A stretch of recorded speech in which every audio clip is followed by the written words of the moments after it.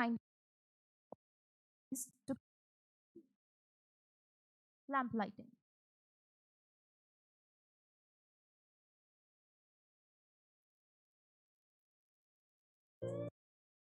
शुभं कुरुत्वं कल्याणं धनसम्पदा शुभं कुरुत्वं कल्याणम् आरोग्यं धनसम्पदः शत्रुबुद्धिविनाशाय दीपज्योतिर्नमोऽस्तु ते दीपज्योतिर्नमोऽस्तु ते दीपज्योतिर्परब्रह्म दीपज्योतिर्जनार्दनः दीपज्योतिर्परब्रह्म दीपज्योतिर्जनार्दनः दीपो हरतु मे पापम् सन्ध्यादीपनमोऽस्तु ते ओ दीपब्रह्मरूपस्त्वं ज्योतिषां प्रभुरव्ययः ओ दीपब्रह्मरूपस्त्वं ज्योतिषां प्रभुरव्ययः आरोग्यं देहि पुत्रांश्च मतिं स्वच्छां हि ते सदा रवेरस्तं समारभ्य यावत् सूर्योदयो भवेत् As the lamp is lit, may this light guide our discussion, inspire innovation, and illuminate the path towards responsible and inclusive AI development. Dignitaries, for gathering this ceremony with your presence. Leadership, especially in academia, is not just about guiding institutions. It is about shaping minds and nurturing visions. It is our privilege to invite a leader whose foresight and commitment continue to steer IIT Hyderabad towards excellence. Please join us in welcoming the Director of IIT Hyderabad for the inaugural address.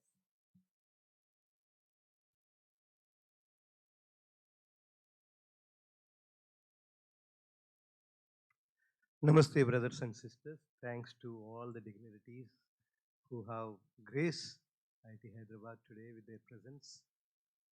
Welcome to IIT Hyderabad, which is a place where a lot of innovations happen. For some of you who might not have seen our website, if you go to the front page of our website, we write IITH stands for Inventing and Innovating in Technology for Humanity. This is what IITH stands for all of us. And we try to bring many such innovations, including this area of AI. For example, we were the first in the country to start a BTech in AI. Needed a lot of guts for our young faculty to take up such a big task of starting a BTech program. I mean, any institution when they start, they prefer to start with master's program because it's a 2-year program, out of which even 1 year is a project. So only 1 year you need to actually teach.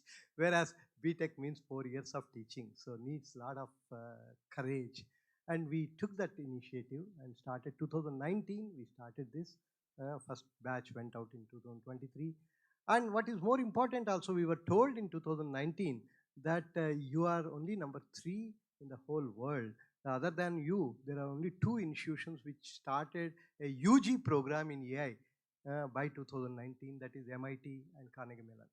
So that puts us into such a league, able to take steps which are very bold steps any institution needs to take if you really want to be a leader. So that leadership is continuing. A lot of great projects our colleagues have been doing. And more importantly, we wanted this to be more of a interdisciplinary program. Okay, unlike many institutions where computer science is converted into AI. So we say that we have even civil engineers, mechanical engineers, electrical engineers, and even metallurgists and material science people. Everybody is into it. So we say when we recruit a faculty member, we say we don't bother whether your BTech is agriculture or computer science. As long as your research is in AI, you are welcome to be a faculty with us.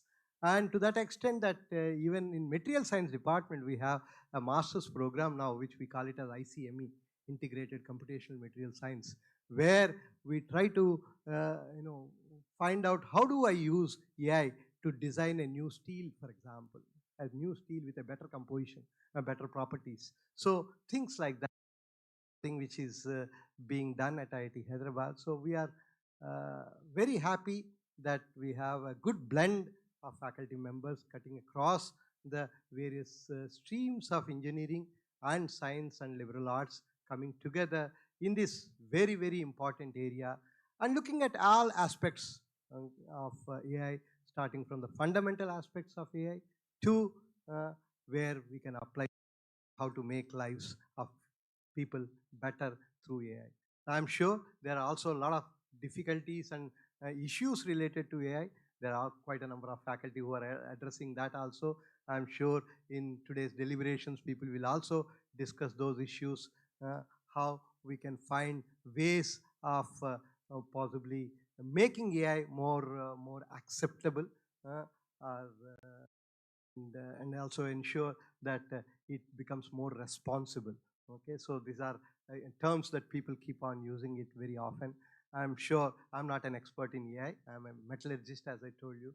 But then we are keenly observing how AI becomes a part of our life in every aspect and brings in a better life for every one of us. And I'm sure a meeting like this would really encourage people to share their experience in this field so that everyone else will be able to learn something and ensure that everyone contributes to this field in some way or the other so that India grows in a big way. So that's something I'm sure India is known to be great in various ways, particularly in the field of service, we say, and we want to see how this particular area makes India much stronger and ensure that we become leader in the world and bring out technologies which would help the whole world to live much better. Thank you very much, and I wish this particular conference and workshop great success, and I'm sure every one of you will have something to take it from and also take some time to just go around the campus. It's a beautiful campus, one of the most modern campuses in the country, and also most modern in terms of all technologies. For example, this is possibly the only campus where you will see an autonomous vehicle, a driverless vehicle going from the main entrance up to the hostels every day from morning to evening. Every half an hour it keeps on making rounds. And we have from August 2023, last 2 years, we have run it 25,000 kilometers. 30,000 passengers have traveled without a single accident. For information, it goes on the same roads on where we drive our vehicles to. A lot for you to learn. Autonomous navigation, 5G, 6G is another area where we are very strong on. Healthcare, where again AI plays a very significant role. So there also IIT Hyderabad is very strong at.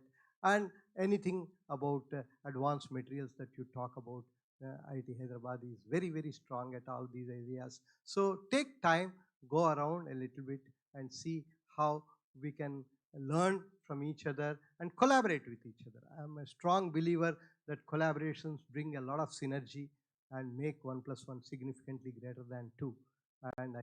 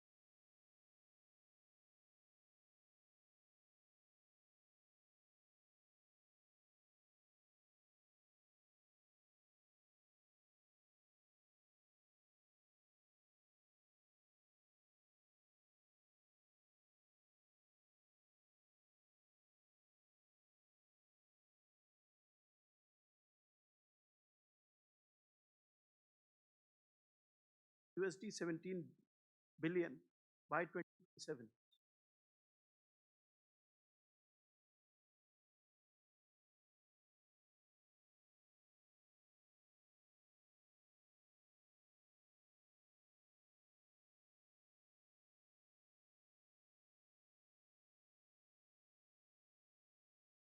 %33.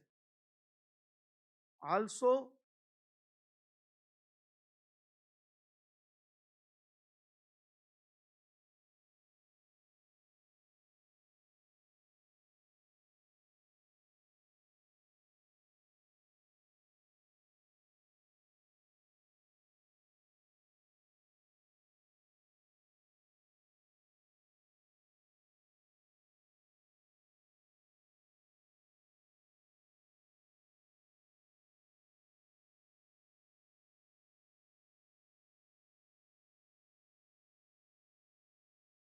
last one is in Paris, where we are the co-chair right now.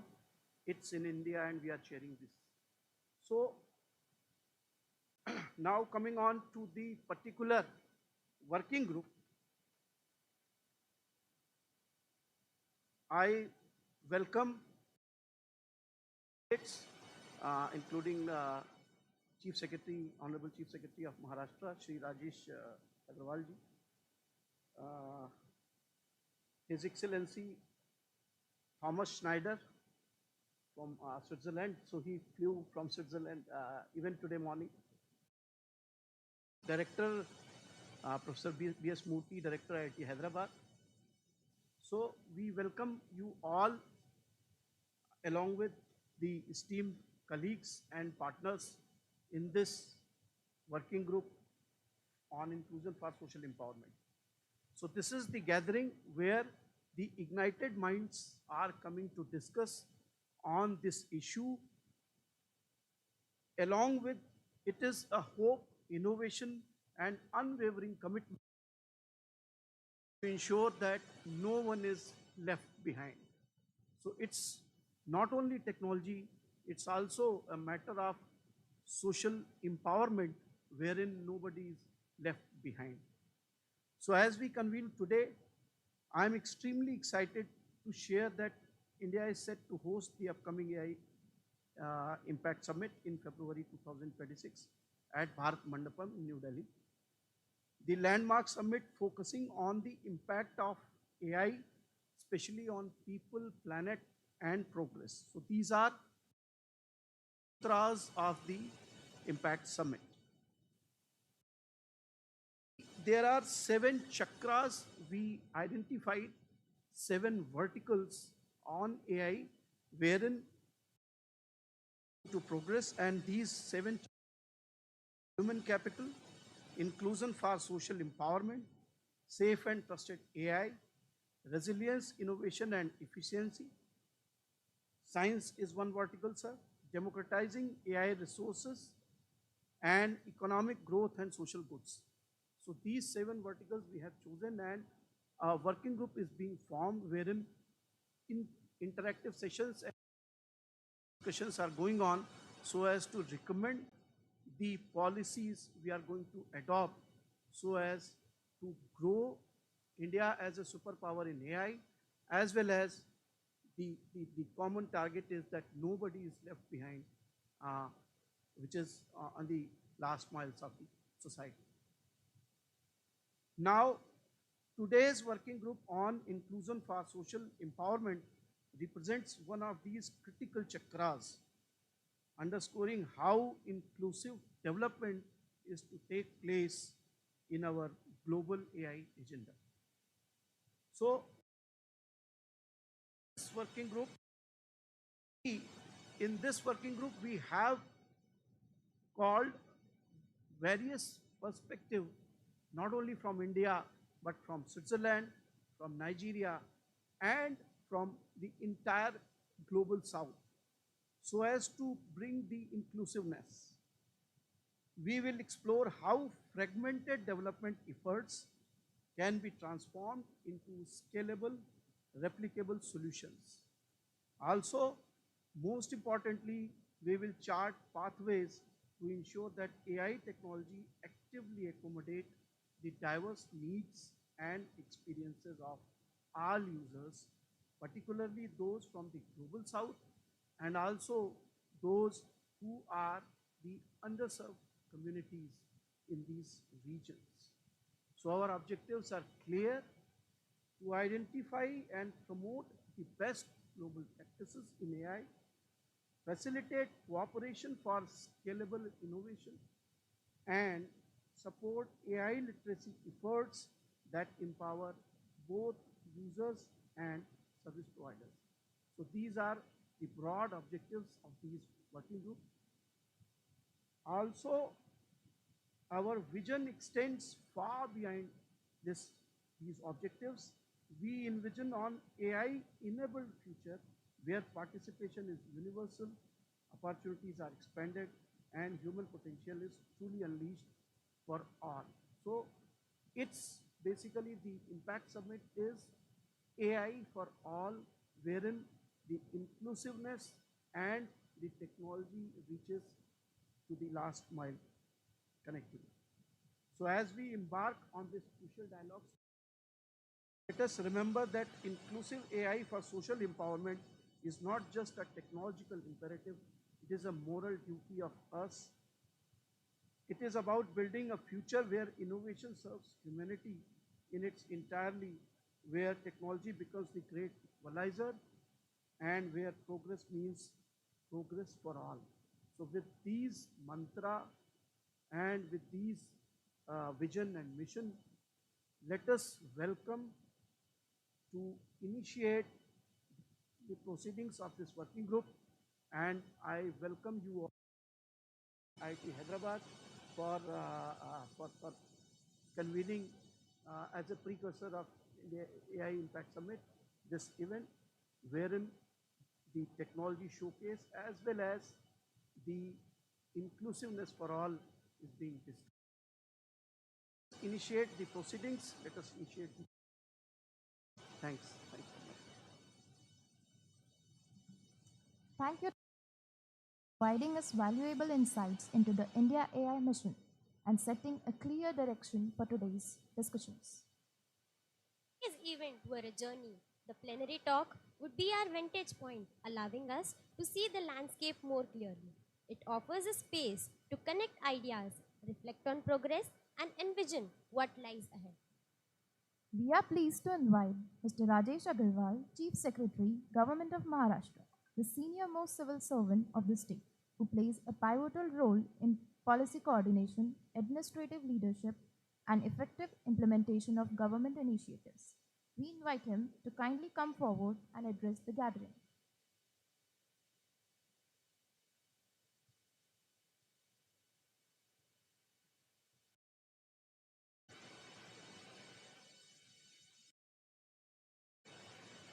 Good morning, everyone.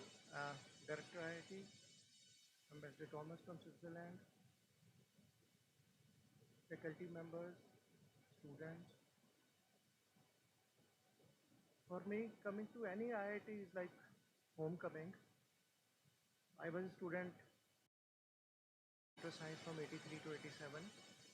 In 87,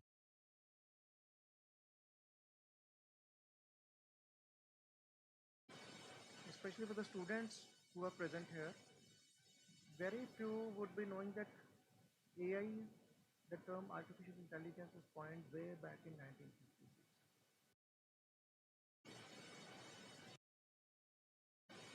The language which is still in use today, Lisp, was the second which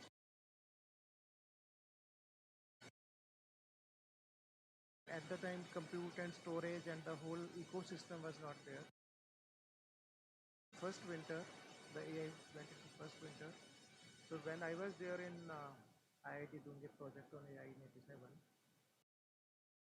so in 80s the first winter had ended and expert systems, some specialized travel systems, health systems, they had started coming up. And people had started using languages like Prolog and Prolog. But again, after 80s, again we had second winter of artificial intelligence. With few researchers kept some basic work going on in this field.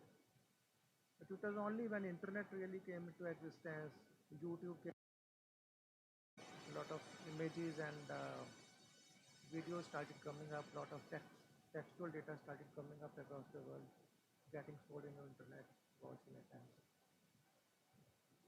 At around 2009-10, ImageNet, AlexNet.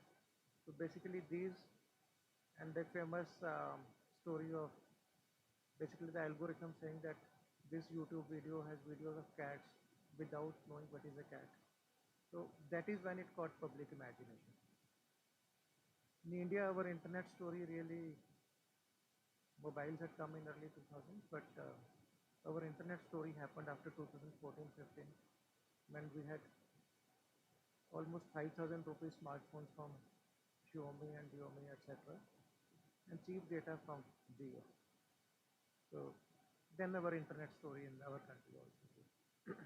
It's only recently in last 4-5 years that large language models, texting or chatting with these models in plain English or your own language, that has got public imagination, and now everyone is talking of AI. So now it seems that there will be no winter for AI, and it will be only exponential growth of AI. So it's high time that our country also gets into this act.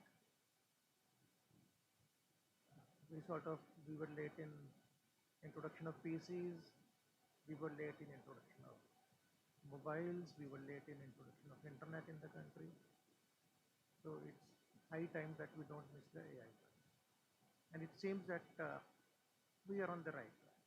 Though at the moment we don't really have sovereign LLM models, but I think next 2 months, that winter for us will also be over for not having our own sovereign LLM.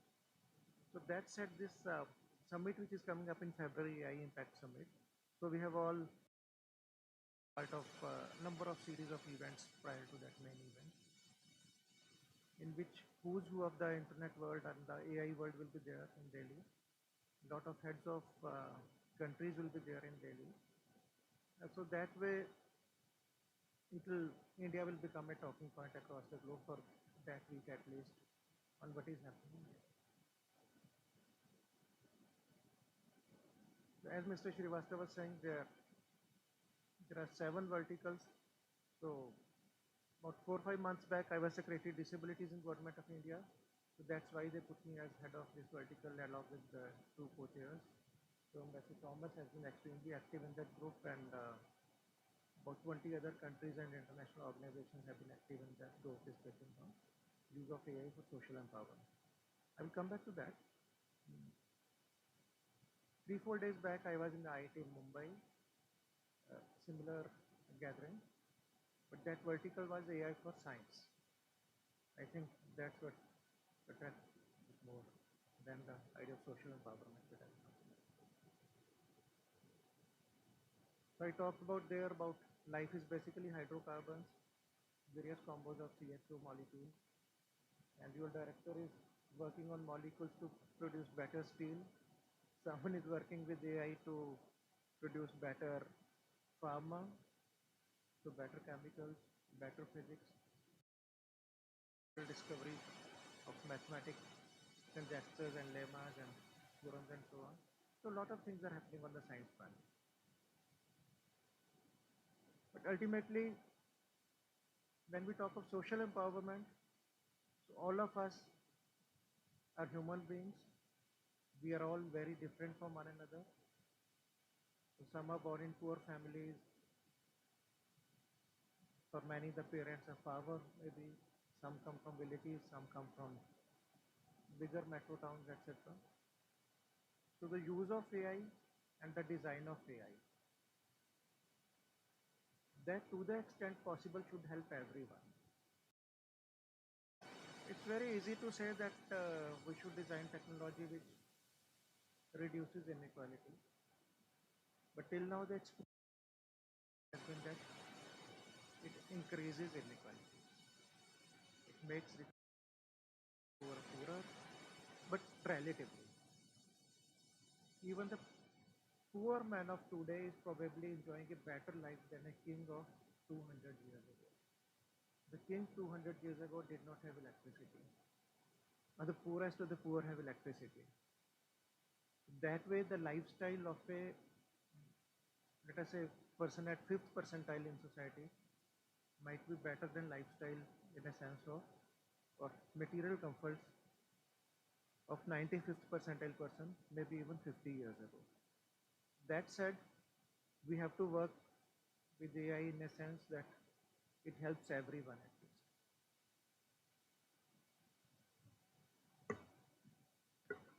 Usually, if I have to speak for about 10 minutes or so, I speak from the heart.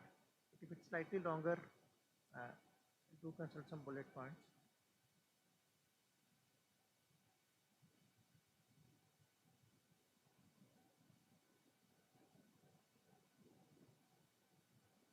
When we talk of infra, we talk of many kind of infra. So since last month, daily posting, I was talking to Shailesh Ji, who is the dean of Jio University. So Mumbai, Navi Mumbai, that area is as a city. So we have coastal road, we have bridges, we have practically new cities coming up. So country was lagging in these. We always said that other countries have better airports, better roads, better sewage systems than us. So as a country, we are catching up on that, but not in very spread out way, but certain cities are catching up. But there is one thing, luckily, where we are even ahead of many other countries. That is digital public. So we had Aadhaar systems. Now, all of us basically use Aadhaar very subconsciously in a number of ways, which actually helps us. When COVID struck, of us got basically the COVID certificates, free injections from the government, vaccine development was very fast. But the COVID certificates we got were really digital. Even in US, they were giving yellow handwritten certificates. Now we have Digi Yatra, you don't show your even boarding pass, you just walk across till the basically last counter. We have UPI, so now I actually don't carry my wallet since at least 2-3 years because the phone is good enough to scan any QR code and make any payment, even 5 rupees payment anywhere. So digital public infrastructure wise we have got. So now the need is to add a AI layer to all our IT systems. So we have been IT system providers to the world. We don't have real users of blockchain here, but 40-50% of blockchain coders across the world are Indians. A lot of foreign companies are getting blockchain projects actually done right here in Hyderabad. So I'm sure there must be many researchers and many students here working on those technologies, crypto, blockchain, and so on. So AI is the latest baby in town, and we have to ensure that everyone benefits from it. So regardless of whether you are a male or a female, whether you are white, brown or black, rich or poor, the AI has to help you. So one question in AI always has been, there are famous stories, 4-5 years old vintage. Now those biases have been removed. That if you ask Google, give me 10 photos of CEOs, all 10 would be males. Now probably they have gone overboard, they might show 7-8 females. The number of female CEOs is not that much. But that's okay, slight overcorrection is okay while trying to correct the biases. For example, if you are, let us say an AI is developed for that you click a photo of a skin disease and just upload it and it tells you the disease. It may work better for white skin than for black skin. So when we talk of biases, that is the part of research that we put in data, we curate data in a sense that it helps everyone.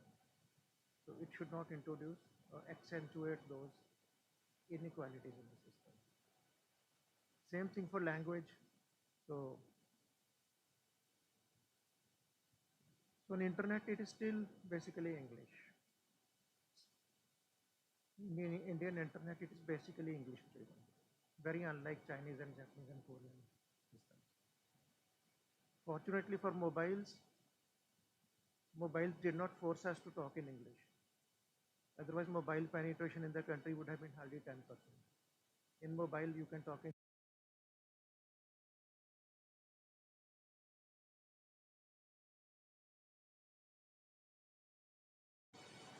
you can to the mobile, to the computer,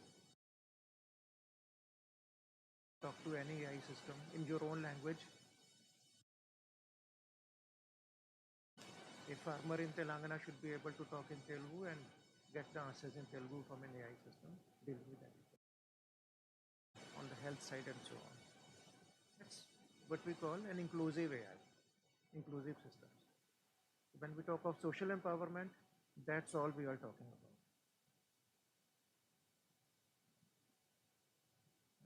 Till last month, I was Secretary Disabilities in Government of India, based in Delhi. So about 6 months ago, I organized a conference, an international conference in Bangalore on use of AI in the disability sector. So we had who's who of the world, so all the Meta, Google, OpenAI, Microsoft, everyone was there. And 70, 80 startups from across the country were there, designing solutions for blind people, hearing people.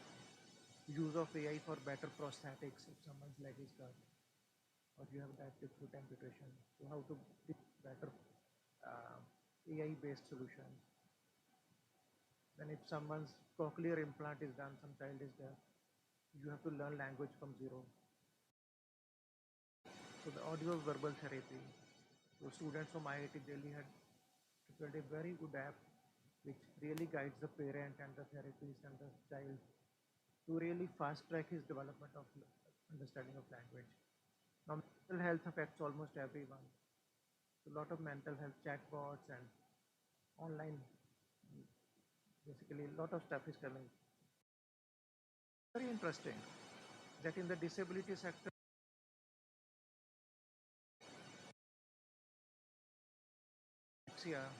so can you upload child's note 3 4 pictures and the system tells you the child has probably dyslexia and this is a way to sort of 10 to 3 years or it will remain for life, but this is a way to sort of handle it more gracefully. So some phenomenally good solutions came there. So same with now, I see many faculty members here. I am sure that you know that your students are cheating. If you give them an exercise, they will use ChatGPT to just give you answer. To weave this into your teaching. If you say कि बेटा class में भी सामने बैठ के you use ChatGPT or Gemini or whatever, but still the so how do you guide as faculty? How do you guide your students? You do not ban ChatGPT to do that. Some IITs or some campuses actually try to ban internet. Students are much more smart. So how to beat the systems? How do you collaborate with the students that they use AI in learning fashion? Not as cheating method, but they learn from it and they become better and better. So I believe education, health. So no, basically no field will be left out. So some people say AI consumes lots of energy. It really, but you give better nuclear power designs. It will probably faster research on green hydrogen. Probably it will tell us how to design storage batteries which don't use rare earth materials and which are faster to charge and so on. So a lot of people have started using it, create could be thermal energy, hydro energy, kind of energy, solar energy.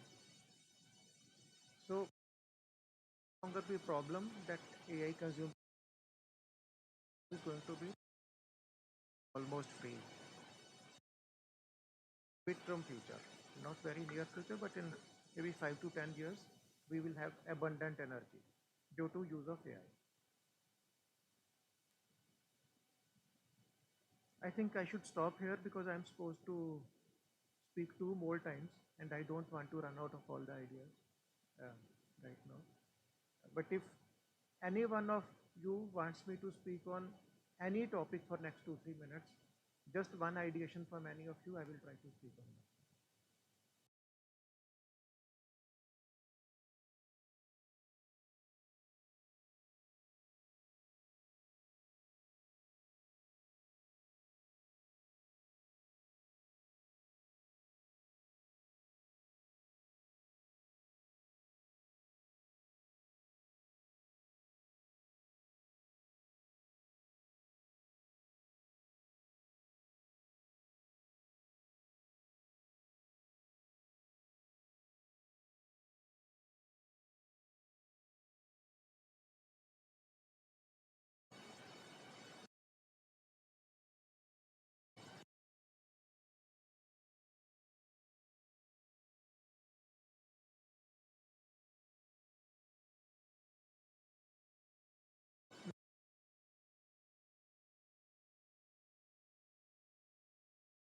Or no 1%.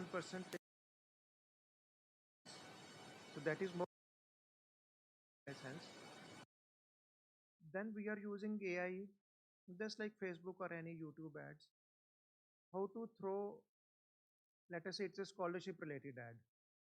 So how do I throw that awareness campaign to people who will really be interested in this or who are age bracket? Basically, battle targeting using AI.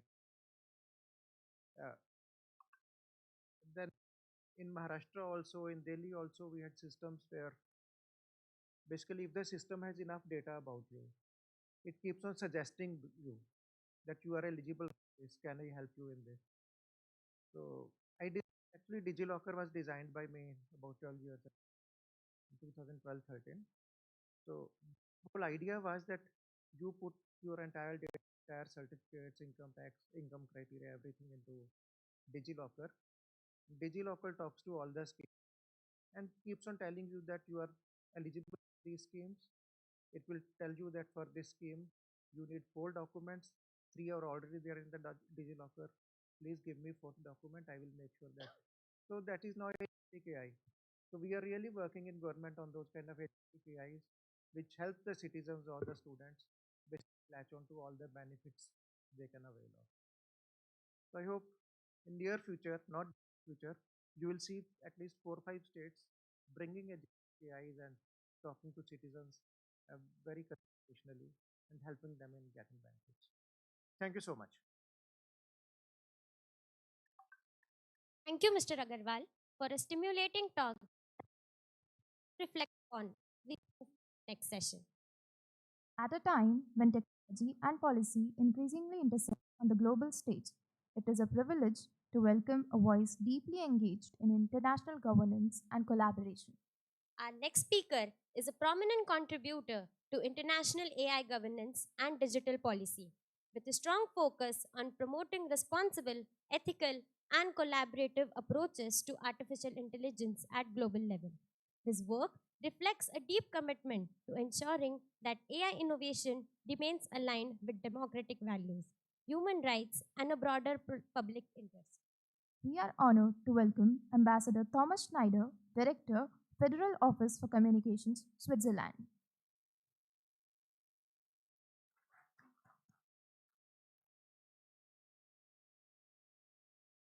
Good morning, everyone. Dear colleagues and friends from India and all around the world, whoever is listening or watching us online. It is a great honor for me and for Switzerland to co-chair this important working group on inclusion and social empowerment and to have the opportunity to join you in person in this final Hyderabad meeting today. Let me begin by expressing our appreciation to the government of India for great leadership and in convening this global platform.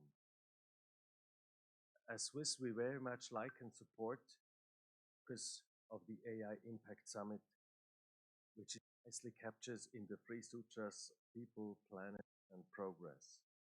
Because we agree that people must come first. We must put people first. AI and technologies should not be goals in itself, but should be there to improve the quality of people's lives. And not just of a few people in a few countries, but of all people in all countries. Then we agreed that we must respect the planet that we live on and make sure that our way of living, including the development and use of new technologies, is done in a sustainable way so that we can keep the planet in a condition or continue to serve as our home and base of our activities for the generations to come. Finally, we agree that AI should be used for progress, including economic and social development. The use of AI and data offers opportunity for probably unprecedented progress, which we have to seize, overcoming a number of challenges that many people face in their lives today. And we agreed for a progress not just for a few, but for everyone, and one that must do this in a way that all people's dignity, fundamental rights, and autonomy is respected and that no one is left behind. So we think that these goals and values are perfectly in line with what the international community agreed on 22 years ago at the first World Summit on the Information Society that was held in Geneva in December 2003. There, we had formulated a vision of a people-centered, inclusive, and development-oriented information society. That was what we called it then, that would use ICTs for the benefit of everyone and leave no one behind. Since the WSIS outcomes have become a kind of Bible, all cooperation on global governance on what we first called information or knowledge society, and internet governance, and now digital governance, including the governance of AI. Just last month at the UN General Assembly in New York, at the so-called WSIS plus 20 review process, all countries in the world together affirmed the relevance of the WSIS vision also for the governance of new technology like AI. Switzerland has not only been the host, key driver and negotiator of the WSIS in 2003, I myself been the right hand at that time, working very newly for Ofcom, state secretary responsible for the whole WSIS process. And I remember that was a very intense work, but we were very proud of what we have helped the global community to achieve. And since then, Switzerland has been an active promoter of a values and rules-based global cooperation in the digital area that allows all people, societies, and economies of the world to use digital technology for their development while respecting the dignity and fundamental rights of the people, as well as respecting our planet as the basis of everything we do. So to come back to the Impact Summit, for us, the goals embody a vision, a common vision of both our countries. AI must not be the privilege of a few, but an opportunity for all. Ensuring that the technological process translates into human progress, however, requires a collective effort, foresight, and cooperation, values that both India and Switzerland share. Switzerland is working with others to ensure that every individual, regardless of age, gender, education, origin, or other specificities, can benefit from the opportunities that it brings. This includes promoting digital literacy, supporting inclusive research, and developing ethical frameworks that keep humans, their rights, and their autonomy in the center of technological evolution. We meet the pivotal moment. AI, as heard, is no longer a theoretical discussion as in the 50s, because there we didn't have the computing power and other requirements. It is already now transforming lives around the world. In rural communities, AI-powered translation platforms are enabling small-scale producers to access markets and government services in their own languages. Persons with disabilities, assistive technologies, are opening new pathways to autonomy and participation. In classrooms, personalized learning systems are helping to ensure that every child, regardless of its background, can reach their full potential.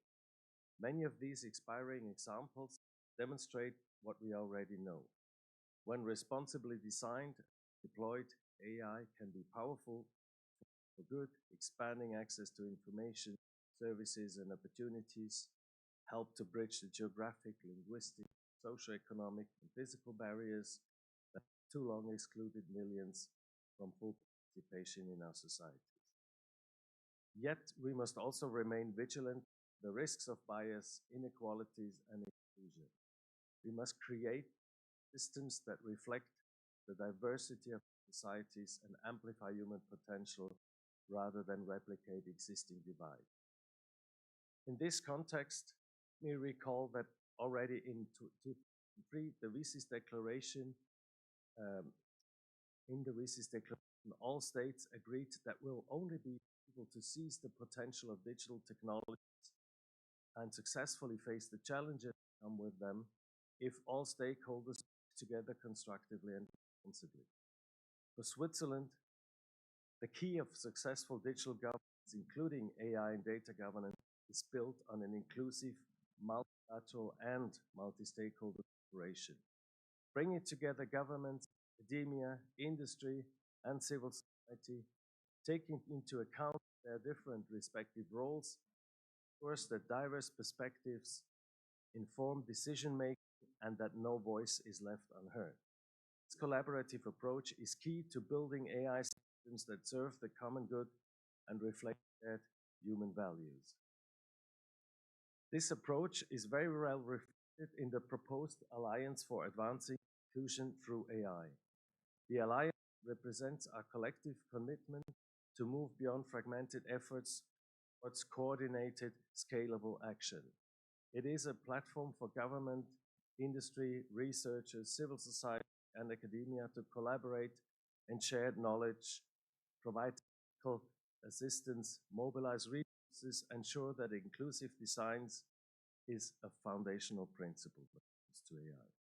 Therefore, Switzerland fully supports, is committed to participate in the proposed alliance, which is rooted in our fundamental values as well as with our practical experience. As a multicultural nation, we're small, but we still have 4 languages that are spoken across diverse communities. We have many people from all over the world with different cultures that live together peacefully. We understand intimately the barriers that languages and cultures can create and the transformative power of technologies that can overcome them.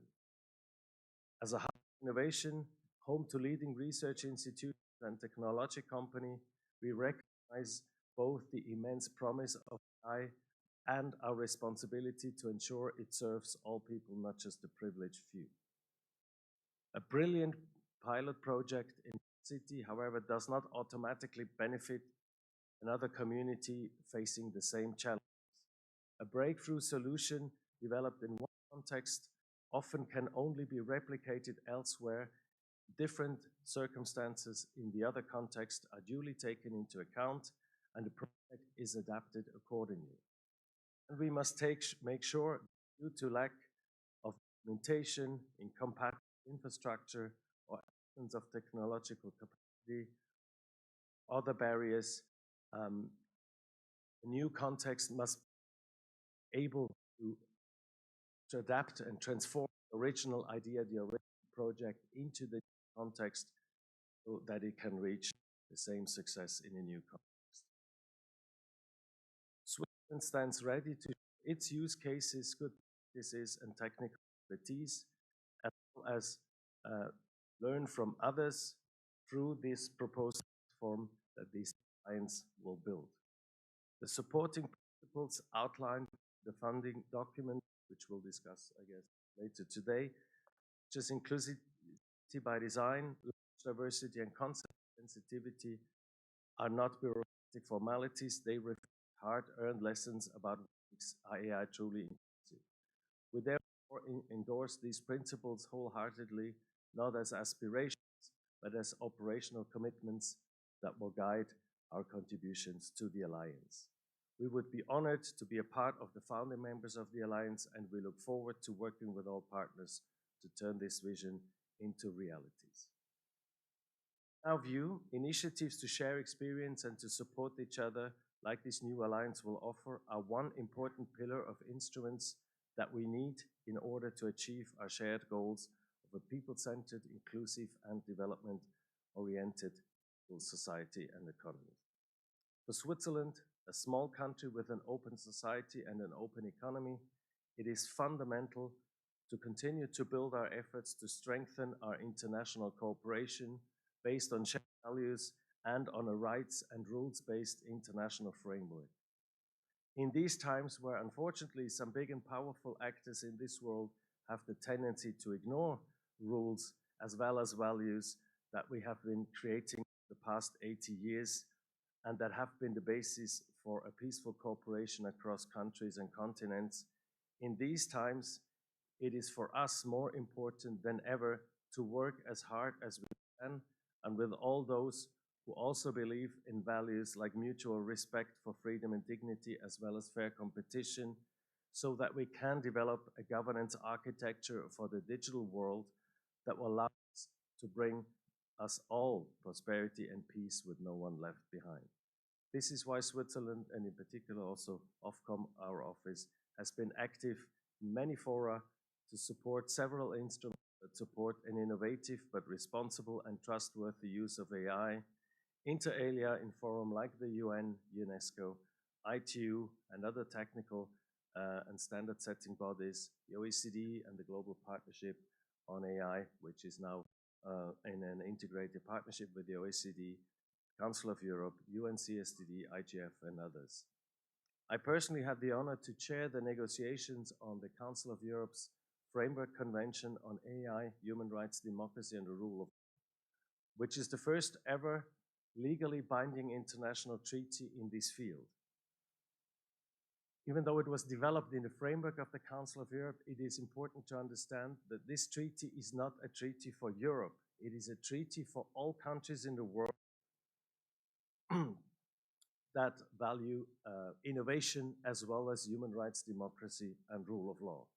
During the negotiations, we already had around 55 countries from around the world participating, and since the finalization of the treaty 2 years ago, almost 2 years ago, we have a growing number of countries, including leading G77 countries like Brazil and others, that officially participate in the Council of Europe framework to implement and develop this instrument on a worldwide basis. I would therefore also like to invite our Indian colleagues to get involved and work together with others in this framework. In this context, we would also like to shed light on the ITU's AI for Good Summit, which is an important annual venue to share experience and knowledge about AI applications.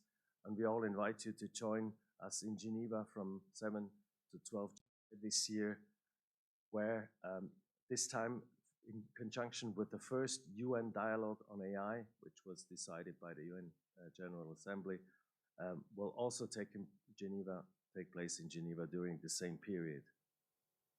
The future of AI will be shaped by the choices we make today, the instruments we prioritize, the partnerships we forge, and the values we embed in every algorithm, every application, every deployment. Let me therefore again thank our Indian friends for the initiative to host the AI Impact Summit this year. And let me also take this opportunity to underline that Switzerland stands ready to host the next edition of the AI Summit in Geneva in 2027. We are convinced that Geneva is the ideal place to follow up on New Delhi, to continue to work for an innovative and responsible use of AI for the benefit of everyone.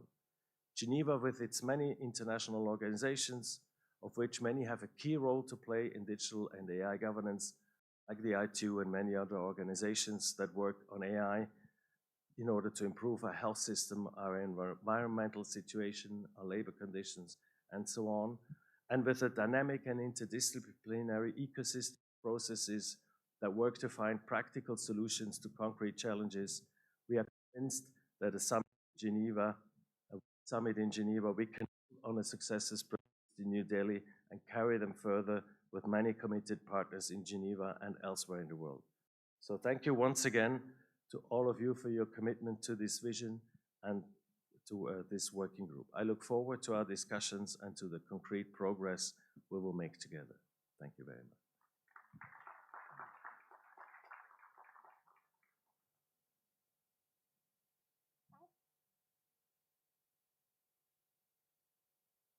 Thank you, Ambassador Snyder, for sharing your valuable insight and for offering an international perspective on AI governance and cooperation. We now invite Shri Bharat Reddy, Joint Director, Government of Telangana, a distinguished administrator, known for his contributions to policy implementation, institutional development, and public service initiatives across the state. His work in strengthening governance frameworks and driving impactful government programs has played a significant role in Telangana's development. We request him to kindly come forward and deliver his address.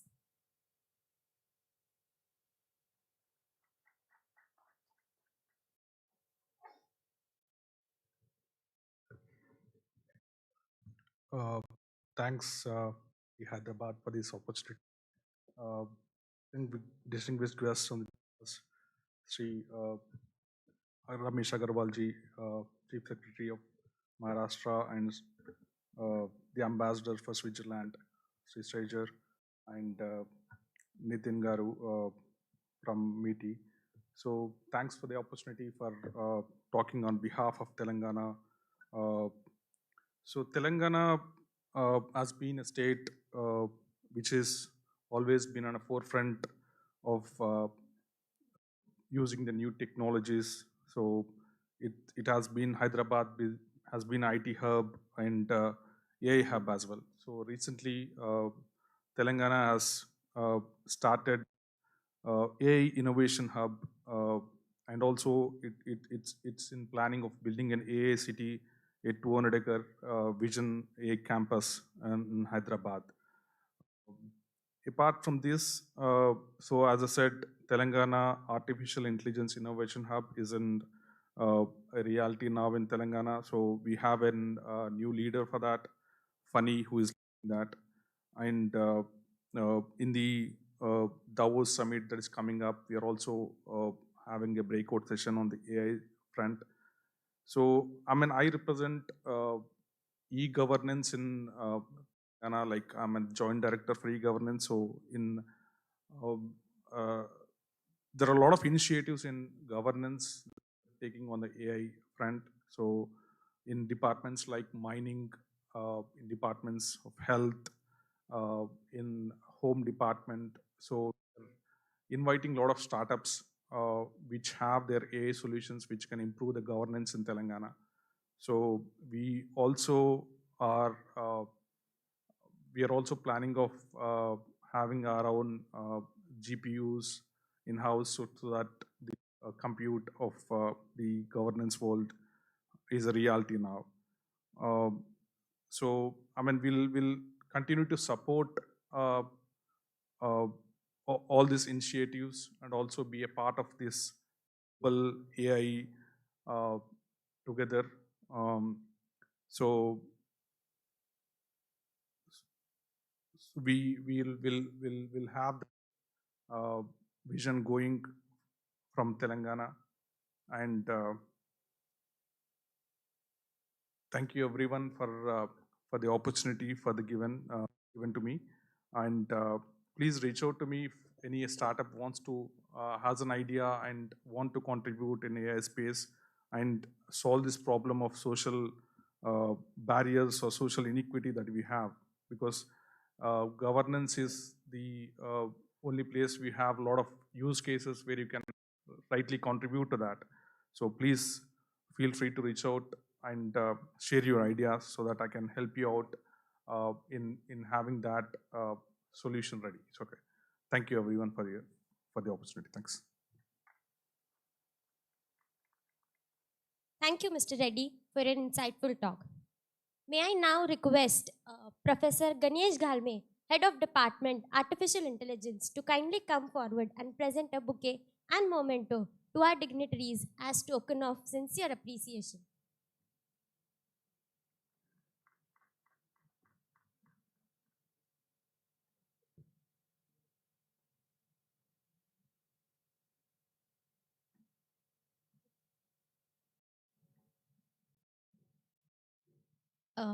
Shri Rajesh Aggarwal.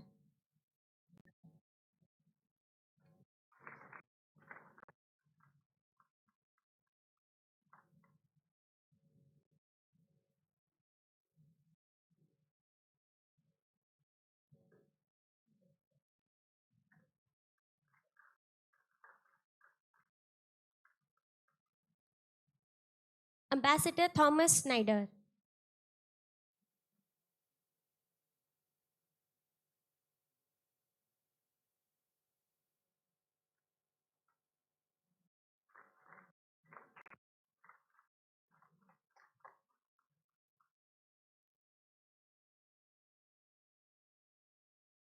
Dr. Nalin Kumar Srivastava.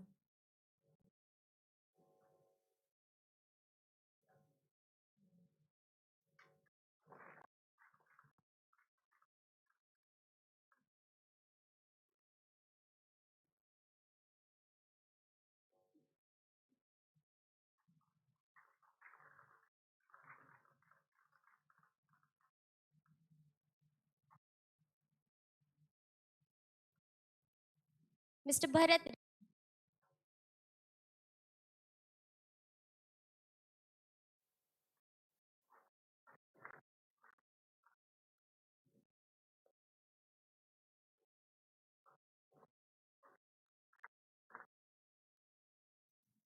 you, sir. Thank you, all dignitaries. Before we proceed, let us pause the formal gathering for a short coffee break. Consider this a brief moment of transition to recharge, reflect, and engage in meaningful exchanges. We request you to kindly reassemble in the auditorium as soon after the break, as the next program will continue with our next event. Thank you.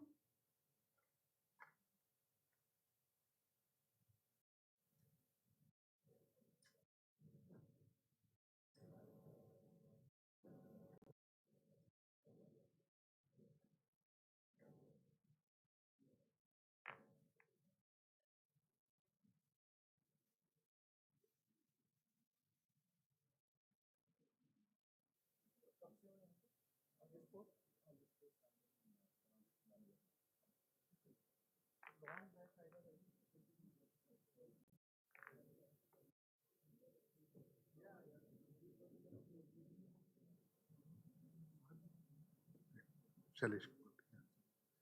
Download कर लिया ना?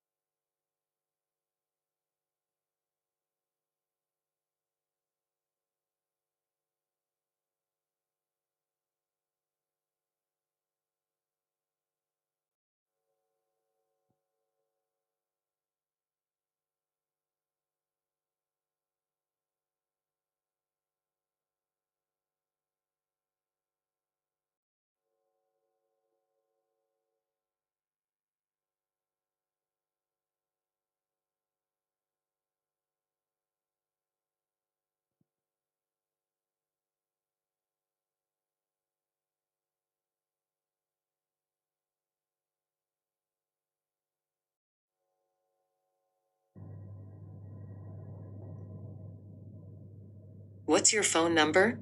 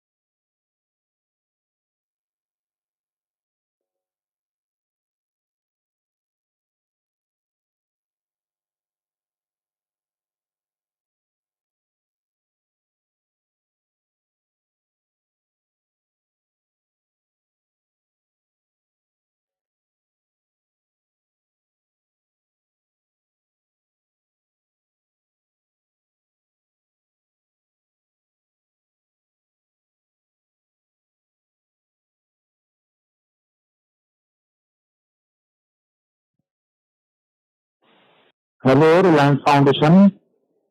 तो sir मैं आपसे soybean के बारे में पूछना चाहता हूँ सर मैं।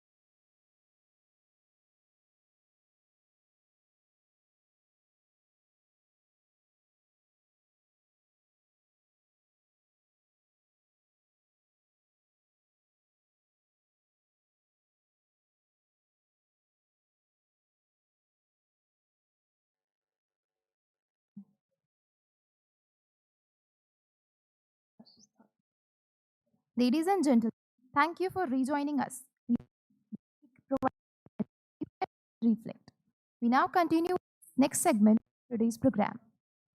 To deliver our next key talk, we are honored to welcome Dr. Shailesh Kumar, the Chief Data Scientist at Center of Excellence AI and Reliance Jio, Dean of Geo Institute, visiting faculty at Machine Learning, Indian School of Business. He also serves as an advisor to central and multiple government, startups, CEOs, and universities. Prior to this, Dr. Kumar worked as distinguished scientist at Ola Cabs, chief scientist and co-founder of Third Leap, an edtech startup, researcher in Google Brain Team, senior scientist at Yahoo Labs, and principal scientist at Fair Isaac Research. Dr. Kumar has 25 years plus experience in building AI strategies, platforms, and models in variety of domains, including telecom, retail, finance, healthcare, agriculture, education, fleet management, manufacturing, smart cities, energies, etc. Using a variety of AI capabilities, including machine learning, deep learning, computer vision, speech processing, knowledge graph, natural language processing, and generative AI.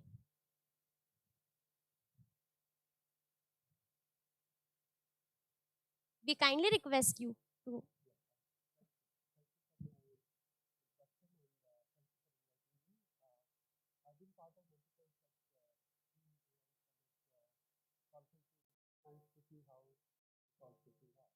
So today I'll talk about reimagine Inclusive Bharat style. And the keyword is reimagine. The word reimagine to me doesn't mean change, transform, or disrupt. Reimagine has a very special meaning. It actually means how would you imagine education if it was born today? How would you imagine healthcare if it was born today? How would you imagine agriculture if it was born today, right? And this is an important skill that how do you not think about 2-year-old education system and add AI on top of it, but how do we reimagine from scratch what it would be if it was born today? And that's a skill we want to promote in our students. And the second theme is talk about the operating system idea, which is it doesn't live in a silo. It's not an afterthought. It's part of the operating system of a domain, right? So some examples of that. Now, obviously, we all are here. We are all mesmerized by AI. What we understand AI is different. Everyone in the room understands AI differently. Nobody understands math in the same way, but differently, because AI is a very new field. It's evolving every day. But what we have done with AI so far in the last 20, 30 years is we have touched a few things here and there, right? We have built a great search engine, a great chat GPT, a great supply chain system, a great recommendation engine, Netflix and Amazon. We have not really touched the lives of people yet. And that's why the word inclusive and the word impact are very important words, right? So until a farmer or a teacher, or a student or a patient says that I'm in touch with AI, we have not reached our full potential, right? So this is a statement about the future of what is potential, and the next 10, 15 years, we are going to achieve potential. And then we'll not have AI conferences. Like we don't have electricity conferences now because electricity has reached its full potential. Hopefully someday we'll have some other conferences, and that's when we know that we have arrived, yeah? So there are 3 themes I want to talk about, 2 of them very small and one I'll go deeper.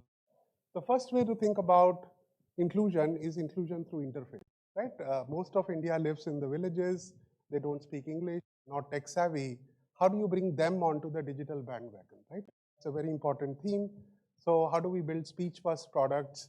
How do we make them into languages so we cover the rest of Bharat, right? So that is the first theme. The second theme I talk about is democratization of AI, right? Why should only 5 companies in the world produce AI and everybody else consume AI? Why can't everybody produce AI? A student here or a startup or a freelancer, everybody can consume. And this is only possible if we take the marketplace mindset, right? So that we'll talk about that. Third, I'll talk about platformization. This is one of the missing pieces in AI, which is we all have AI strategies. India has AI strategy. AI Summit will produce a lot of strategies. McKinsey will tell you a lot of strategies. But strategies don't become platforms. And that's the problem. We want to think of how to build platforms that are AI first platforms. So I'm going to call that operating system which are AI first, right? Give some examples of that. So the first theme, right, connect the last mile. We can build great AI systems, but if our mother's Odia language in a tier village not use AI system to diagnose a problem on their child, then it's useless, right? So how do we do that? This is not a new theme. Our ex-beloved student, Dr. Abdul Kalam, talked about this in 2011 in a World Wide Web conference happened here in high tech. And he said that the biggest hindrance to making the web at that time democratic language, right? And he said until every farmer, villager, every homeowner is able to access, the knowledge of the world, the benefits of AI, we have not achieved that. And he said that 5 years before Siri was launched, right? And look at the vision, and we are still, building on top of it. So the interfaces have to become speech first, text first, and we are getting there, right? With LLMs and agentics and all that. But they don't work very well across 22 Indian languages. So there's a lot of work for India to do on top of that, right? How do we take pictures of a crop and then automatically a drone delivers a pesticide? How do we do gestures, for example? How does a blind person, like sir was saying, get onto a Zoom call and contribute, right? Because we have sign language and all that, right? So there's a lot of work on inclusion that is now possible, right? So the themes, the core themes here in my mind is speech-first interfaces. How do we build speech-to-text and text-to-speech models across all 22 Indian languages and dialects? And we don't have to do it the American way. We have to do it the Indian way, and there is a very big reason for that. Indian languages are very phonetic in nature, right? What we speak is what we write as compared to English and other languages. So we can build our own first principle speech models from a phonetic point of view. And our other challenges are English kind of a thing, right? And how do we deal with that? So this is a big project across the country. Many projects are going on in this area. All IITs have a speech project. Bhashini, Vahini, all these projects are going on. Second is the language understanding and language generation. Again, this is doing very well in some languages, but not at all in many other languages. And again, we have to do it not like a large language model for all languages, for all domains, but small language models for each domain, each language. So what does a Punjabi farming LLM look like? What does a, whatever Bihari healthcare language look like, right? And how do we break it down into this matrix of languages and domains, and how do we build lots of models in each language? And very importantly, how do we separate language and knowledge? And this is going to be a new area of research in the next couple of years. The third is, again, think of translation, right? So today, NCERT books are written in some languages. They have to be translated into all languages, right? And Patel lectures are given in some languages. They have to be translated into all languages, right? Our Vedic literature is written in one language. It has to be translated to all languages. So there's a lot of work in translation, whether it is real time or offline. There's a lot of work in the translation. And how do we translate all the government documents, education documents, agriculture textbooks, all of that into all languages? So it is useful both in creating LLMs as well as communicating with people. So on the interface side, there's a lot of work cut out, and a lot of people are working on that. The second theme I want to talk about is democratization of AI, right? How can I as a student or you as a startup guy contribute to changing the way we consume AI, right? So think about the scope of work. If I think about all the sectors in the country, each sector has a lot of beneficiaries. Each beneficiary is using a lot of applications and products. Each of them consumes a lot of variety of services, whether it is customer services or data services or AI services. And within AI, there are many types of AI services. I want IoT, I want X-ray, I want speech and all that. The question is, now we understand the scope of work. We need hundreds of thousands of models. We don't need one ChatGPT coming out once a year. We need hundreds of thousands of models across domains, right? Satellite models, X-ray models, speech models, vision models. So it's a very large buffet that we need to create. Question is, who's going to create all that, right? And obviously, my vision is that everybody, should be able to produce a model, and anybody should be able to consume a model using a AI marketplace, right? So marketplaces, we understand Ola, Uber is a marketplace. Swiggy, Zomato is a marketplace. Amazon is a marketplace. How do we think of a marketplace in the world of AI? So let me give you a quick example of this. So, all right. So imagine somebody in the country. What's your phone number? Imagine somebody in the country in Kerala created a Machli app for our fishermen, but look what happens. When he clicks on English, the app speaks, what's your phone number? When we click on Telugu or Tamil, Choose language. it doesn't speak, right? There's no audio. What's your phone number? Right? And remember inclusion, we want to make sure the app can be used by in a speech first manner. Choose language. So now see, Telugu, it doesn't say what's your phone number in Telugu, right? So this guy is a consumer of AI. He knows fishery very well, but he doesn't know how to build text-to-speech model. Now imagine somewhere else in the country, somebody goes to a website, right, which says IndiaAI Marketplace, and they say, I'm an expert from IIT Hyderabad who has produced a very nice text-to-speech model in Telugu. I don't even know that that app exists. And that is the beauty of a marketplace. I don't need to know that that app exists. And he uploads his model of Telugu and see what happens to the app. Me phone number? And now suddenly this app has become Telugu speech enable. And that is the power of what we call a AI marketplace. So how does it work? So, and this, I believe, this is the most important DPI that India needs to build, right? We want to connect producers and consumers of AI. This is the most important DPI in AI that India needs to build. So on one side, you have all the consumers of AI on the top. In the middle, you have the DPI, AI marketplace. You have standardized all the AI APIs. And now anybody can produce a model. So the little circles are the models produced by people. And whoever's model is better will automatically get selected and monetized. So it's a free marketplace. And within the cost, you want the best model, automatically the marketplace will give you. The upper guys will pay for it.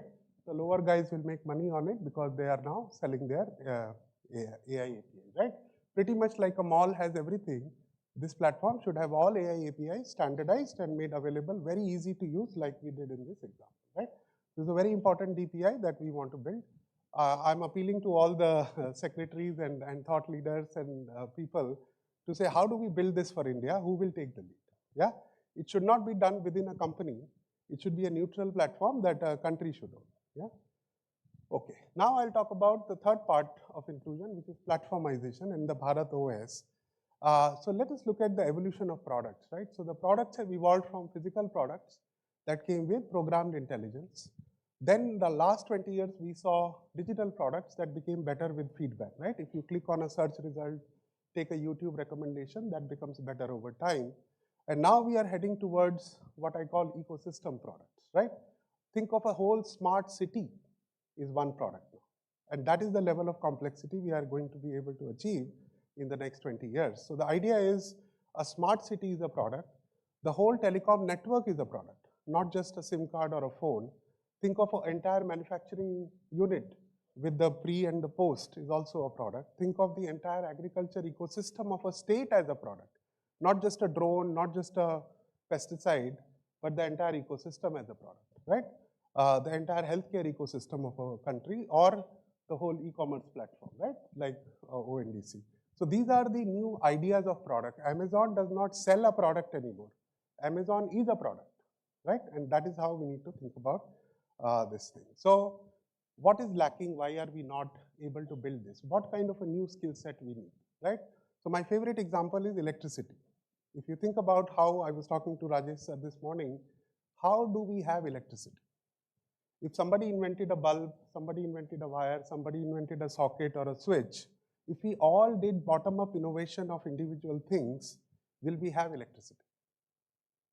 What is the secret sauce that we have electricity is not that we have bulbs and fans and fridges. It is the grid that exists. Anybody can produce energy, put it on the grid. Anybody can consume energy, and in a very simple way, right? So the interface is simple, use cases are many, and now if you innovate bulbs, it will make sense because you have the grid. But without the grid, all those innovations will go to waste.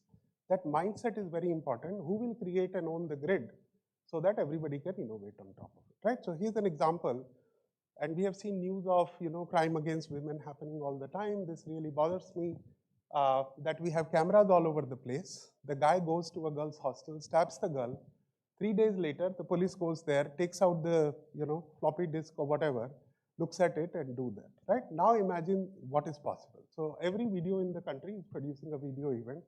You can have one AI saying detect action type, normal action, harmful action. If it's a harmful action, can we not put a siren on every camera and suddenly it starts blowing up? And now we can detect faces. If you do it for DigiYatra, why not for safety and security? And we identify and we notify authority and we notify the family. Question is, none of this is impossible. Each box by itself is very much possible. Why have we not built this? Why are we not catching crimes in 3 seconds and letting the things go for 3 days? The core is integration. The camera company only builds camera. The detect action startup only does that, right? The system that does, community connect only does that. Unless somebody builds a grid, we will not get this, right? So we have the bottom-up capabilities.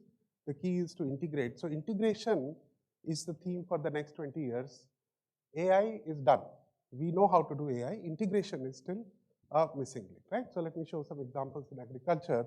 So this is the kind of call we get every day. Hello Reliance foundation. ये sir मैं आपसे soybean के बारे में पूछना चाहता हूँ sir मैं।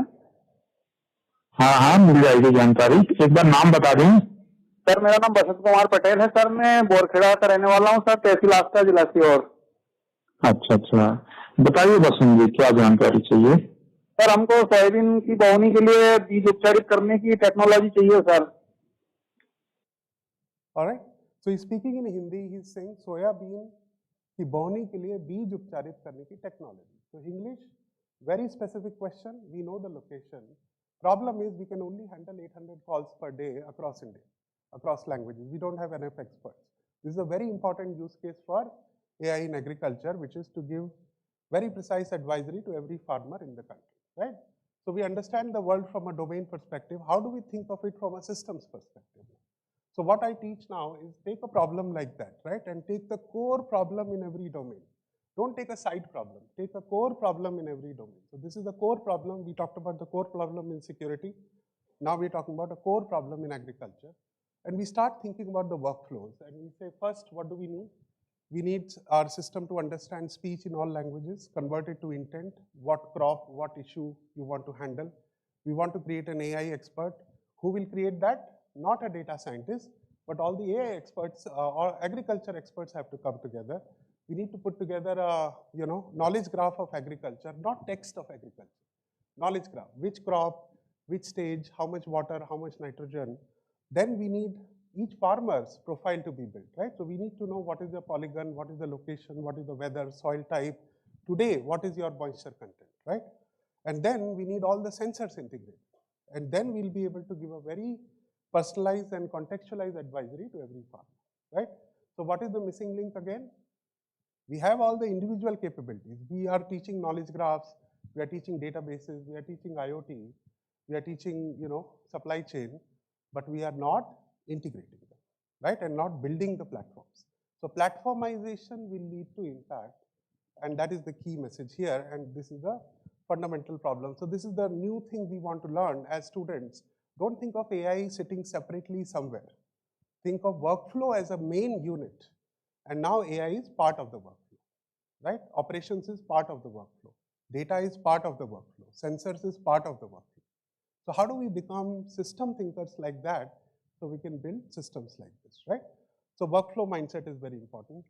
Proactive intelligence. So now imagine a farmer, what is the first thing he does on a day? He goes and takes a picture, he surveys the crop, right? So now he takes a picture of a crop. One AI says, what is the crop, what is the stage? Another AI model says, what is the problem with the crop? If it says water problem, what should I be able to do? Not tell the farmer that there is a water problem, control the tube well and say, I need to run the tube well for 30 minutes. Why? Because I know the current water moisture content, I know the predicted weather, I know how much water this crop needs because of the knowledge graph, right? So all this has to come together to give me the ability to control these systems. And if it's a nutrition problem, I can send a drone. If it's a pest problem, I can send a drone. I don't even have the farmer to need to take a picture. Satellites should be able to do it. We are spending so much money sending satellites, what are they doing? And we can have a drone-based farming all over India. This is what I mean by reimagine. So reimagine agriculture. If you have drones, if you have satellite, if you have sensors, if you have operations, if you have AI, if you have cloud, can we reimagine agriculture, right? And that is the new skill we want to develop. And why is this not happening again? Because we are funding 1,000 startups in agriculture, each one building their own orange box, but there is no grid. You understand? Without the grid, the bulbs and the switches are useless. And that is the new skill we want to start thinking about, right? Integration is the next innovation, not more AI, better AI, right? We can always do better AI, but all that. So now the operating system mindset says that think about all the events in agriculture, think about all the AI models in agriculture, think about all the knowledge of agriculture, think about all the content of agriculture, think about all the digital twin of every farm in agriculture. And now, can you in real time, without a human in the loop, without Excel and emails, directly produce advisories, right? We should ban the export of wheat because something is happening, right? We should put more tomatoes from here to there because demand is high.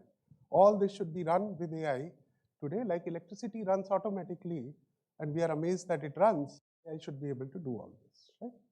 Education, one of our most important social themes. What is missing in our education system today is the fundamental principle of education is what we call mastery learning. I should not teach you what you are not ready to learn, right? That means you have finished all the prerequisites. And I should not let you move forward if you have not mastered the current concept. Now, this is not possible in the current education system. We have a one-size-fits-all mass production of students through a curriculum finishing education system. Our education system is not student-centric, it is curriculum-centric. If you are in 8th grade and if you are in July month, this is what you must have finished by now. That is how our education system works, right? So now imagine we want to build an AI system like that. We have built some. Imagine a student not ready to learn concept. He suddenly becomes ready because he mastered the prerequisite. AI will say, I give you the most specialized content you will be able to learn from. Basketball, how should I teach you parabola? You like badminton, and how should I teach you? Personalized content can be created for the student. Then if you mastered practice, adaptive practice, not generic homework to everyone, not generic content to everyone. Personalized learning content, personalized practice, assessment. Then you have mastered the concept. Now here's a very interesting twist. Today, we are training our children from 9th to 12th grade to become competitors, right? If you ask any 9th to 12th grader what are they doing? They're preparing for a competitive exam, right? They're not helping each other out. They push themselves in. This shows up in the way we drive, we stand in line. We are facing a generation of competitors. How will our education system change? Imagine you have mastered a concept. AI knows that you have just mastered a concept. Can I tell you to teach that to 3 other kids? I know who those 3 kids struggling with that concept across the country.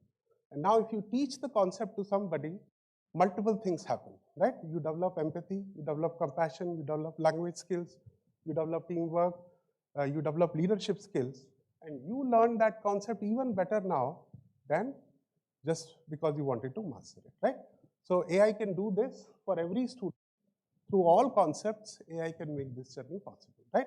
And my biggest problem is we have personalized Netflix, we have personalized Amazon, we have personalized YouTube, we have not personalized education, right? So really think about where the priorities are, and priorities in the first AI paper itself are about these things, right? So curriculum personalization, if a student has mastered concept P very well, and student B has mastered concept R very well, what are we doing? We're teaching them the same thing in the classroom, right? Can we now, predict what will the student A learn better, concept X, Y, because he has mastered the prerequisite of X, and concept B will learn Y better because he has mastered the prerequisite of Y. Should we not create a personalized learning journey for every student and say, you are ready for this, you are ready for that? When you open your digital school called the tablet, you should be seeing a different concept you are ready to learn. So we've done a study where we found that 70% of the kids are behind because they are not ready to learn what is being taught today. 10% of kids are ahead, they are not interested in the class. Only 20% of the kids are actually following. So our education system is right now 20% efficient. How do we make it 90% efficient, right? And AI will suggest a different topic, right? Now, Salah Khan from Khan Academy gave a very nice TED talk. He said our education system is like this, 40% passing marks. So imagine you are third grade, you got 40%, you go to fourth grade, fifth grade, sixth grade, 40%, you keep moving up. What happens to that student at the 12th grade? 40% multiplied by 12 times, right? Imagine building a building like that. You build a building, first floor 40%, next floor 40%. Would you rather go to that building or not, right? And that is the problem that is happening. So how can AI help?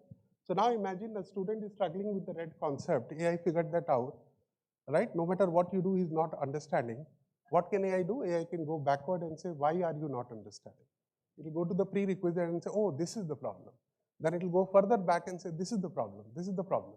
And then AI will teach this to the student before and then slowly bring you back to the other side, right? So today what happens if a student goes to a parent or a teacher and says, I don't understand minus of minus, the first reaction of a parent is, or a teacher is, you don't even know this. This was taught 5 years ago. So the student doesn't say, I don't know how to do math. It says, I don't like math. Why? Because math is equal to IQ is equal to self-esteem. So AI can actually take a student quietly back and forth and finish the job, and how it can really help. Every child on the planet needs a different version of this, right?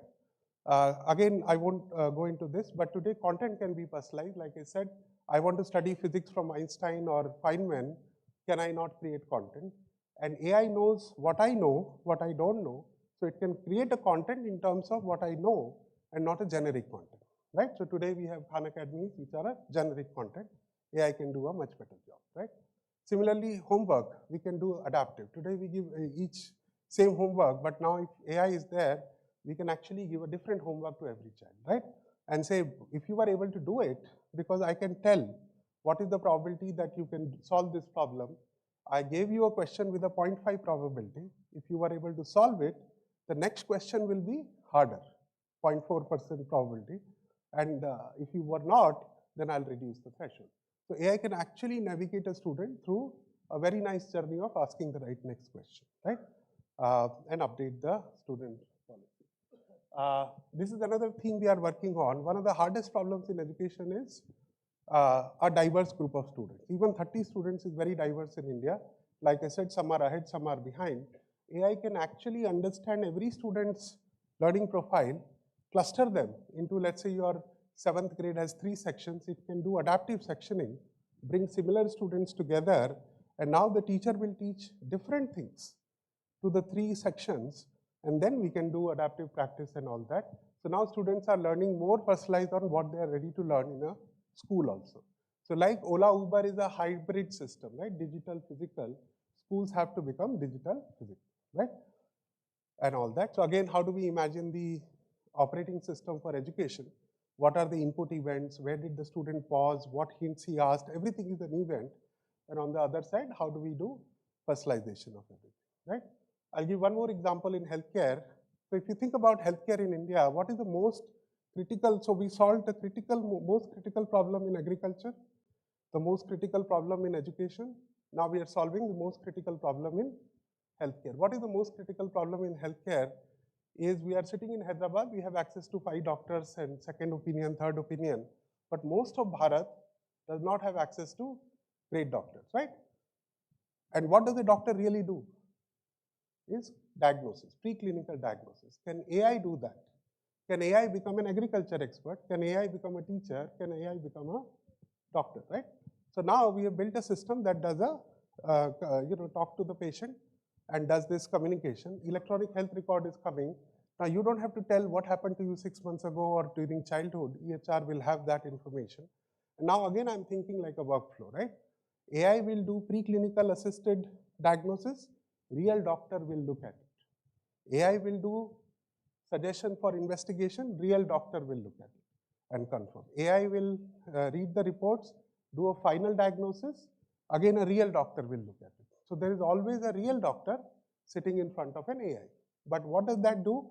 This augmented intelligence between an expert and AI suddenly makes every doctor far more efficient, right? And now we can really, and then AI will give you prescription also, and a real doctor will oversee that, right? So this is an area which is highly regulated. Doctors have to take responsibility, but AI can help a lot. Can we create a system like that? Again, available in all languages, all platforms, right? And this is the hardest problem. The main job of a doctor is to say, what are the top 5 possible diseases you might have based on what are we talking about before the testing, right? And all that. So this is called the curation mindset, which is humans will not be creators anymore in the future. We will not be writing code from scratch. We will not be looking at x-rays from scratch. We will not be doing diagnosis from scratch. We will be curators of what AI is producing. That is the new skill, that is the new role for all experts now. A journalist will also be curating AI output, right? So for example, you can have this conversation, I am this age, this gender, I have 3 symptoms, and AI will ask you a follow-up question like a real doctor does, and headache, where is the headache? Imagine this available in all Indian languages to everyone. And now AI can ask a reasoning-based question.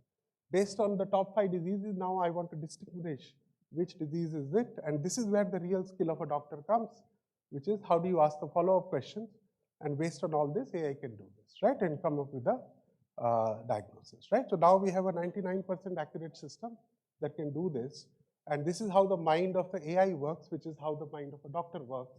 Initially, it has a certain idea of diseases, and slowly the right disease will pop up at the top, yeah?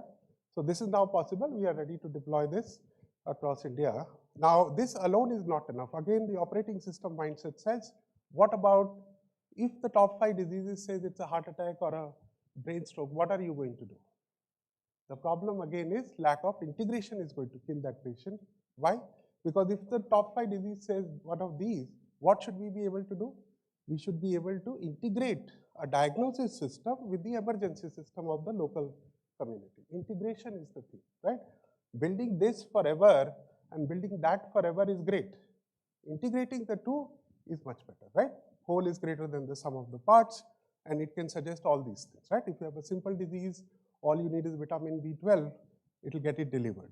So you see, delivery system, insurance system, all this has to come together to make a healthcare operating system again, right? So this operating system mindset is what I'm trying to promote everywhere, and it's a very simple framework. We teach this now in different parts, so we are happy to come and talk about it. Now the final skill is think about the entire domain. So I'm giving an example of retail. We all understand retail.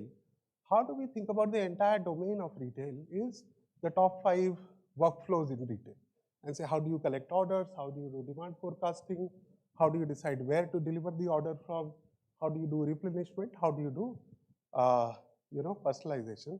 So think of all the workflows in domain XYZ, domain agriculture, domain healthcare, domain retail, put it all together, and this is a design exercise that data scientists will not do. Who will do? Domain experts will do. And once that is done, then the data scientists and IT guys and data guys will come and put it together. So we need, like they say, it takes a village to raise a child. It takes a village of domain experts and digital experts to come together to build these operating systems one after the other for the country. And that is where I hope that we'll be able to do that, right? This is called the operating system mindset. So the idea is there is a core layer that runs functions and events.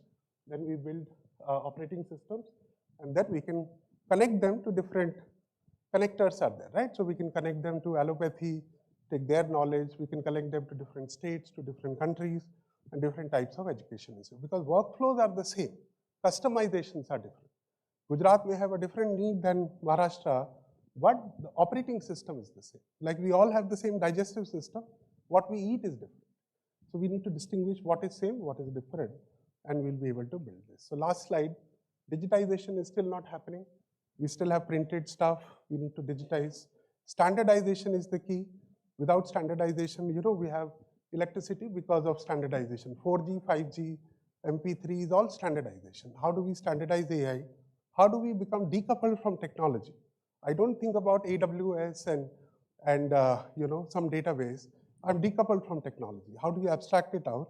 How do you automate whatever can be automated? How do you make everything intelligent and evolving? Most important, how do we integrate end to end? How do we democratize AI through the platform? And remember the platform I talked about? The AI marketplace will deliver all the AI for all the operating systems. So we decoupled intelligence from integration, right? And that will give us people who are into this will keep doing that. People who are into this will keep doing that. And the whole thing will keep working, right? And inclusion we talked about, which is how do you not build product just for tech-savvy, English-speaking elites, but for everyone. And the most important thing, how do we make it personalized for everyone? Education, healthcare, agriculture, advisory, career guidance, government schemes, everything can be highly personalized. And the last thing that we will have to do is build trust in AI, because if you don't trust your doctor or your teacher, nothing will happen. If you don't trust an AI doctor or an AI teacher, what will happen? So how do we build trust in all that? So this is the blueprint, and I hope we'll be able to take some of this and try this at IIT, at Maharashtra level, at Telangana level, and do some POCs around. Thank you so much. Yeah. I can take some questions if we have, but I'm around till lunchtime, so we can talk. Yeah. An intellectually enriching keynote session.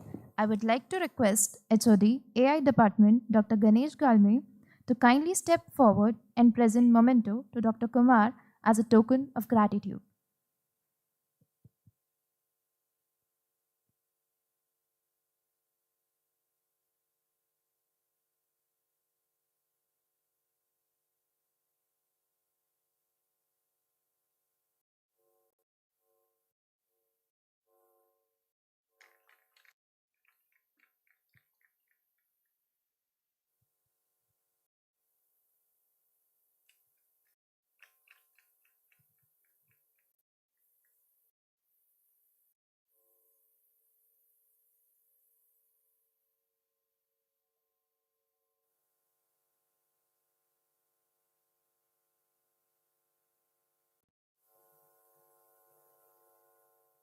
As AI systems become more deeply embedded in our lives, one question grows louder: inclusive for whom and inclusive how? Promoting inclusive AI development. This is what our upcoming panel discussion focuses on. It will bring together experts to explore fairness, accessibility, and responsibility in AI design and deployment. We are pleased to have Professor Sumohana Chennapaya as the moderator for this panel discussion. Professor Sumohana from Department of Electrical Engineering, IIT Hyderabad, has made significant contributions to both theoretical and applied aspects of visual signal processing and has been actively involved in interdisciplinary research at the intersection of signal processing and AI. He brings to this a strong academic perspective along with extensive experience in guiding nuanced and impactful discussions.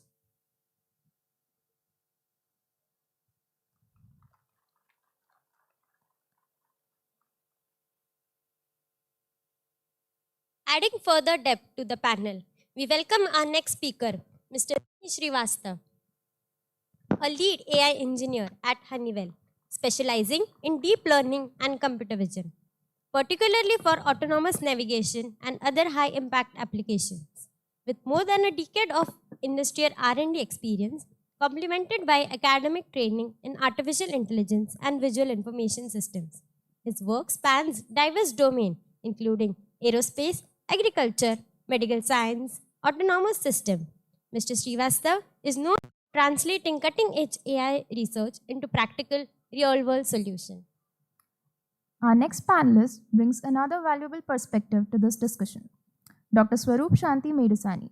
He is the Director of Engineering at MathWorks, leading product development teams in the Greater Hyderabad area, India. With more than 2 decades of experience spanning research, product engineering, and technology research leadership, he has previously served as Chief Technology Officer at Urmi Systems and as a Senior Research Staff Scientist at HRL Laboratory, Malibu, USA. He has a PhD in Computer Engineering and Computer Science from the University of Missouri, Columbia, and brings deep expertise in artificial intelligence and signal processing to his current role.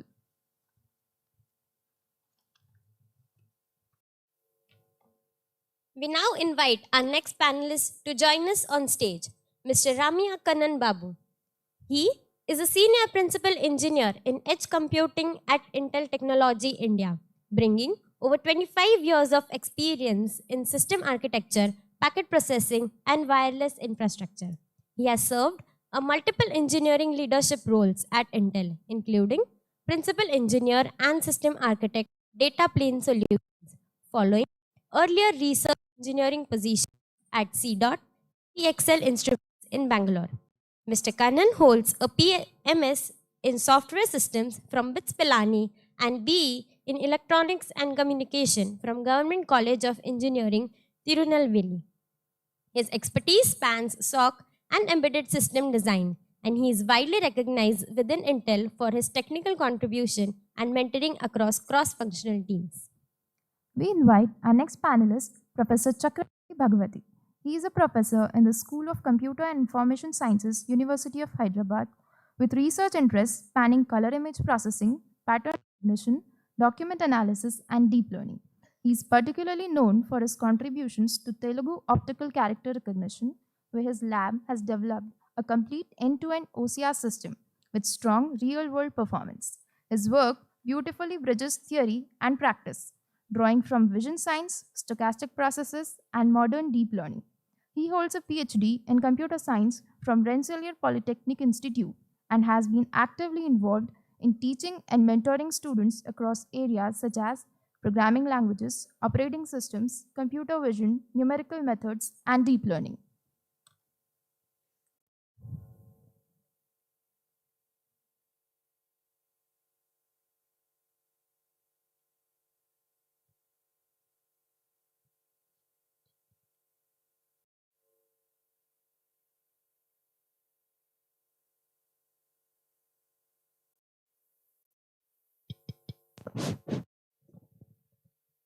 Thank you for the kind introduction. It's a great pleasure to be able to talk to these distinguished panelists we have. And to open this panel discussion, I would also like to first of all thank the speakers and the dignitaries who have spoken here, who have at least my job easy of trying to set the context for this discussion. So starting from Mr. to Mr. Aggarwal to Dr. Shailesh and also Mr. Thomas for setting out the theme itself for today's panel, and that is of promoting inclusive AI development. So we'll quickly set the ball rolling, and the first question that I would like to ask the panel here, which is also very interesting in the sense that we have a nice mix of academia and industry leaders who are here. So I will first maybe pose this question to our industry leaders here as to what you think should be a definition of inclusive AI development. Maybe I will just request Mr. Srivastava to share his, thoughts on this question. Thank you, Professor and esteemed guests who are sitting here, and thanks for the opportunity. So from my perspective, what I see inclusive AI is, as pointed by many speakers here, not AI not for some, but AI for all. But AI for all needs to be slightly more. So is it like when we're developing a model, is it only focused on a particular group? Is the representation of the different marginal groups are there? That's the social perspective of it. That can be maybe by the variety of data, you don't have the for it, and make sure that present the from the different groups. What about the social inclusion? Because that is a bigger challenge which I see, because you're developing a model, rather than being a co-pilot, if it's becoming like an autopilot, maybe an analogy from aerospace, right? So you are actually excluding a lot of population from being part of this journey, and then exclusion cannot be inclusion in any other way, right? We should be upskilling, and that's where the mission like AI for all or IndiaAI missions is aimed at, right? So we want to upskill. So until unless you're upskilling the people, you're excluding them, and then AI can be called inclusive in that sense. Then comes the technology and the organization point of view. If you're developing a technology which requires huge hardware infrastructure, very few people can access it. Maybe we don't have that kind of bandwidth, we don't have the kind of money which people can spend on access the greatest and latest, for example. So can it be done on an edge device? Let's say we want to take a technology inside the cockpit. You cannot put a big system there and running big models there, right? So it has to be edge. Likewise, if somebody in the remote part of the country want to use it, it should be possible to run on these things. And when you're involving people, when you develop application for somebody, they should be included in the data curation, validating the model performance. So inclusion has to be more human-centric rather than the model-centric, I would say. Thank you. Thanks, Mr. Srivastava. Over to MeitY. Yeah, I think plus one to everything you've just said.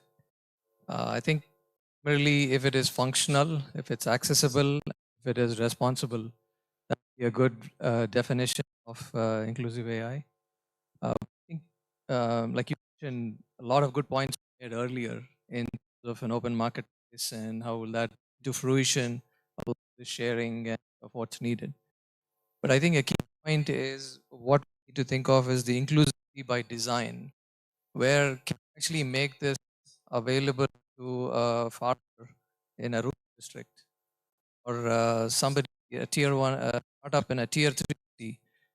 We have these LLMs and other models available as small language models. So we actually compute it on edge devices and or other low compute hardware. Because right now what's happening is the compute is being owned by a few entities, and that's becoming the barrier. That's preventing the inclusivity. So the key here is for us to bring in inclusivity by design itself into the process of enabling AI. I think that is going to be a key factor that democratizes, makes it inclusive. Second. So wanted to kind of add few things on top panelists, co-panelists have said. Democratization has two aspects, right? Inclusiveness starts from democratization. Democratization has two, right? One on the consumer side as well as the producer side. I think previous speakers touch upon how a marketplace can to connect producers and consumers. Previous panelists talked about that the consumer are so kind of different aspects to it, right? Consumer is, and availability of the possibility like internet, right? We had 2G, 4G solutions, right? Availability of the technology itself is not basic, right? Start from the late 4G, advanced 5G, that became a more kind of integrate part of the every human life, right? Similarly, AI has to do it, then AI has to be everywhere. That means the AI can be your home, right? Doing a small compute in a microcontroller, AI should be able to do it all the way to the huge steps, right?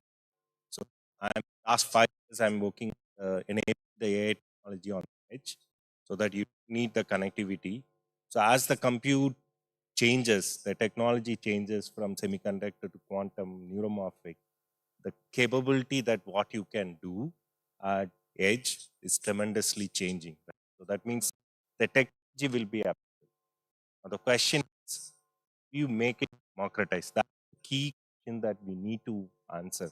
The technologies will be there, ensure that the technology can be available to every part of the world, right? The question is how we can do the democratization. If we solve that problem, the inclusiveness will come as a natural next step. Thank you. Mr. Chakravarti. Yeah. So I also agree with most points by this, and especially Dr. Kumar, who really talked about democratization and inclusivity in his talk. I look at it in two ways. Electricity, of course, is the classical example.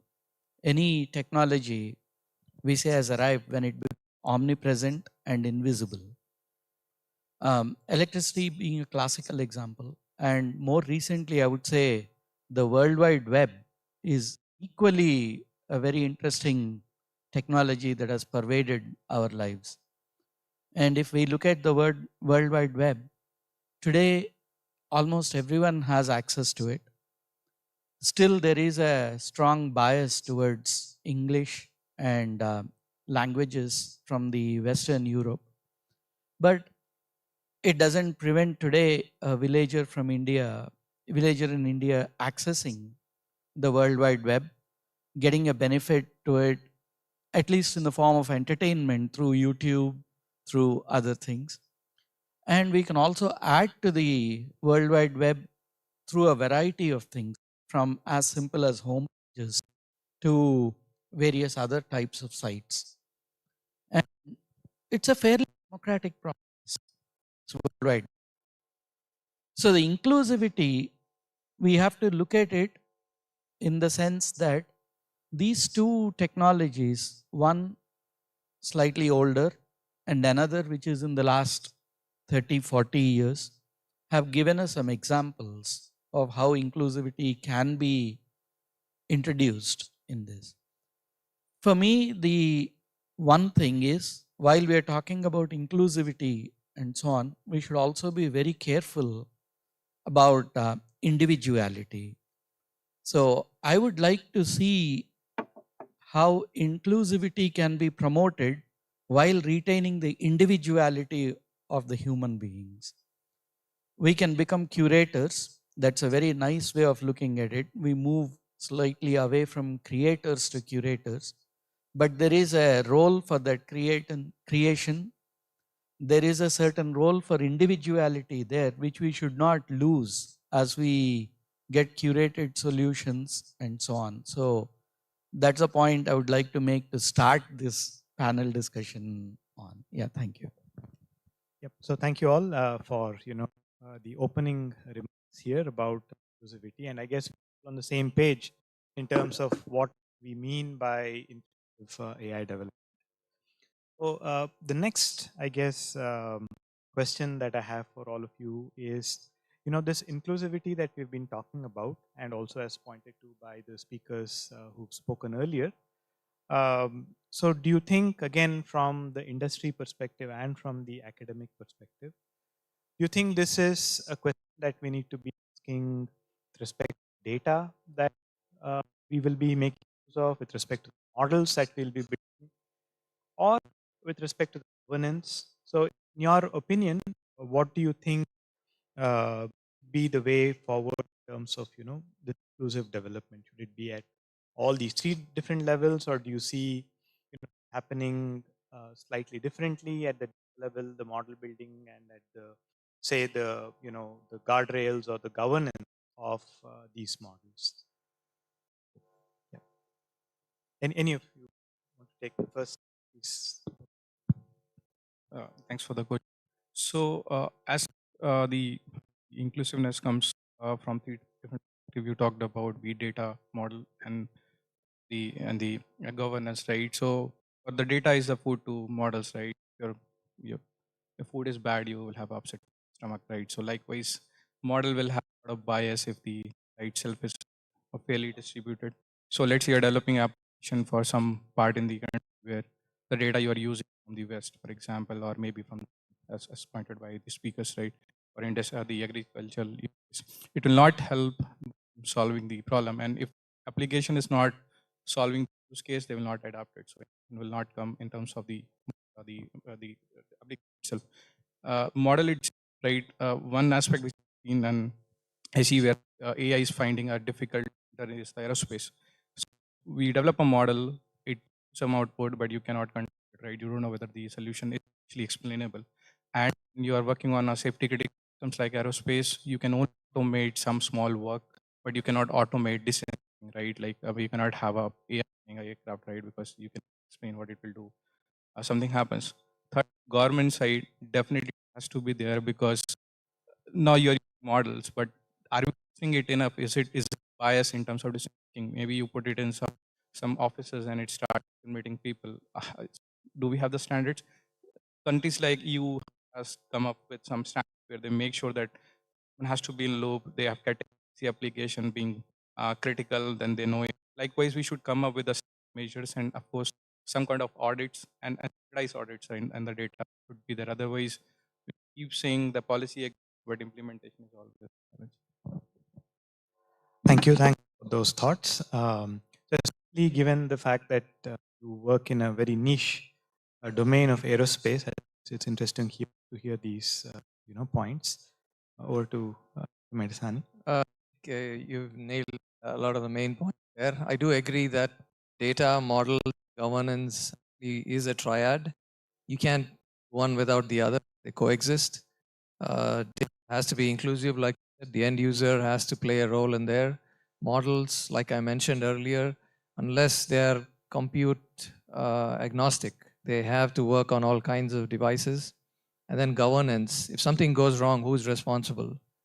You actually ascribe that miscredit to. That's very important. So the triad has to work together for inclusivity to really happen. One of the biggest challenge when we democratize is you put the guard, right? So when you're democratizing true sense, you to kind of exploit, right? It's expensive.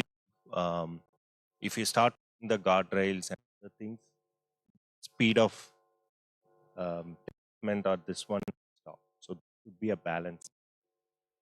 This is going to be I don't think the solved problem. It has future one, right? When you start the other technologies we had clearly when we are making a standardizations, let's say for example, when we are coming up with a wireless technology, we know exactly what we are doing and we can kind of put those guardrails and other things effects.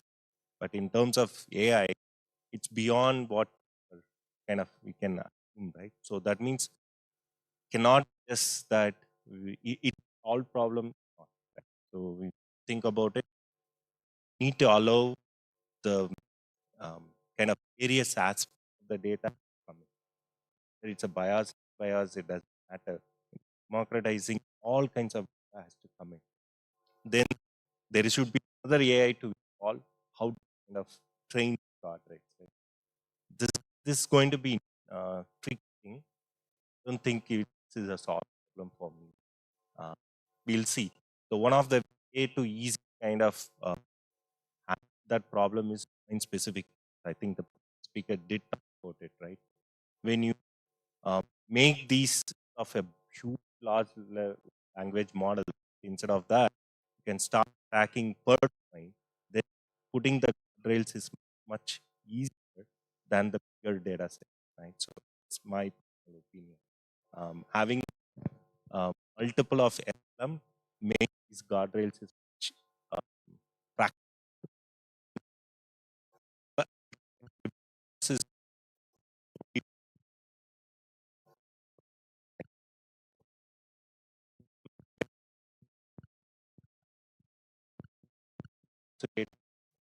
imagine if you are having a simple phone compute, then you can think of it, right? That's very interesting perspective on this trade-off in development itself and in these aspects come in. Thanks. Chakravarti. So yeah, so when we look at inclusivity, I mean, there's not much to say. All three, whether it's data or the models or governance, all need to have this view of inclusivity. There's no doubt about that. But now when it comes to guardrails and other things, again, I like to, as a fact, maybe as an academician, I like to look back at history and see what happened with guardrails and how guardrails keep coming up. From the time of Benjamin Franklin, who was able to fly a kite and put a key there and still somehow survived, didn't get killed by the lightning strike, to today's extremely safe earthed sockets and so on that we have. We've come a long way, and I think we sort of learn along the way what guardrails are critical, what guardrails are actually something that have a direct impact on the survival of our race, and what guardrails are sort of more to do with the social, cultural, and other aspects. And personally, I think we are just getting to the point where we are hitting the guardrails, or we are thinking of the guardrails at this point. Whether AI brings it in the form of a deep fake to me today, or gives me the ability to create something which offends my social, moral, cultural, and other senses, it's beginning to happen now. And guardrails will have to evolve. I mean, I cannot today put a guardrail, sort of blanket guardrails, which say this is what you have to do, you have to be restricted to these. We cannot put them at this point. And guardrails evolve as we develop our notions of inclusivity and as the technology pervades. So that's my opinion on the guardrails. But the inclusivity is going to happen. And that's something that all of us are thinking of, whether it's in terms of biases, eliminating the biases. Again, there are interesting things. Biases are actually there in the human being to help become more efficient at certain things. So there are things which are like good biases, and there are things which are bad biases. We try to eliminate the bad biases. And that's what we're trying to do with the AI model driven by data sets also. So let's look at what happens as we go. I'd rather not saying that we need these guardrails at this point. And this is a typical academician's view. Let me tell you that. Yes. Thanks, Professor Chakravarti, for thoughts on the real aspect of this. Very interesting. Yes. So then next, maybe I have part B type of question. Again, focused on the industry panelists that are here. Given that all agree that data models and governance kind of must go hand in hand, the next question for all of you who are actually developing these models, and of course, Professor Chakravarti, who's doing this in the academic setting, is the following, or are the following. Firstly, who do you think then must be the stakeholders when you are designing the AI systems, specifically, keeping the integrity aspect of the, model development in mind? That is the first question. And how do you, Mr. Srivastava, Dr. Medathani, Mr. Kannan, Honeywell, MathWorks, and Intel, and Professor Chakravarti at the University of Hyderabad, how do you, you ensure that there is this aspect of inclusivity that's taken into account, or you plan to take into account in your own, product pipelines?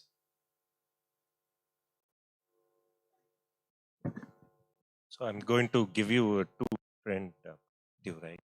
When somebody develops that technology, no one can have some kind of idea of how the technology get used in the in use cases, but technology becomes so pervasive, kind of use case that get created, the developer will never able to at the beginning, right? So there are the model development perspective, right? From industry perspective, we try to look at what is real business value. The end of the day, somebody is deploying the AI, consuming the AI means they are going to spend. Means that spend has to have an ROI. So as a developer, right, sometimes you need to see what is the business use case I'm going after, right? And then whether what is my ROI, then I'll try to make sure that my development is kind of focused on that. Beyond that, whatever that, how that model gets used, that I don't have any control on that. But at least I should have what we call the focused way, right? Otherwise, you will not get the real benefits out of it. So when you do this focused way, there you can make sure that you try to make it as modular as possible, extensible as possible, right? So that can in future it can be used for any other use cases as well. That's how we kind of, as an industrial, when we take any research project, because if you look at AI development, all the models comes from the researcher, right? And then the researchers we convert into a deployable one, right, in the industry. So that journey, we cannot make it like as a generic one, right? When you start with the inclusiveness angle, it's very hard, right? So there is a focused way. In that, we try to make it more generic on that. But the boundary is clearly defined. And with that, we'll go ahead and kind of deploy and develop that the whole design cycles will go on. Okay. So in other words, it's primarily driven by the application that you're trying to build and what is the end utility of it. And then you try to maybe factor in a little bit of inclusivity given the constraints in which you're operating. Yeah, I just wanted to add a couple more things beyond that. So unfortunately, inclusivity is not a switch. Existing organizations can't just flip a switch and say, yeah, we're going to be inclusive. It is going to be a long drawn out process. We at MathWorks, for example, we are trying to make sure that there are multiple consumers who can access it. It used to be desktop, then cloud, then web only. So we're reducing the dependency that they would have to access such an entity. Then when it comes to system development, inclusivity in some sense relates to transparency. So everyone is clear as to what's happening. So through model-based design, we ensure that the requirements you set up for building such a system are clearly tracked and monitored, and the user has control of how everything is being built. So that transparency is what we relay through to the users and give them the control. So again, I will point out that if the goal is why is the farmer able to use Intel's product or Honeywell's product tomorrow, not going to happen. That would need a miracle. There's no switch. It will take several years, but there are other intermediate steps to make this inclusive, and that's what we should for. Yeah, maybe I'll take slightly perspective. So when we develop a product, let's say even in Honeywell, we have seen sites would be more inclusive of solutions and some not. And the reason what it comes is we are not involving them in the process and they're aware about the consequences of developing a solution. For example, let's say we are developing and automating some workforce. We need to have their assistance from beginning in understanding the data, validating the performance. But if you're not involving them in the whole pipeline, telling what it is going to achieve in the end, is it going to take away your job or is it going to make sure you improve your efficiency, they will resist it. And in the end, they're not going to use it. Even with the smallest error, they will start pointing it out, right? So it's important that when you're involving somebody for which you are developing, he should be part of your journey from beginning to end. And he should be made aware that it is not closing the doors for you, it's going to open the new doors for you. Maybe you can take up 2 more works, or maybe you can do it in better way, or you can improve the, let's say, the quality of the product you're working on. So that is the things come, and industry slightly easy because you're interacting with a very good data label because they have been this data for years. But when it comes to social applications, like if you develop something for, let's say, commerce or the industry for the medical and other things, that's where the challenge comes. It's in your as one of the panelists was, because you can develop it, but until you have the required infrastructure builder that you can collect, which is more localized, you interact with the people who are going to use it. If you, let's say, for example, a farmer in India, say you can provide some, maybe the engineers will be pissed off, right? You may not be making sense, but ideally you need to. So that kind of bias even human has in their inputs, maybe they are having more intelligence and knowledge. So it's really difficult actually. It is open-ended use cases. Right. I guess that was the reason also for this question as to how industry is actually in practice trying to bring in inclusivity. Based on the responses from the industry panel here, it looks like it is still an evolving exercise as policy also gets shaped. Now, I'd like to go to Professor Chakravarti for his thoughts. Yeah. Now, see, this inclusivity is not a very simple word. It's not just a word which has a nice, clear meaning, and we can just use it, like you said, like a switch. It's not something like that. See, when we look at especially AI, there are two basic definitions for AI. One is that AI is the development of algorithms and techniques that mimic human behaviors. The other is AI is the development of techniques and algorithms that perform a task which was traditionally performed better by human beings.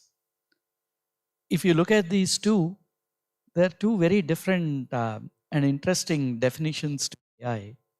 When I'm looking at it from the, and same way when we talk about inclusivity, there's a very interesting thing here. The first definition says we are trying to look at development of algorithms and techniques which mimic the way humans think, right? So when we look at that, we are trying to understand how humans think, a domain which philosophers and others had for a long time.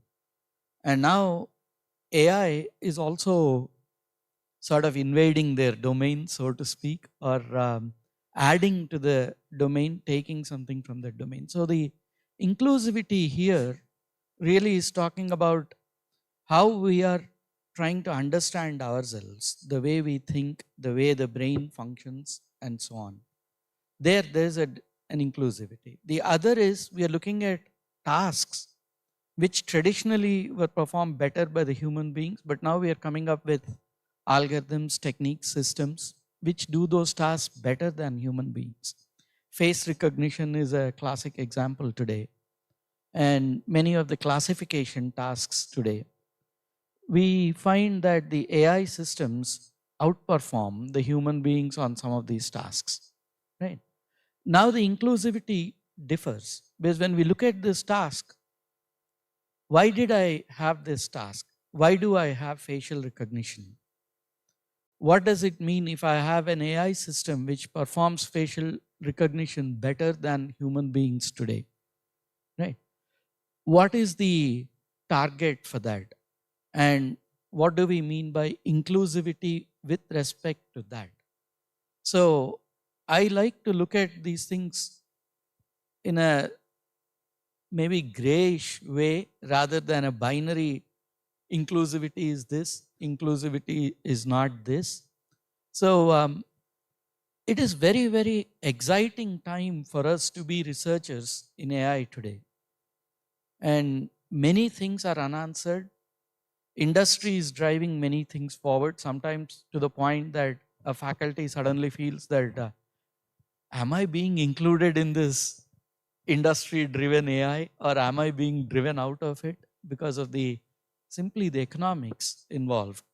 But that's not the way we have to look at this, right? So I like to leave it open at this point. And again, I want to be on the fence on this at this point in time, because as an academician, my job is to hold multiple viewpoints and not be forced to commit to one of them. I can hold all of them in my brain at the same time and I don't become insane. That is the quality of an academician. So yeah. Thank you. Thanks for those interesting perspectives. So now we'll switch a little bit and maybe just step back and, look at a slightly different perspective on this inclusivity. So the question again that I have for all of the panelists here is, do we prioritize inclusivity over, say, model safety or AI system safety? That is one question. And the related question is, do you think that these, inclusivity could potentially open up chinks in the model that could again have harmful consequences? So there's again part A, part B type of a question here. So first of all, what should we be prioritizing at this, juncture of our AI evolution? Should we be more focused on building systems that are safe versus systems that are able to cater to, a broader spectrum of audience? And our question, inclusivity, does it potentially open up, chinks in the AI armor? So Maybe I can go on this. So it's a good question. I think just because you don't know everything about what might transpire or what might come out of the system, if you don't release it, if we wait until we are 100% sure this is safe, humanity would have progressed into a different era. So we can't do that. We have to do this incrementally. Now, AI, if you see, the reason is so much of it is being talked about is because it's a new toy. When calculators first came about, I'm pretty sure a lot of people beat it to death, tried out new things, were happy with seeing the answers, but in a few months they got bored of it. We all are going to get bored of whatever is happening, whatever we are discussing right now.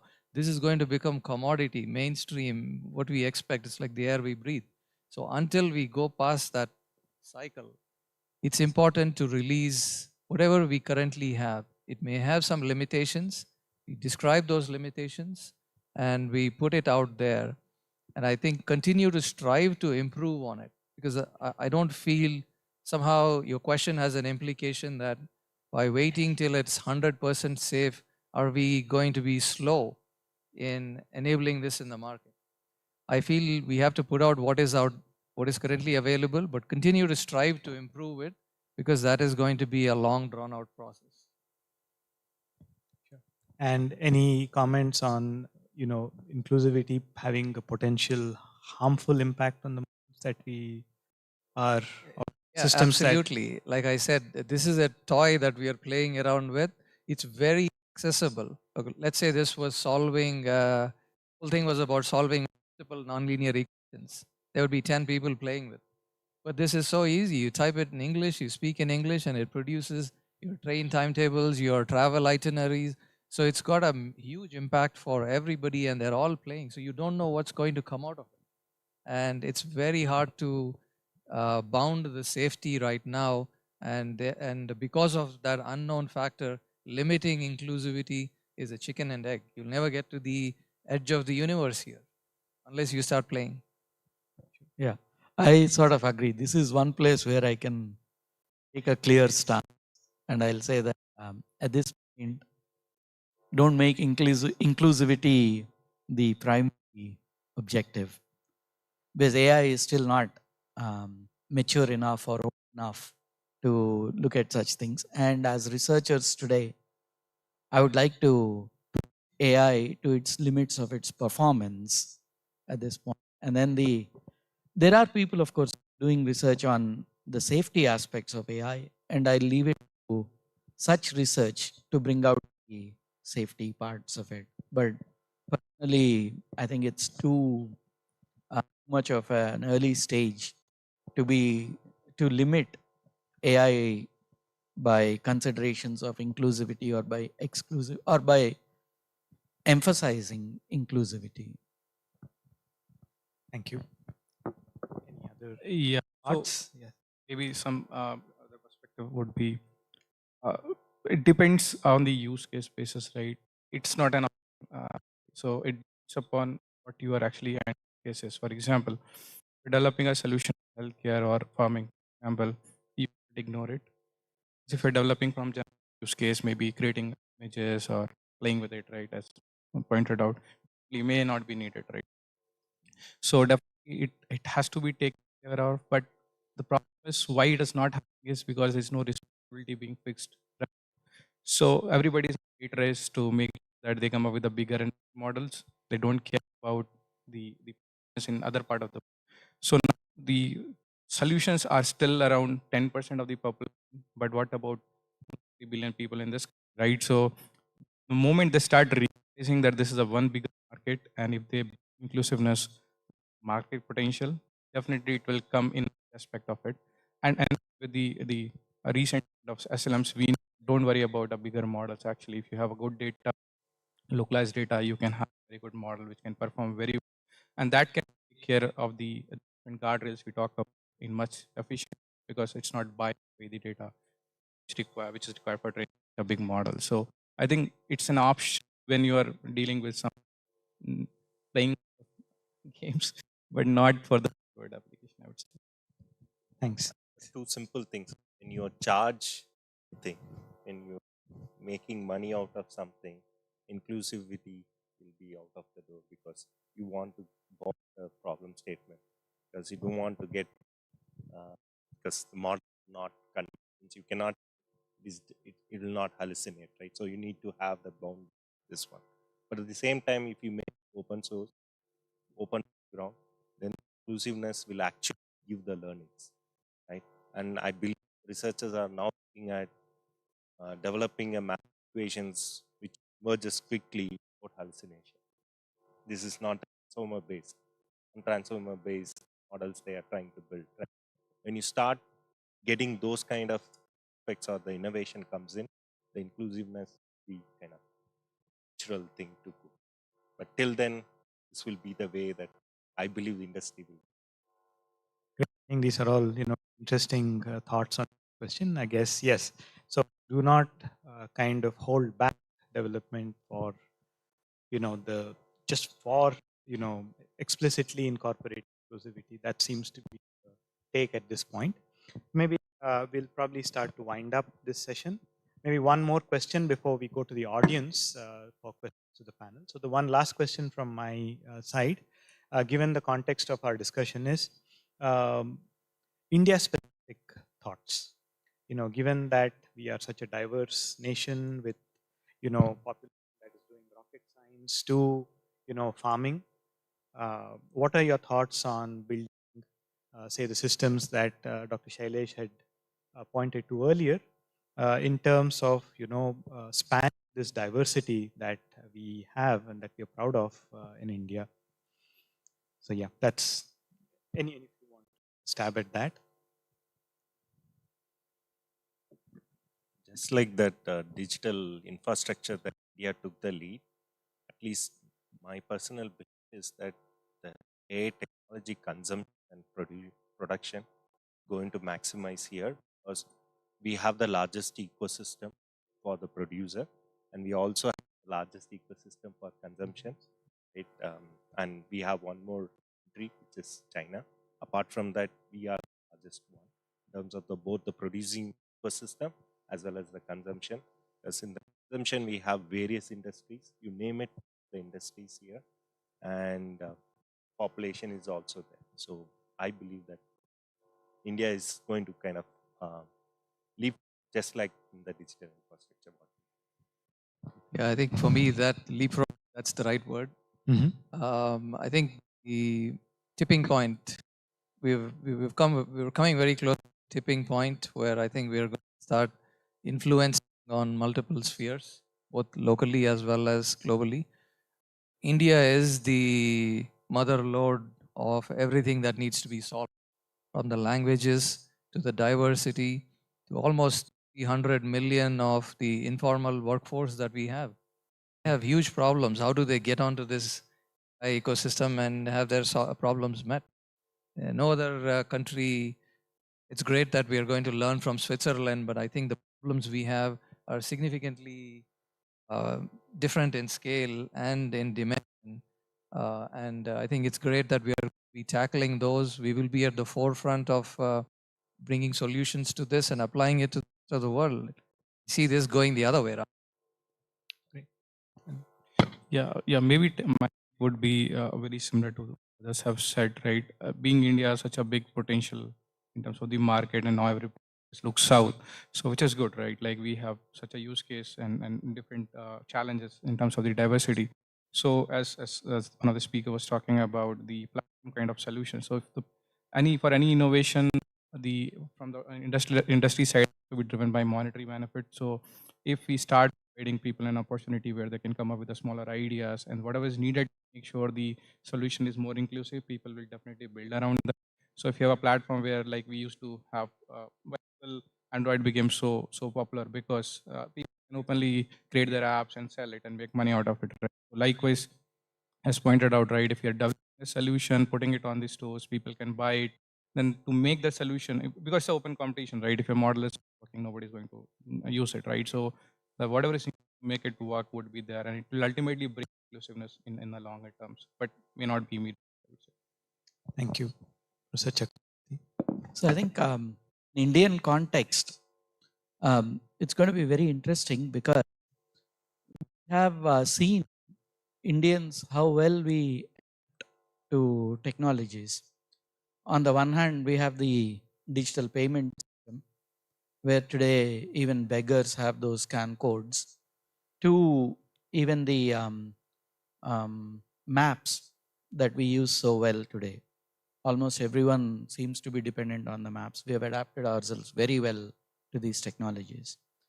At the same time, if we look at the other side, we also have the so-called Indian Jugaad, which are individual solutions to individual interesting problems. We look at problems in very, the constraints that we have. We meet them, we solve them in very unique ways. So I think this is exactly what is also going to happen to the way the AI solutions and AI development will happen in India. One side will be large solutions which Indians will accept and adapt and use them, and they Indianize them in some way.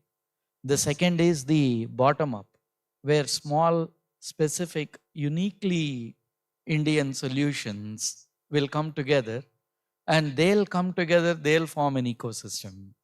I think both of these are going to happen in India, and they'll happen very fast once we see the need for it. The AI's need and how AI will help us, once that becomes available to Indians and the Indians become aware of it, they'll happen so fast that we'll just be wondering how come this wasn't there yesterday. Great. Thank you. Thank you very much. So maybe we will take one or two questions for the panel from the audience before we wrap the session up.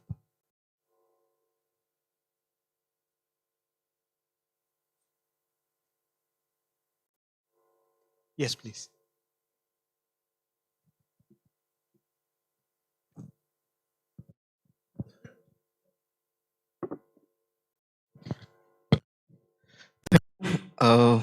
First of all, namaste to all the great minds on the dais and list. Myself, Ram Mohan, I'm an founder. I have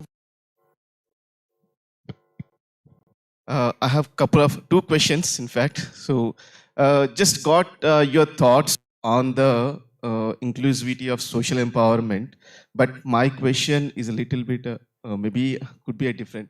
So, we have seen this AI coming from a traditional AI, which got few decades back it started out, and it got into machine learning and into industrial revolution and a lot of other things, and now it has come into a stage where we are into generative AI systems and companies are using, and then agentic AI. So what would be the next thing which is going to be as part of this thing in the AI? So is there we are going to see more things happen in this generative AI and agentic AI, or what could be the next turnaround thing in this thing? So that's my first question. So probably I'll come to the next one maybe after this one. It almost reminds me of Bahubali 1 came, everybody was saying, when is Bahubali 2 coming? And now we're like, when is Bahubali 3 coming? So we want continuous evolution all the time for this technology. I think we've really leapfrogged the amount of jumps we have made ahead. We have to consolidate that ground. We've got two loose ends right now.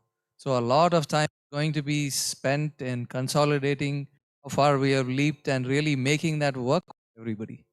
I don't think we can continue to evolve this pace, because the gap between what we know, what we don't know is going to get much, much bigger.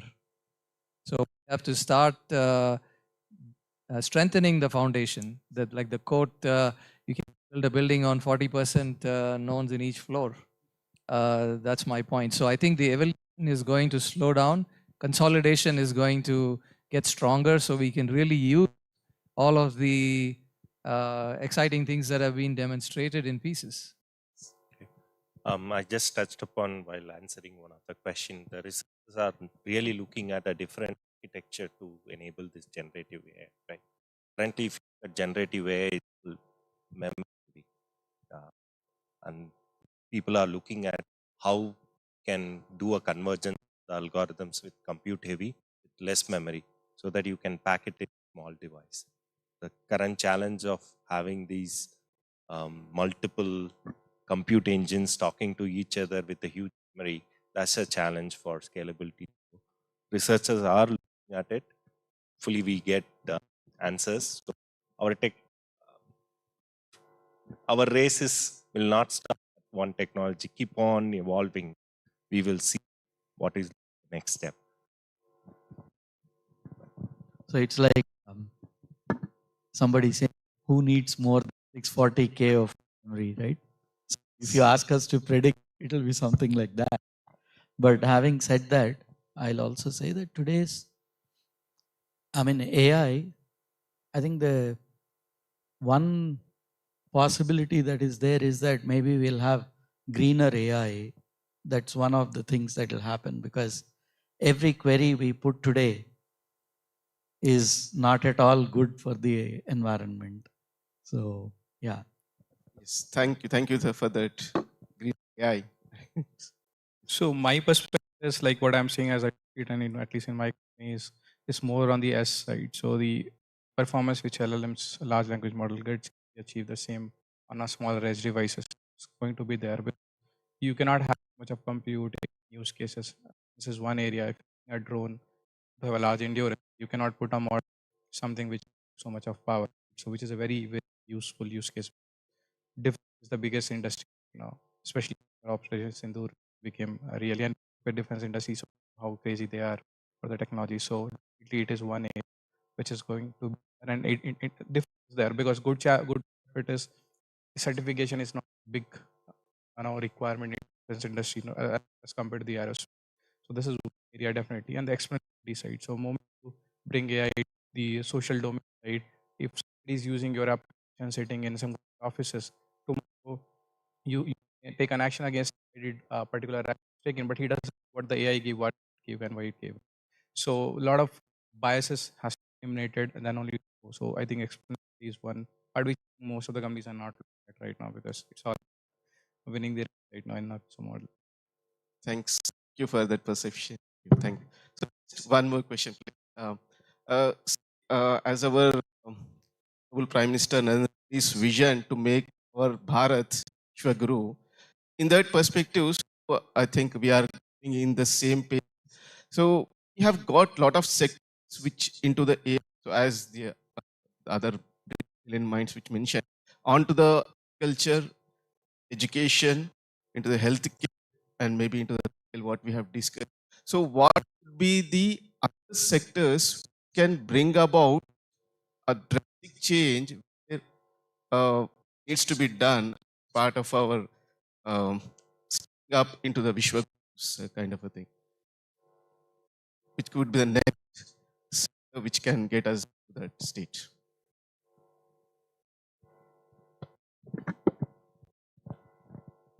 We have manufacturing.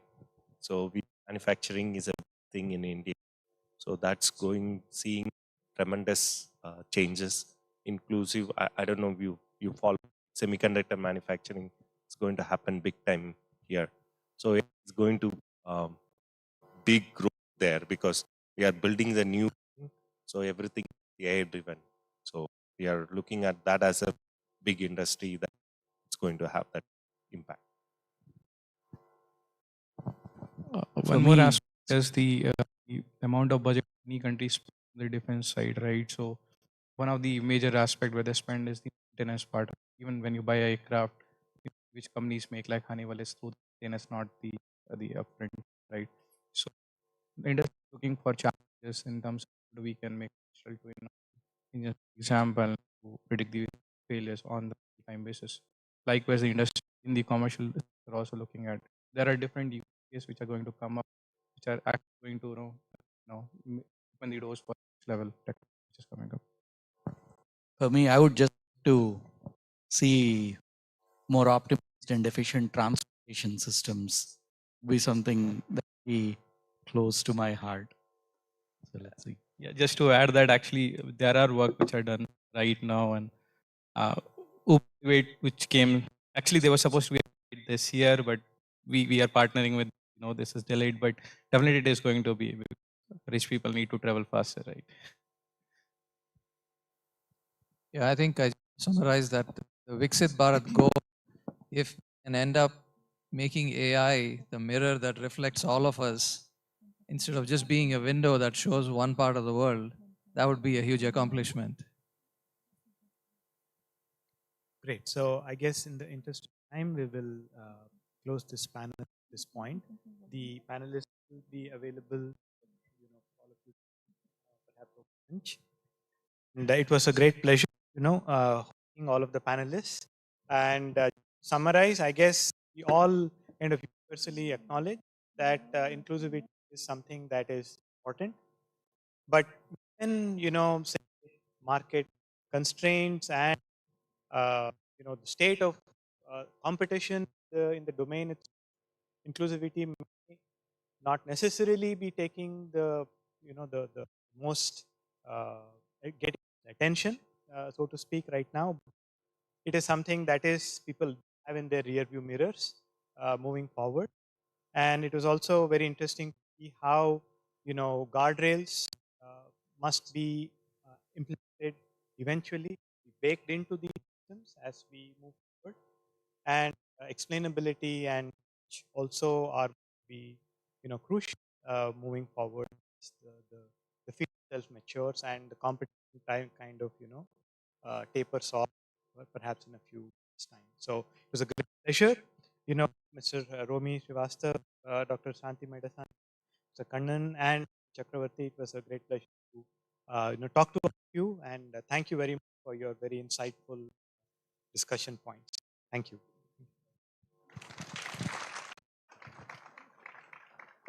Thank you to our panelists for reminding us that inclusion is not an afterthought, the foundation. I now request Mr.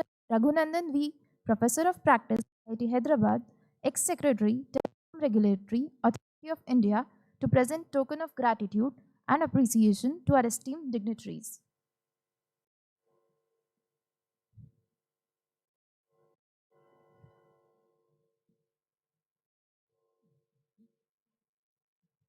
Mr. Romi Srivastava.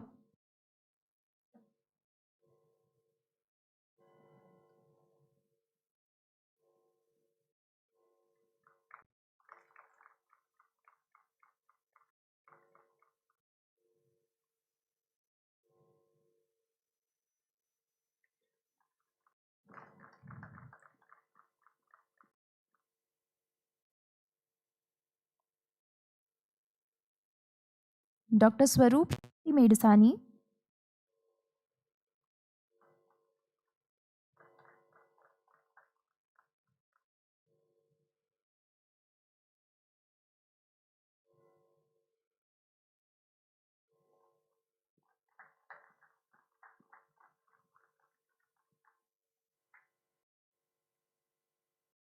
Mr. Kanji Babu.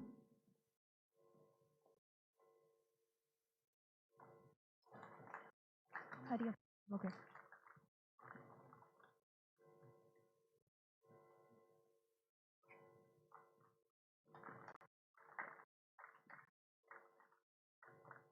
Professor Chakravarti Bhagwati.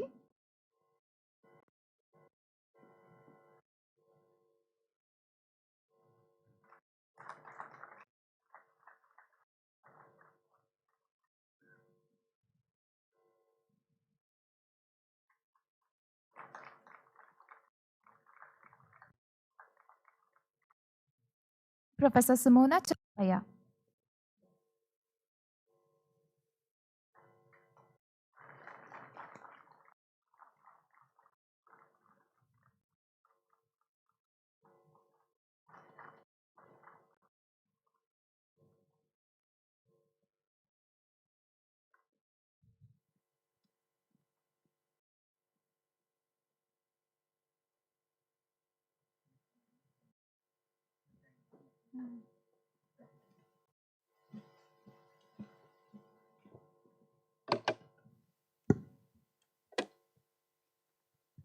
Artificial intelligence is no longer a distant concept or a future promise. It is already woven into the fabrics of our daily lives.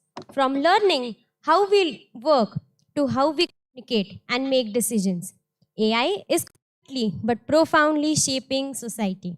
This panel discussion, titled Societal Adoption of AI Opportunities and Challenges, explores how collaboration between technology developers, institutions, and communities can help ensure AI adoption delivers meaningful and equitable societal benefits. Our moderator for this panel discussion brings deep scholarly insights into the fundamental and applied aspects of AI.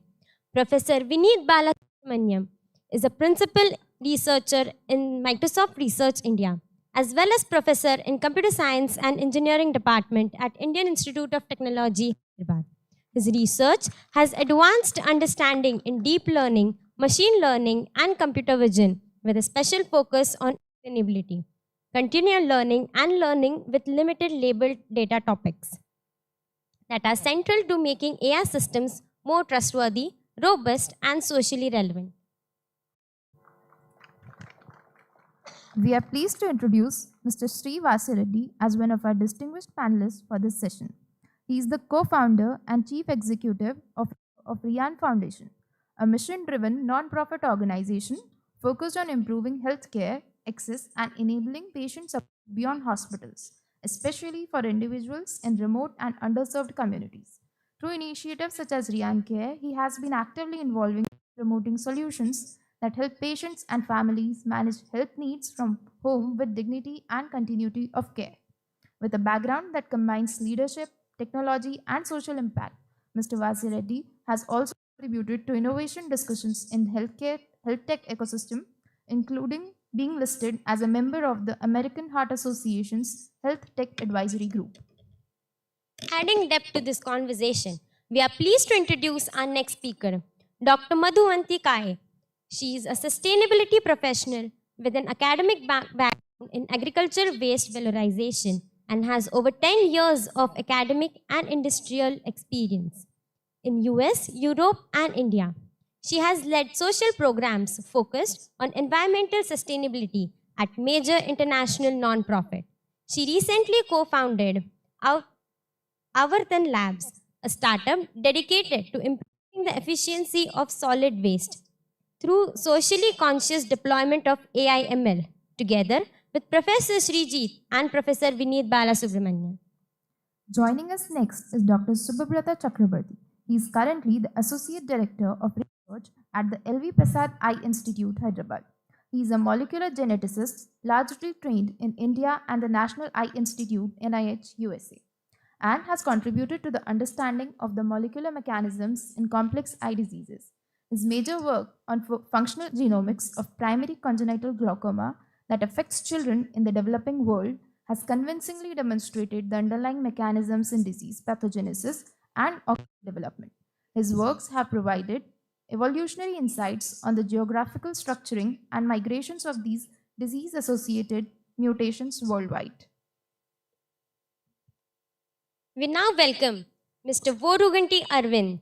He is the CEO of One Star Works, Executive Director, Conch Deep Tech Venture Studio, Executive Chairman, Blockchain for Productivity Forum. Mr. Arvind is a deep tech leader, ecosystem architect, and venture builder, working at the intersection of work, intelligence, productivity, and trust in the era of AI and decentralized systems. A seasoned blockchain leader with over 13 years of experience, currently serving as Director and Global Vice President. He has led production-led enterprise blockchain projects across 10 plus industry verticals, including supply chain, trade finance, CBDCs, energy, oil and gas, GRC, NFTs, and educational metaverse. A blockchain solution architect, product leader, and corporate leader. He has trained 3,500 plus professionals, global, including government officials and fintech leaders across India, Singapore, the US, UK, and the Middle East. He is also the chair of Hyperledger Governance, Risk, and Compliance SIG and was recognized among the top 50 blockchain influencers in India. We welcome you all dignitaries.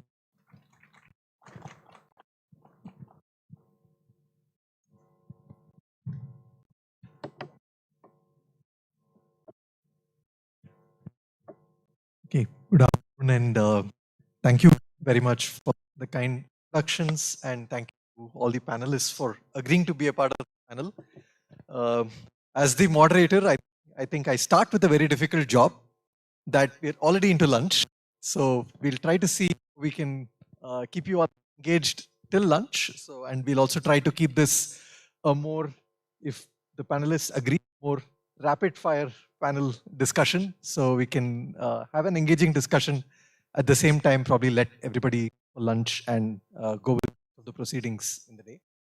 So as everybody on the panel is aware, the objective of this discussion is to go over the societal adoption of AI in India. And this obviously brings along its share of opportunities. I think the scale, the capabilities that we have in India, there are tremendous opportunities, and the capability of AI to reach remote corners of India definitely is a huge opportunity for the country in general. But it also brings together many challenges along with the adoption. There's the challenge of diversity.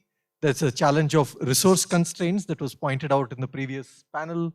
There's the challenge of institutional readiness to adopt AI, as well as a general need for trust in technology-based systems. So with that brief context, I think we'll go over to the panel itself. Maybe what we will do for this panel is, instead of me asking questions to start with, we'll just each panelist and request each of them to share their general perspectives. I think each of them have expertise in respective domains.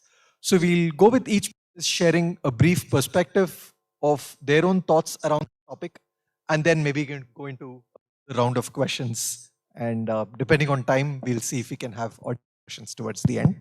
With that, request.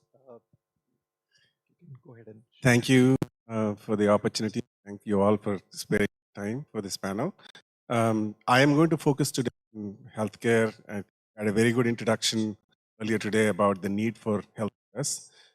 I want to bring your attention to a broader societal problem that I think will exist for much longer time.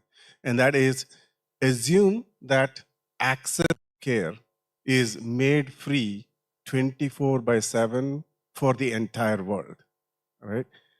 I still believe healthcare outcomes will remain a problem even after we achieve that. First of all, it's impossible to achieve that state. But even after we achieve that state, it will remain a problem because we as humans and patients are very bad at following the advice of our doctors.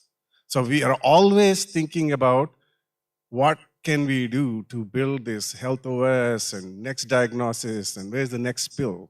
But throughout my experience throughout the world, even when people are given free access to care for diabetes, hypertension, HIV, which could be killing a person, free medication, free treatment, we still don't follow that treatment. So I think, there is a grand need for you all. It is the biggest societal problem because healthcare is by far the #1 GDP sector in any country, right?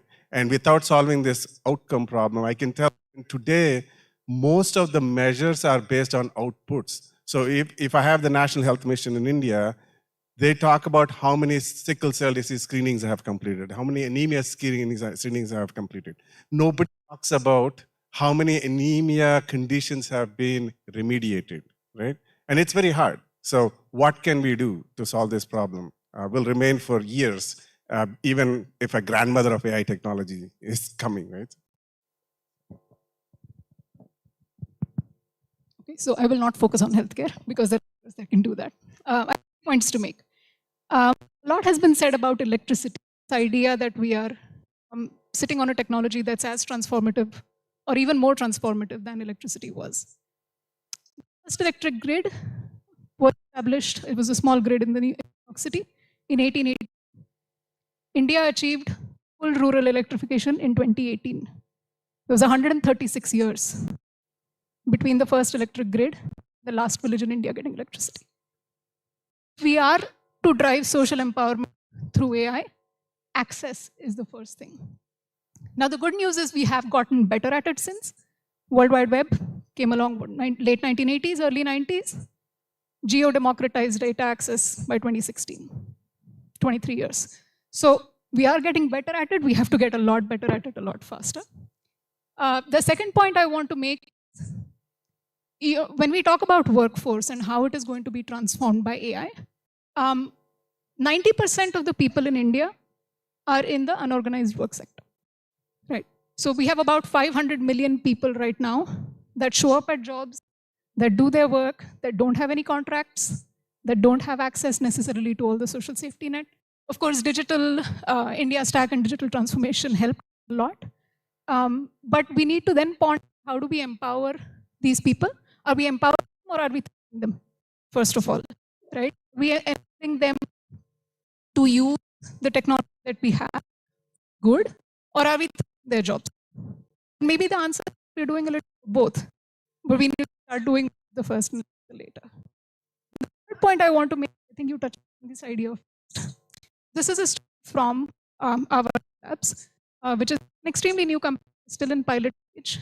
We work with workers. Our goal is to improve their income by driving efficiency. But we enter a place where workers are working. They were there to serve them. Think they're here to replace them. And these are legitimate fears. We cannot just, these are ignorant and they don't know what they're talking about. Because time and time again, systems have taken advantage of these people, right? So it's very, very important to be very sensitive to these points, to be very patient with these perspectives and delegitimize them by saying, no, we're technology people and this is how we do it. More later, I think that's I want to start.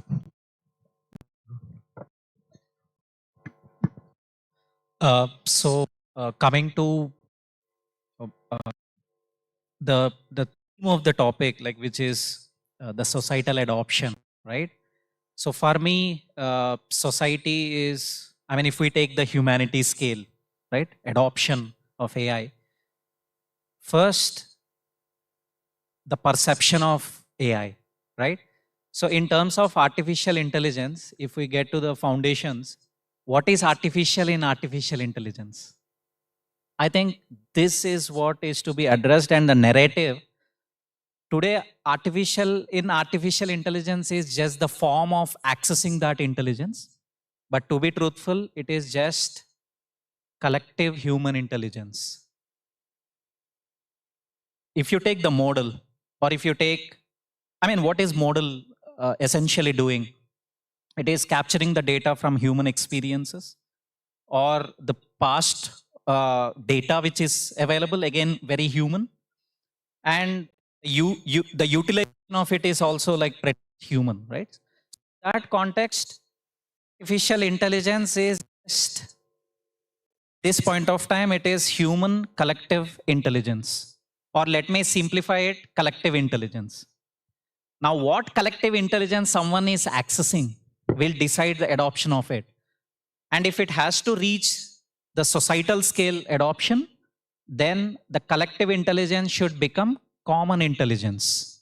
So when I say common intelligence, I am binding the local reality and context to the person who is using it.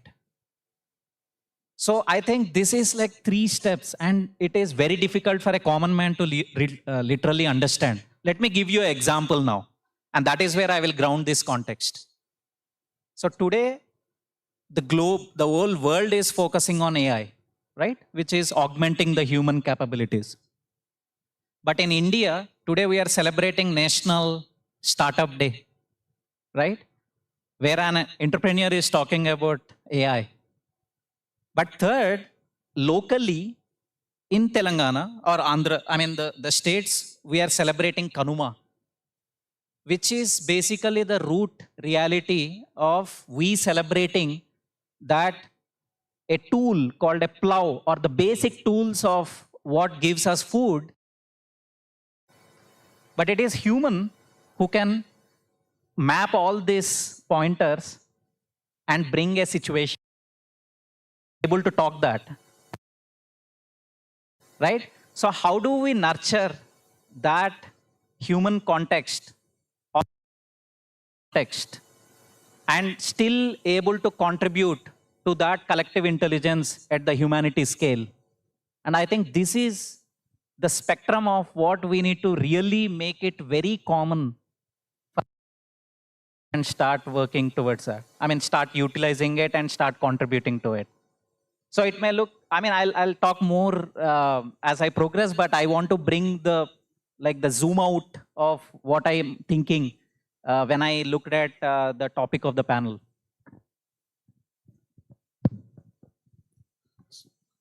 Yeah, talking at the end has an advantage that most of the things are already spoken and you need to summarize.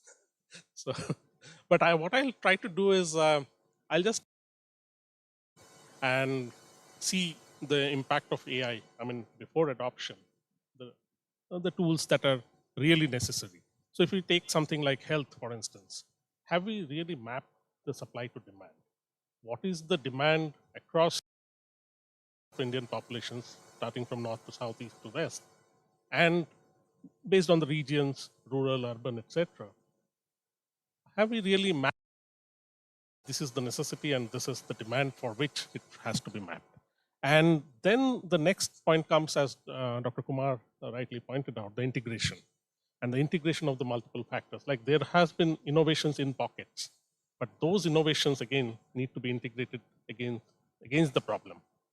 And AI per se adds a nice layer based on its utilization, as he also mentioned, that it adds another layer, and it needs to be objective. It needs to be true, rather than because otherwise there could be other. In terms of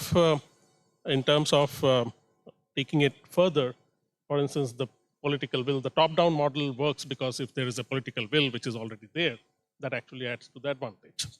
And the last point that I would like to make is how we integrate this whole thing. And for that integration, we need adequate data. The opportunities, as you started off, that there is data. There is adequate data. Now, on what aspects of the data do we use that AI to tease out what are the parameters, whether we are going in for diagnosis, whether we are going in for prognosis, whether we are going in for a better disease management. I mean, that kind of a scenario needs to come out. And that is where it's both an opportunity and both a challenge. Oh, thank you to each of you for, I think we have received a wide range of perspectives. That was the purpose, perhaps. I think I had jotted down a few thoughts. I'm also getting a lot of other thoughts that's coming, but let me start with one follow-up question that probably is connected to many of the thoughts that were shared here. Is what do you think that, considering we're talking about societal adoption, what do you think that India could do differently in societal adoption, which may be required because of its differences when you compare to, I mean, you talked about collective intelligence to common intelligence, where doing it in India would require a different approach than when compared to the collective intelligence of, say, the data that's captured. And where do you think, this may deliberately need to diverge from how AI is being adopted, say, in other countries? I also, I said India here, but I do think, I mean, this event is meant to be of more larger relevance than India also. But I think India is also a placeholder for, say, the next billion or the next billion and so on, beyond the first billion of people living in developed countries. Any thoughts from any of you in this direction? Yeah, I think, everybody, all my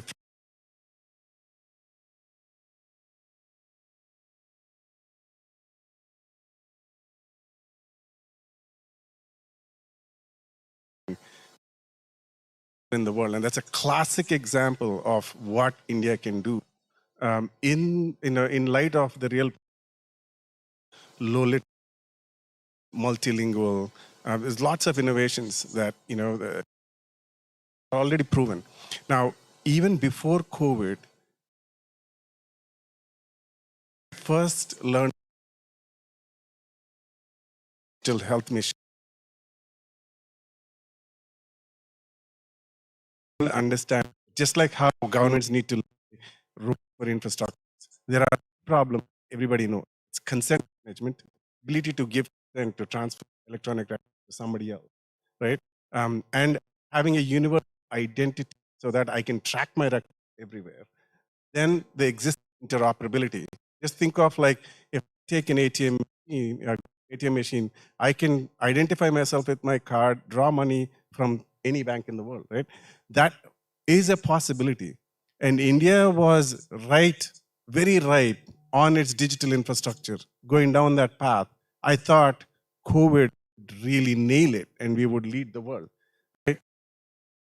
5 years later, I'm losing my hope. I don't see, and when I went to the World Health Assembly in Geneva, US and Japan hosted India.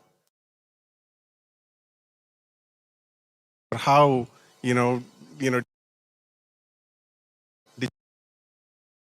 unfortunately, this, opportunity exists, but I don't know what, I mean, the same political mess that, political I don't mean, just politics around insurance companies, providers, patients. There's lots of politics. I think we're getting caught up in that, and we should really come out of.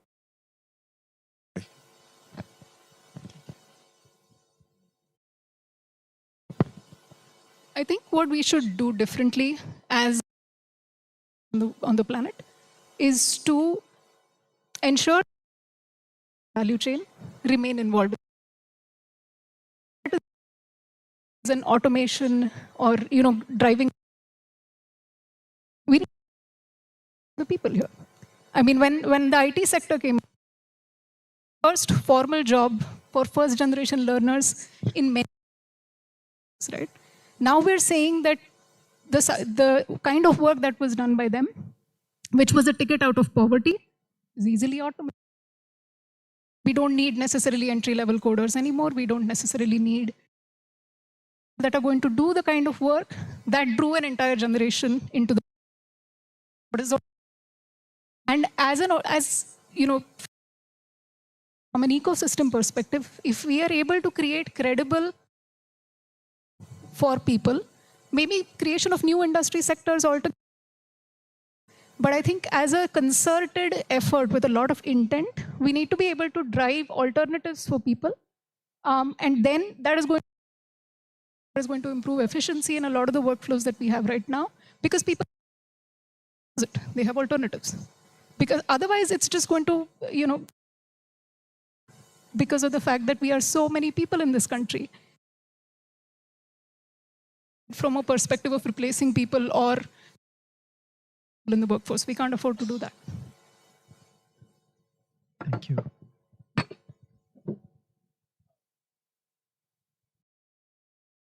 So as one of the demo, I believe is we can create shared economic models.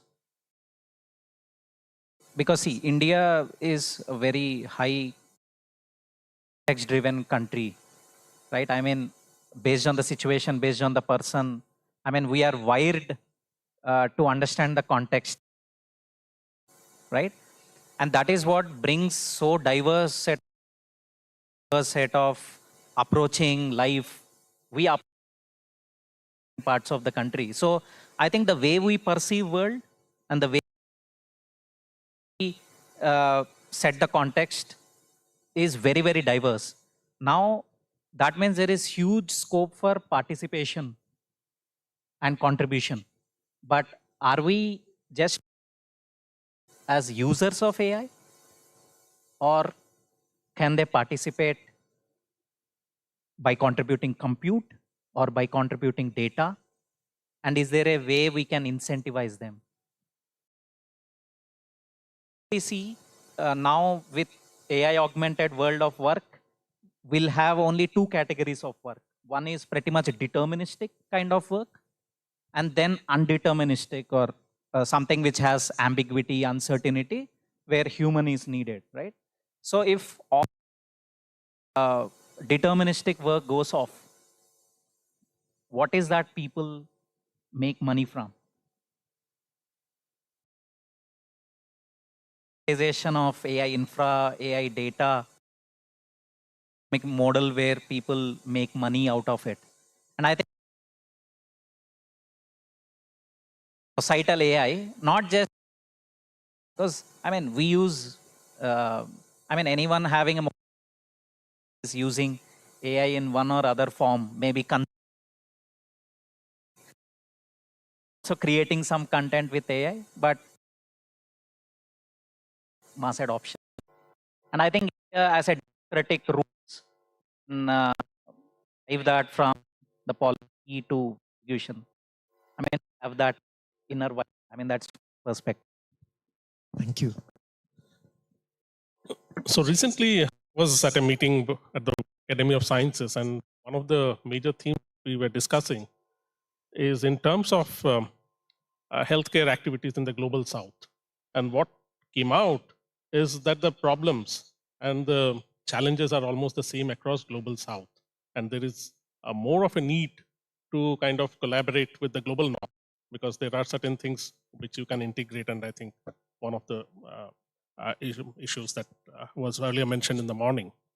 But if you take specifically in the Indian context, AI needs to be more driven in terms of the cultural attributes of the people. And that is one of the things which sometimes we are kind of evading. And I'll give you a quick example that we are involved in outreach activities in terms of care for the eye. And so with AI, we can know which segment of people are kind of taking out services when there is but we also know that there is a segment of people, they're not taking the services, there is an unmet need. But the reasons of that unmet need, which is more cultural, because for instance, women of a particular segment would not be coming to the hospital just because that there's a cultural taboo. Women who are unmarried will not be exposing themselves to certain, even if they have a condition, they would not be exposing them because that's a taboo, and there are other societal implications. Now, these are the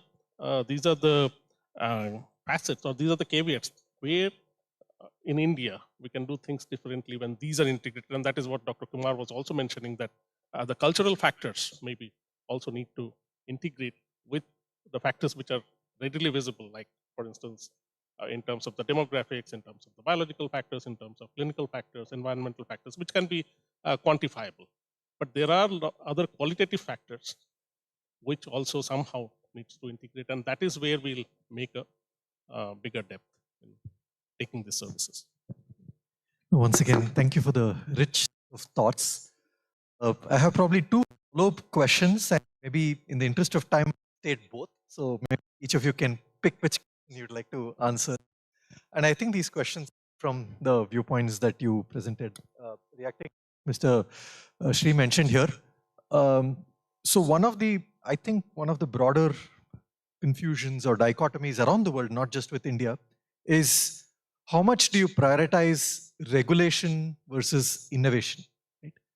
Too much regulation stifles innovation, but then too much innovation without regulation can be dangerous. Right?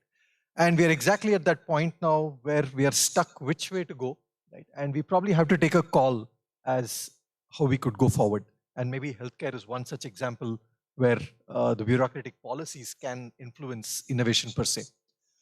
So what are your general thoughts around which do you prioritize for a country like India? Or are there certain domains where you should let innovation just go forward and worry about regulation later? I think this came up in the previous panel discussion to probably worry about guardrails later.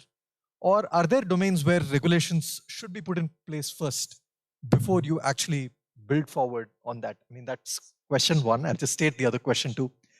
The other question is related to the, I think there were consistent thoughts around contextualizing AI to how the society wants to consume it, and participative also to the society that wants to consume it.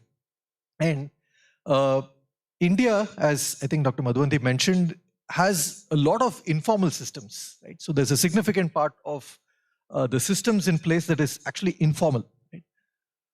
Do you think AI is being limited to the formal sector, which is the reason why it's lacking this context? If so, how do you then bring this forward to an informal setting, which is where the cultural context and the common intelligence, all of that probably can get weaved in more, right? So yeah, I'll put both of these questions on the table. Please feel free to take your pick and answer. Yeah, I mean, I just very broadly, innovation or an entrepreneur that is driving innovation always is breaking rules in some form, right? So, I mean, it's, and in general, whether we talk about regulations, guardrail, it's just take the latest example, that is going on today, like Grok, for example, right? Grok is able to produce those, nude pictures of individuals, and rest of the models are not doing that. Why is it, when others can implement guardrails, why are they not able to implement guardrails? And then 2 days later, they come back and say that they will ban it only in the countries where it is illegal, right? So any technology will have a problem. I feel like regulation will be overrated, and we can get it right till we really see the problem, right? Have to just take the 80-20 rule, let the innovation happen, and be iterative in the regulation also. And the worst thing is, most of the time, in nothing to do with AI, regulation is always a knee-jerk reaction. When there is a crisis, then all of a sudden, a big set of regulations come, and we live with that for a long time, right? So I think if we can get it right, the right way to do it is just get to 80-20. What is the really gap? I mean, most of the time, the technology doesn't all of a sudden necessarily bring in need for new regulation. Just bridge the gap, wait for it, and add new regulation, right? That's the, I'll probably just leave the other question in the interest of time. Sure, thank you so much. I'll take a stab at both. The civil society in me for regulation, but also when we say regulation, there's inherently negative undertone to it, right? We say we restrict people from doing something, or we prohibit them if it's even more restrictive than that. I feel like it could be more incentivizing things that are needed, which is also a role for policy. It's not necessarily regulation in its traditional sense, but there is a role for policymakers to pay into saying we incentivize certain things, we enable certain things more than others, because that is the need of the society right now. Of course, the entrepreneur in me is screaming for no regulation at all. But kind of we take the best of both worlds. For your second question, I think, how do we incorporate the knowledge, the experiences of the large part of India, which is completely informal? I don't think we can do that overnight. I mean, I don't think that this is something that we solve today or tomorrow or this year. But we need to have the intent to want to do it. And with that intent, and with all the efforts that other panelists have talked about democratizing, not just the use of AI, which will democratize itself very easily, but the creation of it, that's what will require more intent from us.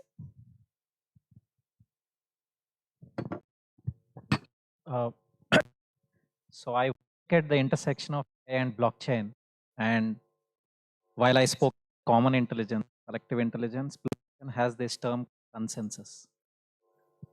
Consensus is a group of people coming together, agreeing on something, and it is programmed self-regulation. Okay, so you can actually program certain agreements in group of people, and as long as those rules are being followed, or agreed thing, or consensus, that common collective decision to do something, incentivize something. I mean, incentivize a contribution or what. Now, what I believe is, if change is happening fast, right, and everything in the world is being programmed, why can't program the governance? And I think that's what protocols are about, right? And the beauty of blockchain, where I have been working for last 7-8 years, is you can actually program, you can make those collective agreements smart contracts, so that everything is verifiable, audit, and traceable. So that way, the digital trust is what is needed. It's need of the hour, AI to really scale. Because let me give a simple example. Today, so far, if you take, humans have been adapting to systems, right? Digital systems. Like you have some form, you need to actually understand and fill it, right? Or you need to understand, if you want to build something, you need to understand the programming language with which the text is built, and then you are adapting. But beauty with AI, the systems are adapting to human, right? I mean, I put a wrong spelling till it tries to understand it, or I can just do a conversation rather than, I mean, just an application or to fill a form or to share to cut something. So the point, so far we've been adapting to digital systems, but now digital systems are adapting to human. But the problem is, if that adaptation is not happening or not anchored in accountability, and it is anchored to trust, I mean truth, then there is a drift.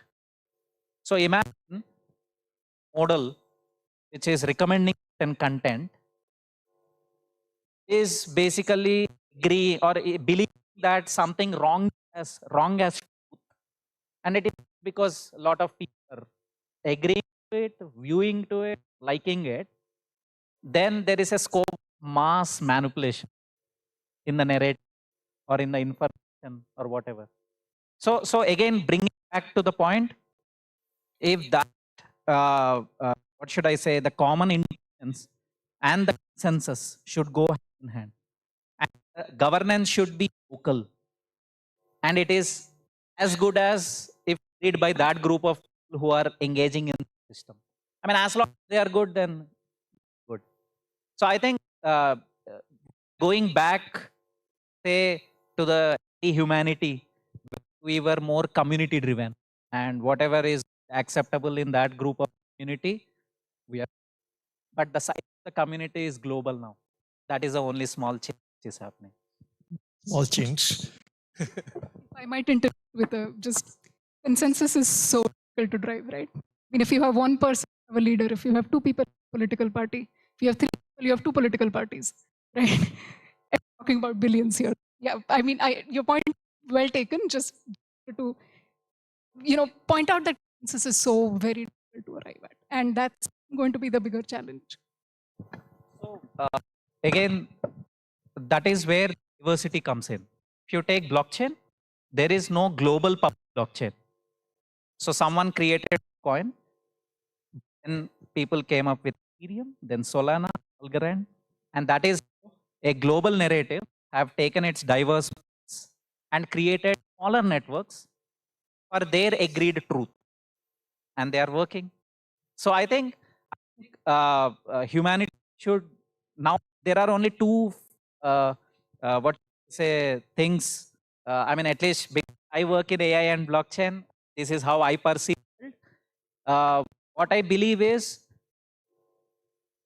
whatever work we are doing today, any work we do today within organizations or for nation or for enterprises, they are becoming more and more commoditized. Because say you created a workflow from all your experience, and AI system is able to infer it and automate it. But the experience, discernment, and the judgment stays with human, right? Now with AI, which is more intangible, which can just grasp the essence of it, how will you stop avoiding commoditization of human experience? And how do you bring that sovereignty to it? That is what we are working at once, where we are using a self-sovereign identity. So every human has a self-sovereign identity, public blockchain. That means it is not controlled by a government. It need not be issued by a government. I mean, the self-regulation. And second, whatever work they do, that done by AI agents, which are trained human. It is like skill twins of you, work twins of you, and you can still own them in a wallet, which is on blockchain. But your AI agent have their identity, which can be issued. So an AI agent can't get a Aadhaar, right? But can get a DID. So now human and their work, their experience, their way of perceiving the world, their way of executing the work, owned, and that own thing can be verified by an enterprise without owning it. So that way, what I believe is identity, common intelligence world will be very, very important to anchor. Otherwise, we all will lose our relevance and just drifting what others are doing, and we're losing our. Yeah, I think it's a very thin line between the regulation. I mean, what the extent or the limit of regulation and what the ability in terms of more openly, and finally boils down to the ethics of AI. I mean, as long as it's on human intervention, you are free to kind of generate algorithms which actually explains much of the things which could not have been explained with the conventional technique. But once it's to human intervention, that is where, for instance, I'll give you an example. Earlier, with one sort of kind of tests, let us say we are doing these or anything. Whereas the report says that please correlate with the clinical findings. So when you are doing a genetic testing on someone, correlate. So now AI actually has the opportunity to integrate all of this. So you integrate their demographic data, their clinical data, their imaging data, their biological data, which is genetics data, other all omics data. And then using some systems biology approaches, one can actually tease out, okay, these are collective 3 or 4 factors which makes one susceptible to disease. Now, if a normal individual has undertaken such kind of an exercise, and you find that the person is susceptible to cancer based on the signature, that is where the regulations comes in. And I think for human interventions, ICMR has guidelines that we cannot reveal things unless otherwise asked for. So those things do exist. I just want to add one thing is just like the previous panel said, inclusion, diversity, regulation, all these non-functional things, just for this audience, students, I think you just focus on what economic value you can deliver. Everything else will sort out and nothing else matters. Right? Can you really find a solution, find a real problem? That is the thing. And then what can you do to solve the problem? Everything else take its path. I know I've got a cue to close soon. Well, I think we've probably got into a heated segment. It would be nice to continue, but let me try to see if we can just do. I would have loved to have a discussion, but let's maybe make it a rapid fire if you don't mind, right? So I'm just going to ask if we have the time, maybe 2 questions, but I'll at least start with 1 question, and maybe if each of you can just give a 1-line answer to the question. Is, let's say we met 5 years from now in exactly the same place in a panel, and hopefully it'll be called the Post-Impact Summit at that point in time. One thing that you'd like to see adopted, an AI adoption in the society that you'd like to have seen. Any of you have the answer first, you can feel free to go first. I'll just come back to the same thing is from, what can be equivalent of UPID, where I can share my health records with my identity, find and share my records, and intelligently, like the health OS can be activated with my record, I'm getting my diagnosis or my pre-diagnosis, right? If that is achievable, that's nirvana, yeah.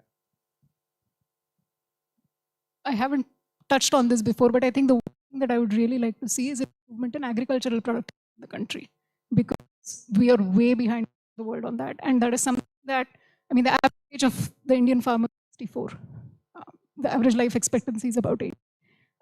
So we're hit up against a major time bomb here. So I hope that in 5 years, we'll be able to say that we are much higher in agricultural productivity because of the adoption of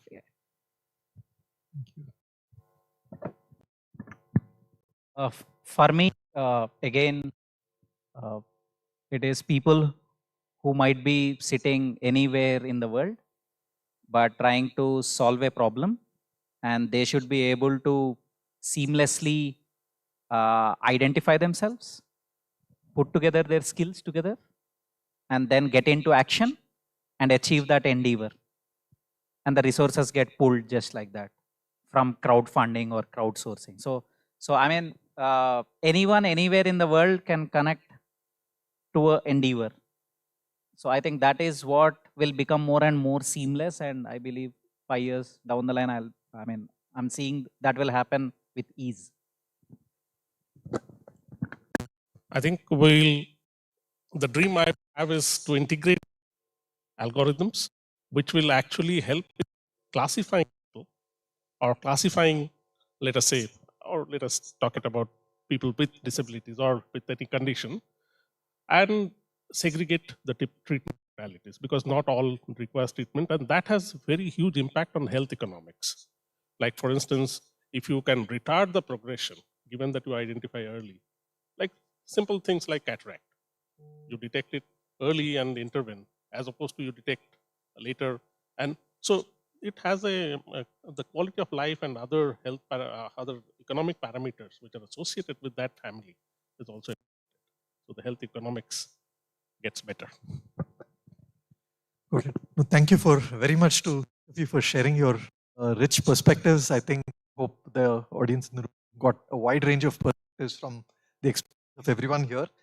I would have loved to continue, but I know that we're everybody from lunch.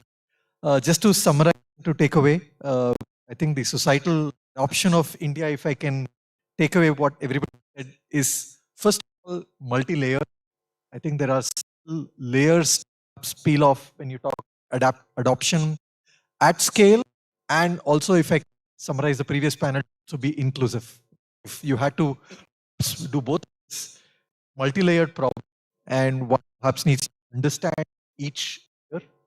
And if I can say, if I can summarize Mr. Shri here is innovate first and relate, like a common theme actually emerged from both panels, if I can say that. I thank the panelists for their agreeing to be here and the perspectives.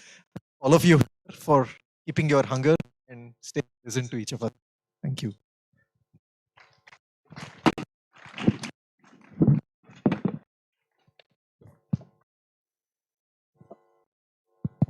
We thank our moderator and panelists for sharing their insightful views and perspective on the opportunities of AI. I would now like to call upon Professor Sumohana sir to kindly come forward and present bouquet and memento as token of appreciation to all our dignitaries.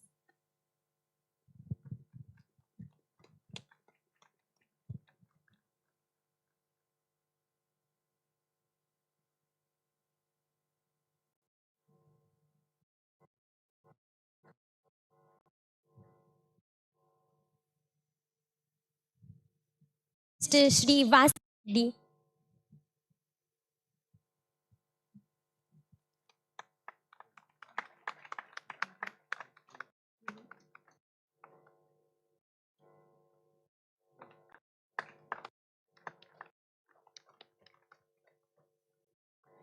Dr. Madhuvanti Kale.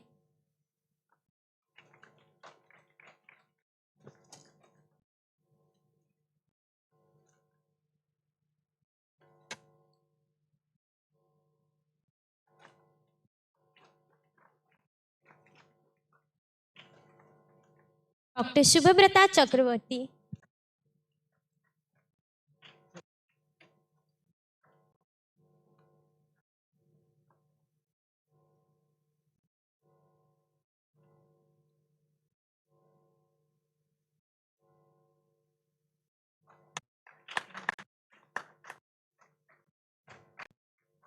Mr. Voti Arvind.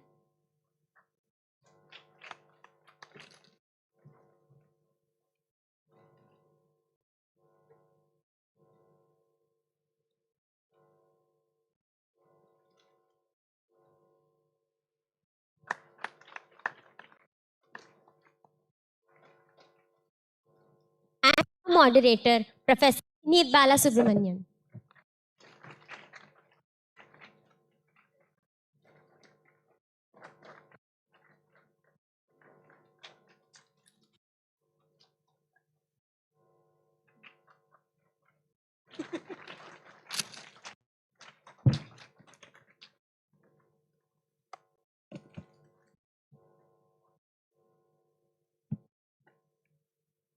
Thank you all panelists. Thank you, audience, for patiently listening. It's now time for a lunch break.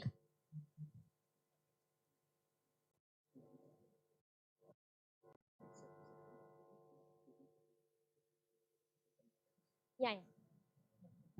Our next set of sessions after the lunch break will be student focused.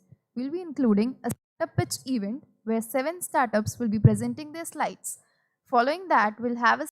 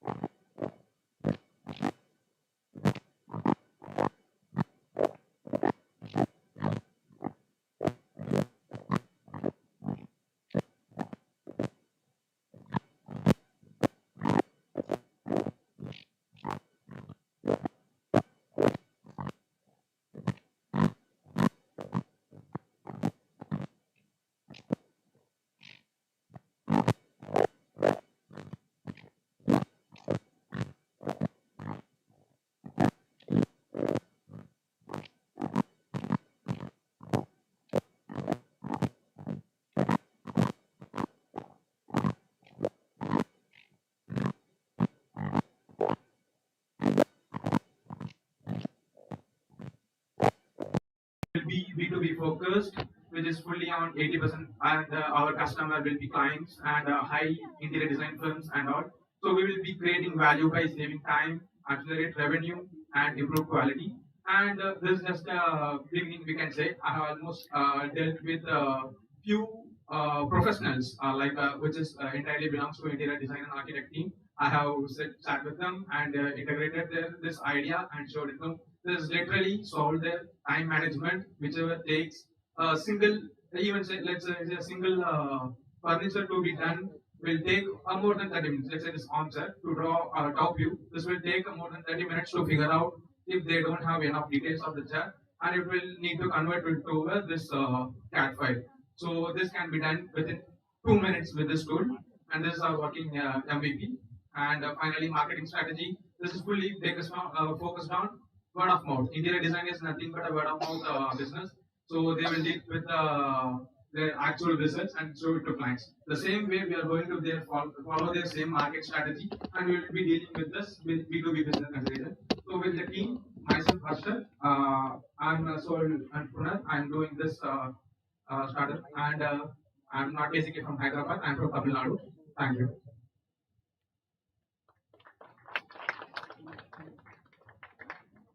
Thank you, Akshay. We would now like to invite our next team, which is Stepception. Please come up onto the stage.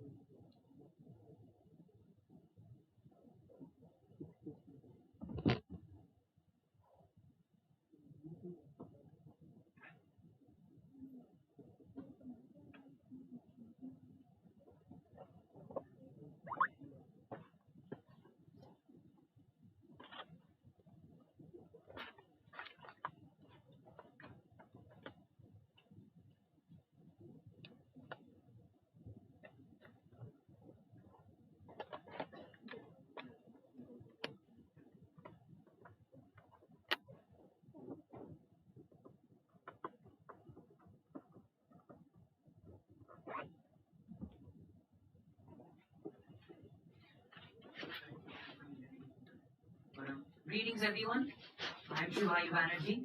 I'm a grade 10 student from Delhi Public School, Nacharam. So I guess these few seconds of silence were a little awkward. Now imagine that this is the reality for their most of the lives, sometimes even the entire lives of over around 63 million people in India and around right now 440 million worldwide. And that number is projected to go through around 700 million people by 2050, according to WHO. Now, I'm sure you must have sometimes had these moments when you were listening to music on your earphones and the music was cut out, or sometimes you're on stage and the microphone cut out. Well, this is the reality which is for so many people, and right now in this space there are really few solutions, and my aim is to build solutions for these people. So I first of all obviously surveyed the community, and we got to know some important insights about how even sign language translators, which have a basic vocabulary, also just 1 to 200 words, are more than enough for actually most sign language users. And we got really good feedback for the kind of prototypes that we showed. This is actually our online service. So Stepception actually consists of solutions in both the online and offline space. This is a PDF, so the video is all working. But basically what we do is on system, we run models which are less than 100 kilobytes, and we're able to translate sign language in real time. So as you can see right now, our largest model has around 170 Indian sign language gestures with 92% accuracy. And without a GPU on the machine, this actually runs at about 0.1 millisecond inference time. So it's deployable even on consumer level hardware. Talking about offline scenarios, this was our very first glove. We started off with glasses with a small camera on the side. However, we realized soon that actually glasses could not catch everything. So we moved on to gloves. Over here, this was a demonstration panel. Again, internet is not that great, so the video is not playing. But then basically what we do is we integrate gloves also along with the camera system, not only to just capture the signs, but to also capture non-manual markers. If you're in a store, you want to buy an item, the AI detects that item. If you're on a menu, then the AI detects that item on that menu. So basically, we're integrating non-manual markers, facial markers, and these kind of things into your system. So we can have smarter translation at instantaneous speed. So the model which is running here is only 70 kilobytes, and its inference on a non-GPU i5 machine is only 0.12 milliseconds. So this is just a little bit history of our current state. So this is our we are currently on our second generation of prototype, which I placed on the table there. Right now it's about 5.2 to 4.4 centimeters, and our next generation is going to be about only the size of a tic tac box. Eventually, we are going to remove the entire glove concept, make it just into what do I say? Just a watch kind of thing with sensors on each fingertips. Our competitive matrix right now, well, we don't have that many people right now in production in the state. So either the only real options would be interpreters, there would be hearing aids. There's right now a UK-based company. There are a few other Indian startups coming up too. They haven't fully hit the market yet. So basically, our idea is to provide live 24/7 cheap and reliable translation at a very low cost. So in India, based upon the number of people who sign and the number of people who are able to afford this, we are charging for the online service about 99 rupees. And recently, when I actually presented this at DJIC's ATS Summit, we actually had lots of people asking us if it was already out available for purchase. So we are getting a good response. Right now, our entire team is to actually work for, what do I say, work with institutions, collect data from them. Coming to our milestones, well, we had some important milestones. We got some funding from T-Hub or Telangana government. I was first place in YSI 11 under Young Scientist India for private categories. And recently, I'm very glad to say that AI Impact Summit, which is actually, well, why we are all here. I ran National 34 in AI Entrepreneur for this, and I'm invited for the final summit on the basis of this summit. Just have a funding. Yeah, and that's it. Thank you. Have a great day. Thank you very much. Now, next of all, we call up a startup called AI.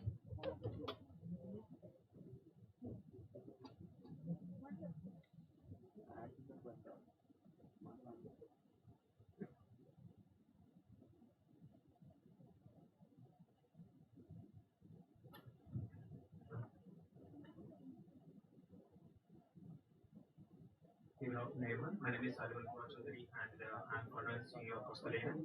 So also, I'm working in a startup in France where it's an entirely French-based startup. And a lot many times when we are investing or if we are trying to expand our company to other countries, like global level, we just face one major issue, that is language barrier. So let's say recently we had a meeting with a Japanese investor, and 30 minutes of the meeting it was, but it took more than 1.5 hours because of mediator between us, the translator, which was quite very long taking time. So the problem which we're currently facing in the market is like you have a business idea, you have a healthcare sector, you have some idea where customers do exist, but you don't know exactly where to find the customers, and they might be some different language, they might be some different country, somewhere or any other place, but it's just the language which is what's stopping you to just not expand beyond that. Okay. Also, we do have few tools in our market, like we're telling the Google Translator, live translator, speech to text, everything is there, but it's quite taking away your identity. Like when you're trying to speak something or you're listening me in English, but there might be a few people who want to listen me in some other language, which they might convert into robotic voice, which we just missing out our identity, our emotion, tone, pitch, everything. So to cover that, to like entirely just you being you, giving your identity, giving your tone, everything, just in any other language. So we introduced Streamlingo, which we're currently in talk with Meta also, Meta for the WhatsApp collaboration, also in the Teams Microsoft to integrate this API in the Teams for communication. Like you can just talk whatever you want with your same emotion, just same pitch tone, everything keeping by yourself, but in different language. So we had a very current, we can see a current solution here, but current solution lacks a lot of things to be going out of the range. Like you might get robotic voice, you might just miss out few words because the AI could understand few stuff. Like you might talking something some advanced term which might lose few of the contrast while you're speaking. But in Streamlingo, we built our own algorithm and our own AI model, which can have very precise accuracy with the precise, very less latency to keep your identity safe, keep your voice, keep your tone, but with a different language. We built it for more than 10 plus languages, and the latency you can see is less than 500 ms. So this thing is going to be launched, like we actually thought of presenting the demo here, but my investor who is from JP Morgan from New York City, he just quite told to not uh, reveal the thing as of now, because in the March, in the April, we are having a launch event for this product, and we are quite launching it very in the big scale. And also, this is the we are going in the two ways. One is using existing AI models, combining it all together, and adding an algorithm to it. It is giving the latency around like 0.9 seconds, and also we are competing with that only with our own model also. That's called Streamlingo, and these two models like we're quite competing with each other so that we can have a better good performance, accuracy, keeping all together at once. So this is our paper recently we published. Like it's going to be published soon also. It's in the February is going to be launched. So after this paper launch, then we are going to release our model to the public with the API key access so they can use it in their software. So this market says every year $4.2 billion is been lost just because some miscommunication which happens only because of language. Now we might have an idea, you might have to present to a Japanese investor, but the translator in between doesn't know how exactly you express. Because only you know how you are expressing yourself, how you're expressing your identity and everything all together. Only you know, but between the translator, his job is to just convert the language without emotion, which is losing all your robustness, your tune, your everything. So that's where more than $4.2 billion every year even lost in healthcare as well, combining everything all together, because when you're trying to also express something which you have a health issue to a doctor who doesn't know the language, will just assume what you have, so which will also cause a problem. So this has quite a huge market level. Also, this is the revenue model which we quite about to keep when it's launch time and it will be released. So these are the current models which we are outbeating. We are competitors of Google, iTranslate from the Apple, and Google just had something which I got to launch in last August, but they couldn't perform it well and they stopped the project. So when maybe this Streamlingo will have impact in the entire global culture of translation, I can say. Well, thank you so much.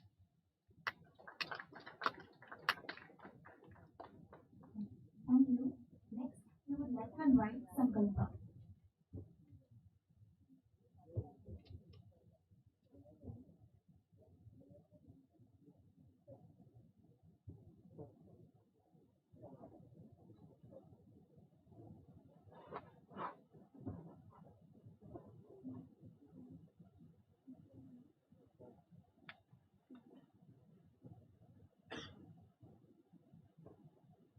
Yeah. Hi everyone.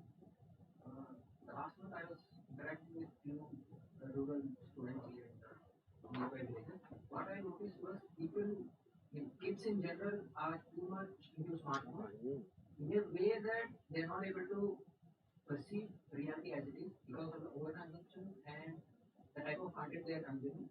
And this is creating a lot of traction between, a lot of friction between parents, students, and teachers. I identified this because I had live experiences with people like students and teachers. The teachers complaining is that the students are not able to have attention span and they are more arrogant, ignorant, and stubborn than students which are maybe 10 years, 12 years before. And also parents, especially in the rural communities, are thinking that if their kid is able to book some online tickets or order groceries online, they're perceiving that it is a form of intelligence instead of able to explain a physics or a science or math concept. So I want to address this issue. I also talk with students. What they're saying is the school is very boring. They're not getting instant dopamine hit every 15 seconds. So they're more interested in going to school just to play or just to talk with their peers. So the problem I propose is, the problem I want to solve is, the edutech companies right now are actually focused on metrics such as retention rates, completion, how much percentage of videos completed per student, and they're not really focusing on how the student is learning, and no one is really measuring how much the student has learned the concept. There is a research showing that video content especially has very minimal effect in learning, which is due to the fact that they're not being given the chance to test what is shown in the video, or they're given examples right enough, or they not ask the right questions so that they can apply or understand what they're actually watching in the video. So we can solve this by creating the DIY kits, something like games, so that they can build on their own and they can learn. Where AI plays a crucial role is when we create these games, DIY kits, and self-learning kits. The AI is particularly trained to work in a way that it is personalized, so that they are backed by psychology. Like there's a methodology called VAK, so every student has a different methodology in learning. So some are visual learners, some are auditory, some are kinesthetic. So we could identify them early and use that knowledge and feed it into the AI. Then the personalized learning can really happen if you could integrate these physical learning kits and the AI with an app or a website, so that the learning will be holistic instead of just passive consumption. The problem is very specific with the rural areas in India, because the parents are not educated enough to monitor their kids or tell their kids what to do and what not to do. My target for is to reduce the screen time and increase the efficiency in a way that if they are using the phone, the parent should be in a state of mind that they're learning something and they can actually explain what they're learning. 1 minute left. So yeah, this is my idea. So this is still in the ideation stage, and I'm actively engaging with different types of people and different types of people around the villages and all. So I was still trying to figure out how can I make this a big impact in the society. Thank you. Thank you so much. Now, next we would like to call upon team Chota Vakil.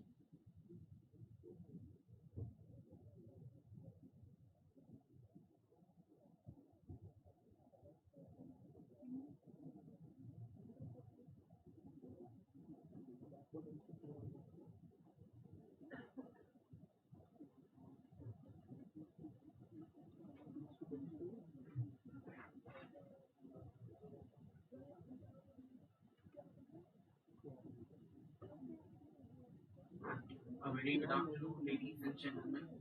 I have been observing that most of you are sleepy because of the post lunch. Come on, let's dive into the innovation. Presenting you Chota Vakil, India's first civic and legal intelligence platform. I'm Murty Dr, founder of Chota Vakil. India is home to nearly 600 plus million youth in India, and nearly there are 800 plus millions internet users which are being using in India. Do you know India is a leader in DPI projects such as Aadhaar, UPI, and digital locker. But where are we facing this gap? We are facing this gap where there is no legal education, where there is no ethical use, where there is no judgment and preparedness for the children. And do you know 95% of the students lacked in digital rights education. And interestingly, the facts are that nearly 1.2 trillion rupees were lost because of the digital fraud, and primarily the target was youth. Coming to why this problem is occurring. The major gap is in the education industry in the schools. Why schools are focusing only on the rote learning. They are only focusing on marks. They are not focusing on what child is learning, how we will create an impact, and how we can create a difference. And as we are in the age of AI, where AI is evolving in 2023, 2022, this ChatGPT was launched. And now in 2026, we are using AI in everything. And in upcoming years, in 2030, AI will be integrated with everything what we use. But we should teach the children how to use technology for themselves. As one of my fellow mates, he mentioned the parents are thinking if their children are using smartphone, it is intelligent. It is dangerous and disastrous without using any knowledge and without having prior education.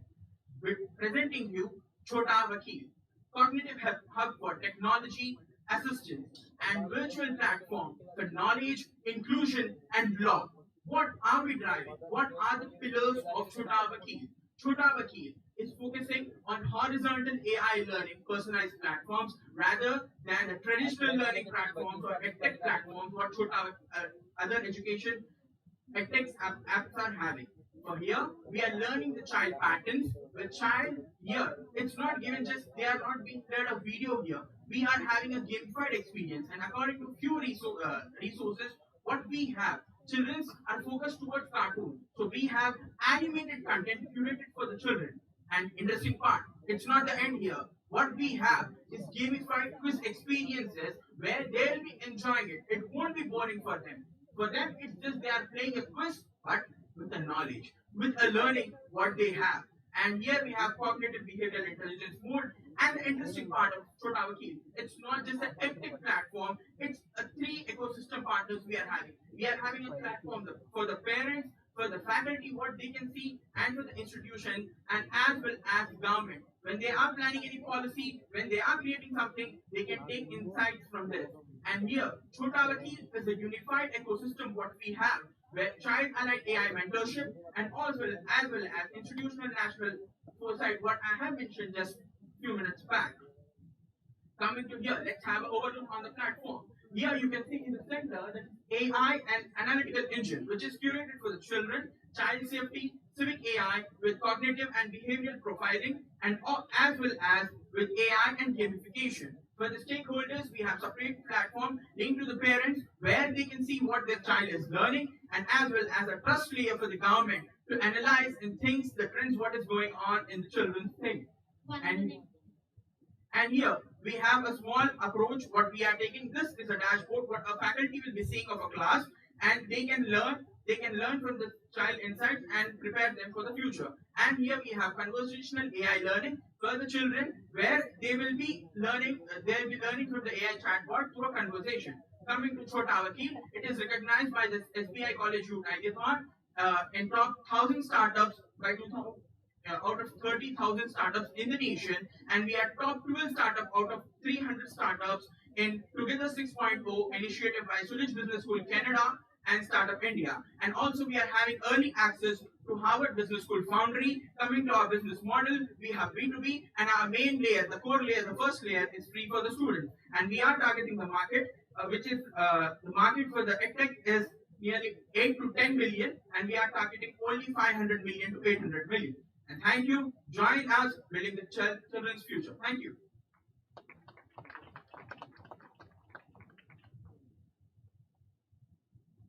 Thank you. Now, we would like to call upon our next team, Alien Innovation.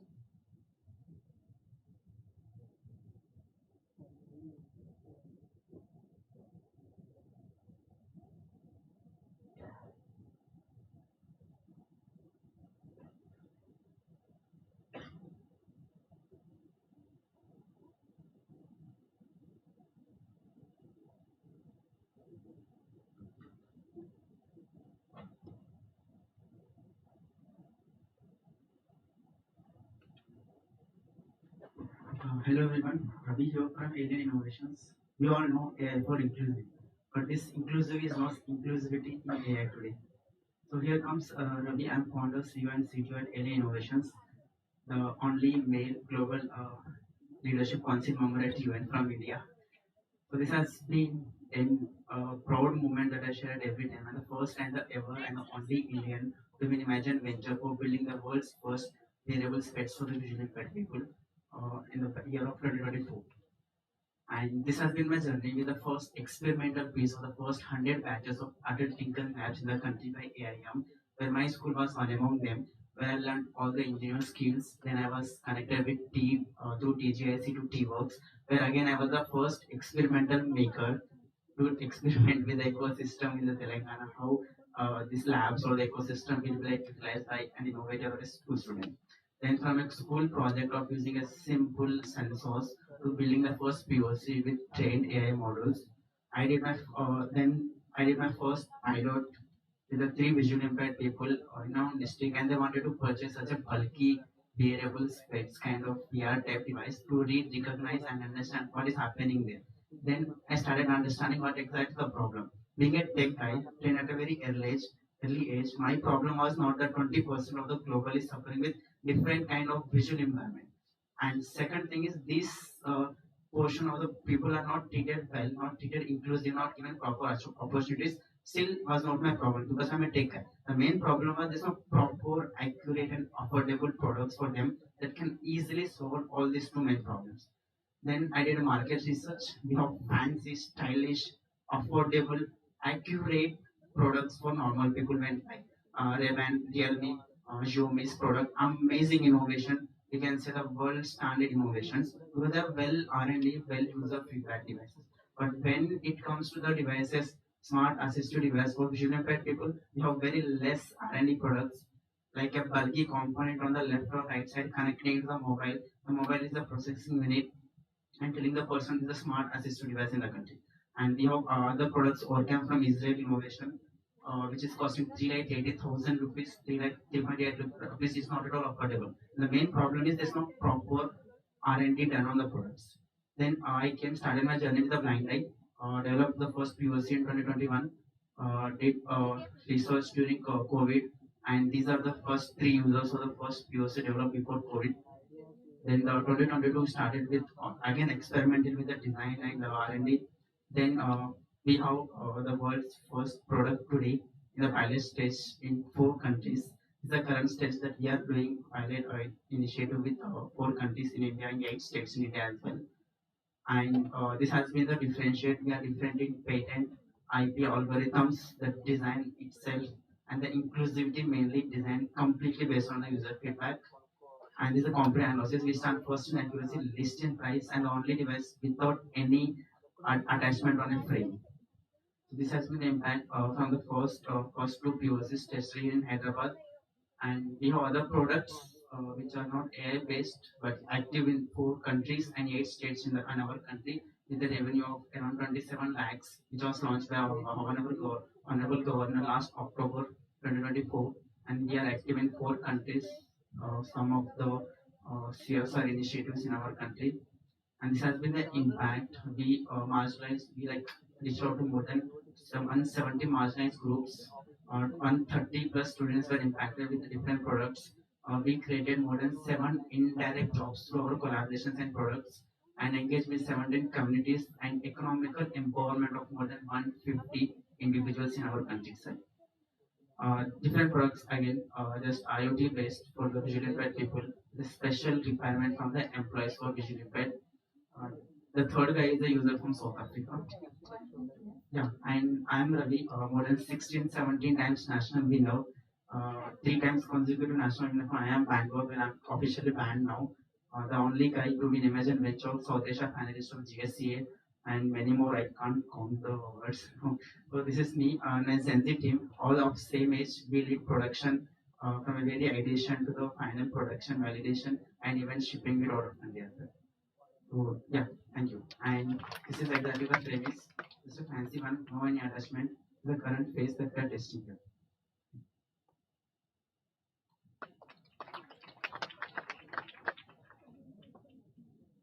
Thank you so much, Team AI Innovation. Now, we would like to call upon our next team, Cemex AI.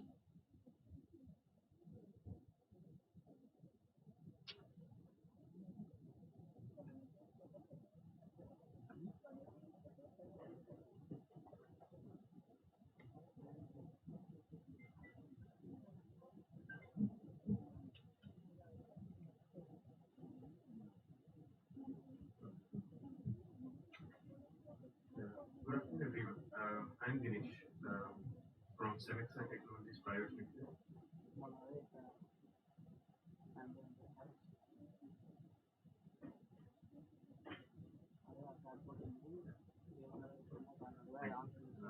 So we work on one fundamental problem. AI is scaling fast, but the infrastructure is breaking faster. So today, AI is no longer limited by the algorithms. It's limited by the power, heat, and the water. So these are the three factors that is affecting the sustainability and questioning the scaling of AI. So we are exactly trying to solve that, the infrastructure layer of large-scale AI. So and coming to the AI demand, you can see like by 2030 we would be having like 10 billion plus AI-enabled devices. So this isn't ChatGPT style occasional usage. So it is agentic AI running 24/7. So cars, drones, factories, grids, all need like always on perception, planning and control with sub 20 millisecond kind of a latency. This means inference dominates, not the training. So as a result, compute demand is growing exponentially. No longer it's linear. And but today's data centers are hitting hard.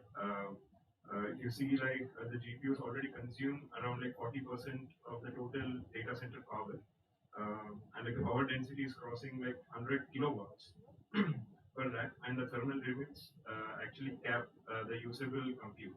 So the cooling alone like eats like 25 to 33% of data center energy, and the grid constraints like the delay new data center approvals, like questioning the sustainability goals. So simply adding more flops no longer scales the AI. So and and this is no longer the problem of the cost.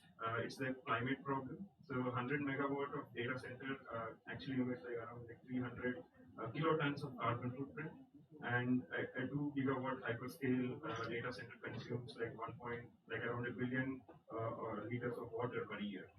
So, and the ESG regulations are tightening, and the AI infrastructure is under environmental scrutiny.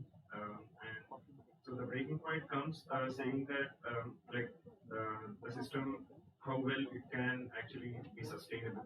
So the grid upgrades actually take like 5 to 10 years. Water permits are blocking the expansions, and the hyperscalers are now now rank energy as their number one risk. So if nothing changes, like the AI growth itself stalls. So, and the core insight is here the chip only optimizations can give you like 2 to 3 times kind of an energy efficiency. Only a software kind of an optimization gives you 1 to 2 times kind of an efficiency. So cooling only gains are marginal, so they are not so efficient. So real breakthrough comes only from the system level design. So where like power, thermal behavior, and the workload are optimized together. So AI is not just a compute. So infrastructure actually defines the intelligence. So and here is the vision of Cinex AI. So I'm just holding like one of the chip like what we designed here. So it is an AI chip. So it is actually funded by Ministry of Electronics. So they actually gave like the Indian Defense and the Ministry like together almost $1 million fund to develop such proof of concepts and like to go for the MVP stage. So now we are scaling up and building like agentic AI chips, which is like 20 times energy efficient, and we are building the compiled level optimizations where we are having like 4 to 5 times kind of an energy efficiency by compressing and optimization of the AI models. And on the runtime intelligence, like while the AI is running on the data centers, like we are reducing the total power with the dynamic scheduling and like other advanced techniques. And finally, the water circularity, we are bringing in the nanomaterials in like where the wastewater reject is again reused, and we are not essentially like throwing away the water what we are using, but we are actually recycling it and again reusing it. So hence, like making the data center more renewable ready, and every solution what you're seeing like currently we are working with few industries like the agentic AI chips we are working for it with ARM Corporation UK, and the compile time intelligence we are working with AMD and Qualcomm, and the runtime intelligence like we hold a Japanese patent with few Japanese companies out there, and the water circularity we have a footprint in UK as well. So recently the Prime Minister of UK has mentioned about a joint venture like we are associated with another startup from India. So, well, and coming to the GTM, we are actually selling out our software stack to the current data centers for the pilots. and we are actually saving their total operational expenses and taking a cut from that. And through this, like, we are funding our company for next 1 year to 1.5 years. And while this is happening, we are actually building the AI chips. So since like the chip design takes time, it is a costly affair. So we are raising the funds in like multiple countries, like including Middle East and USA, UK. Um, yeah, and like we are co-founders. I myself, I'm doing like as a CEO to this company, and like I'm having my professor on board. And a well-wisher like from the industry, like he has like around 2 decades of experience in the IC design, and we are associated with these companies like from past few years. And yeah, like we've been winning a lot of awards like for the chip design, and also and like we are getting like a lot of funds from different companies to develop such solutions. Thank you.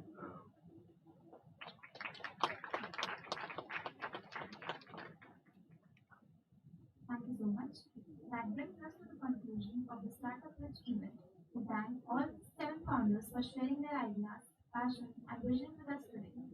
Each pitch offered a unique perspective on how AI can be leveraged responsibly and inclusively.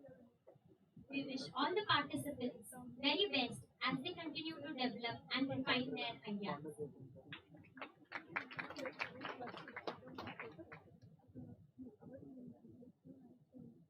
The results for this AI Startup Pitch event will be declared after the AI and E event. Till then, all the participants stay along with us.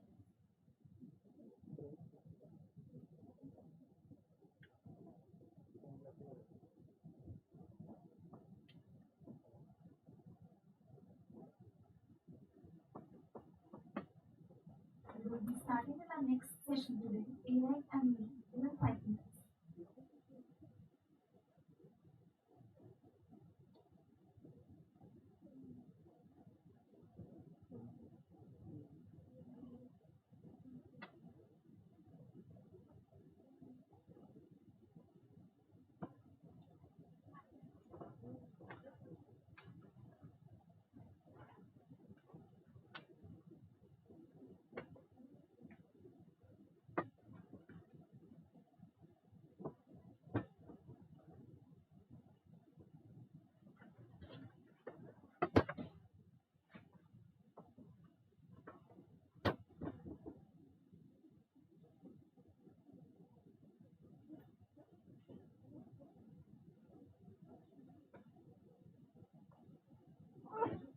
I kindly request all the student presenters for the upcoming AI and Me event to be present here and come forward. Tanvish, S. Amrita Vashini, Geeta Shri, G. Kaveri, Yashasvi, S. Vinutna, Rajkumar, K. Tejaswini Sanjana, and Shubhai Banerjee.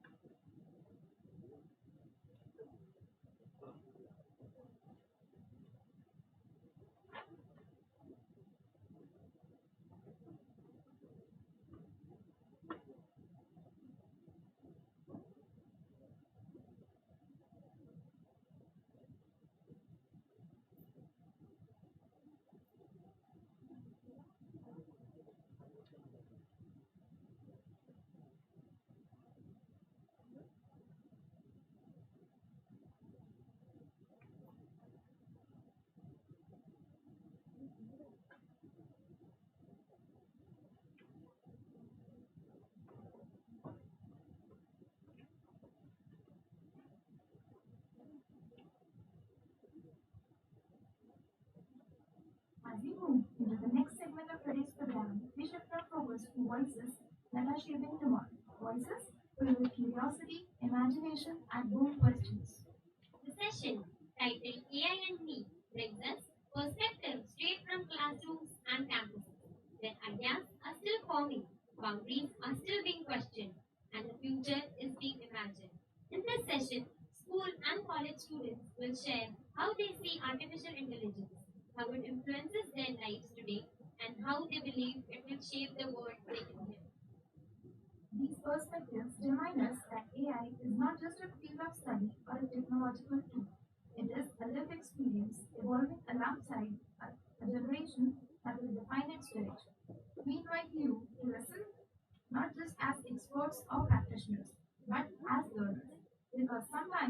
most powerful insights come from fresh eyes and fearless thinking. Let us welcome our student speakers as they share their thoughts, ideas, and aspirations. First, I would like to call upon Tanvish.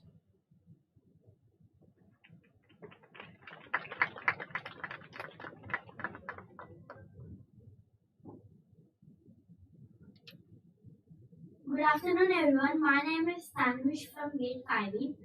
I am from Fusion International School.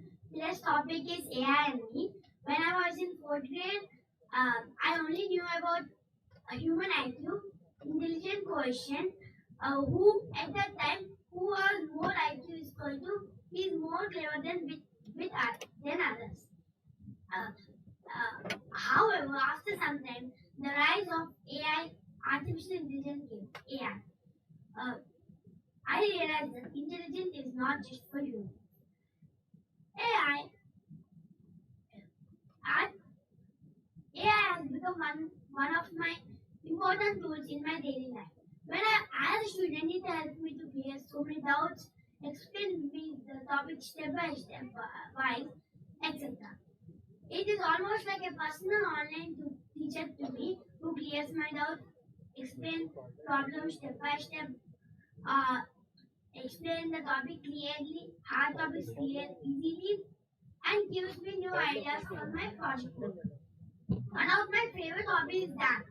If any latest songs come, AI helps me to find out the hook steps and the harsh steps. And I am a cricket lover. I watch cricket so much. When I went to any occasion or outside, if I miss the match, I'll ask AI for a quick recap of the match. I heard that using AI robots, that they are using AI robots which are almost similar to humans, which are doing various activities like cooking, teaching, speaking, doing the household works, office works, etc. It would be even more useful if it can predict the natural disaster like typhoon, hurricane, droughts, earthquake, etc. And it would be even more useful if there would be an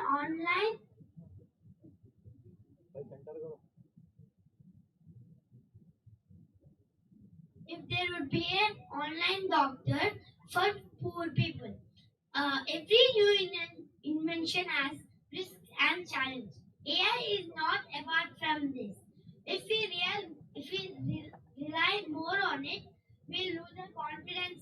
Speaking, reading, listening skills maybe weaken, and even AI does not have a thinking ability. It just grabs all the information from the internet and it places in front of it. Sometimes it may be wrong, so we have to use our own judgment. We can't trust AI totally because our parents and teachers can explain anything easily. But there'll be a situation where I have to explain any topic without internet, and AI is internet dependent. Last, AI is not trustworthy. All the questions we ask are stored in the backup plan. We can't over depend on AI as we can suppress our ability of thinking deeply and reasoning writing skill. In addition, nowadays companies are using advanced level of AI systems which can be replaced by humans, and people might lose job opportunities. AI are creating robots which can do complex actions and reduce the need of humans. So we have to be careful and we have to use AI wisely. In conclusion, AI should be used wisely, but it should not be replaced by us. Last but not the least, AI should be used as a ladder to achieve our goal, but it should not be replaced by our by our skills of problem solving and creativity. Thank you.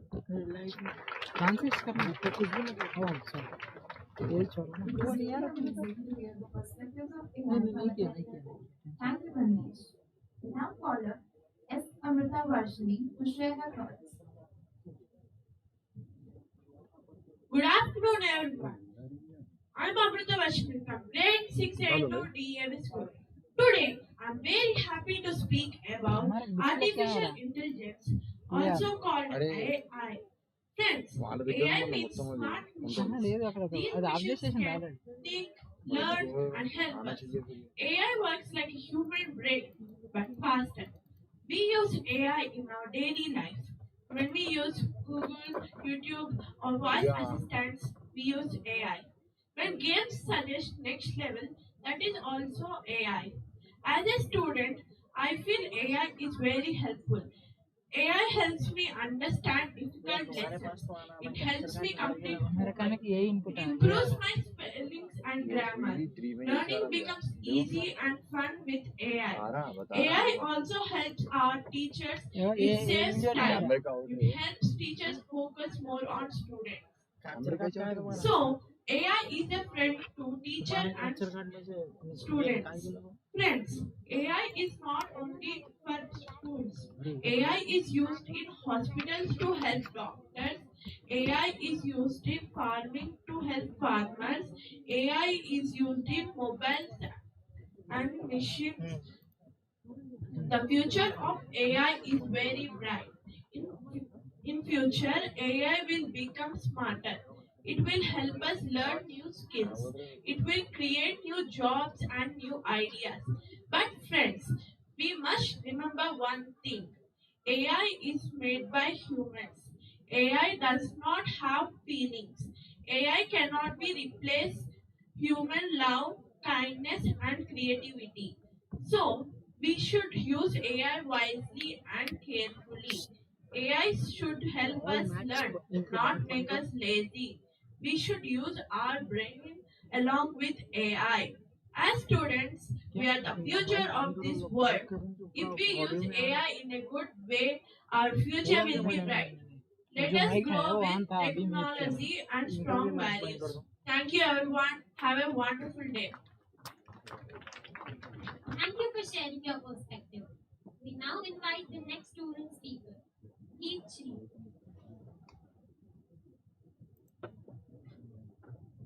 Good morning, respected judges, teachers, and everyone present here.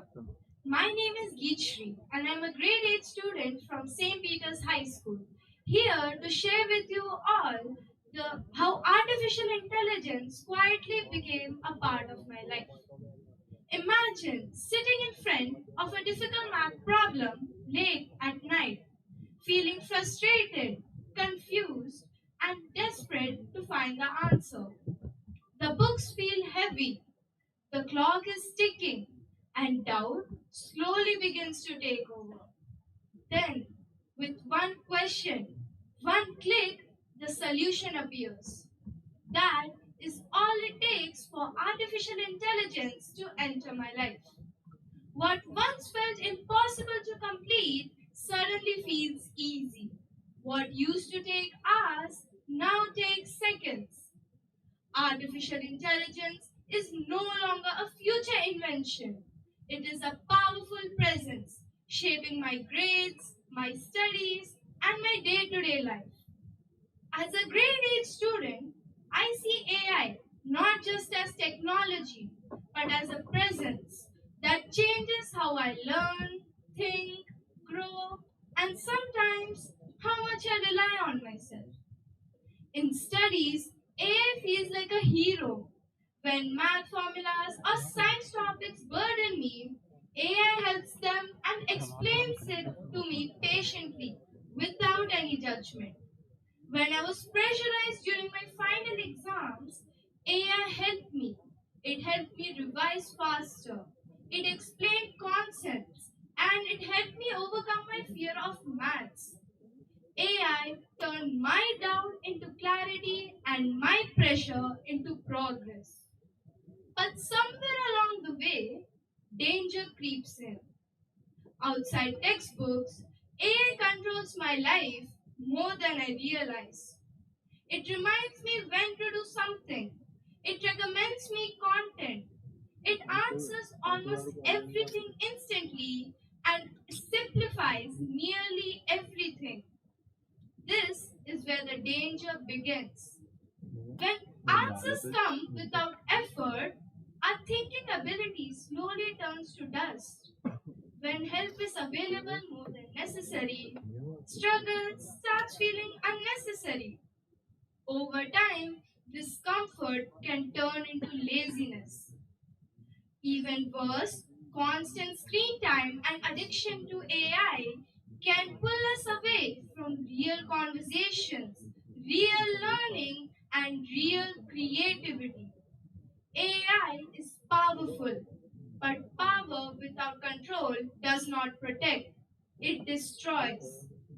That is why responsibility matters more than intelligence. AI always must remain a guide, never a replacement.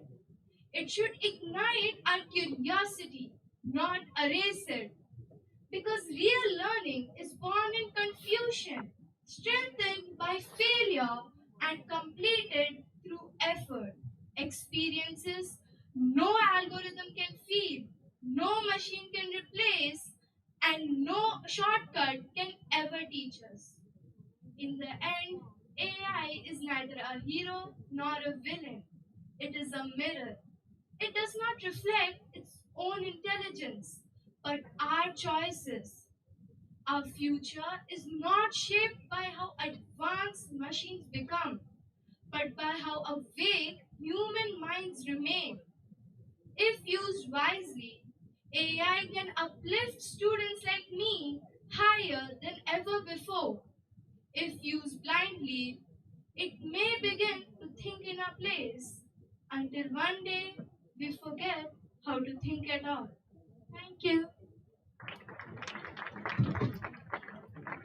Thank you, Gayatri, for presenting your ideas so clearly.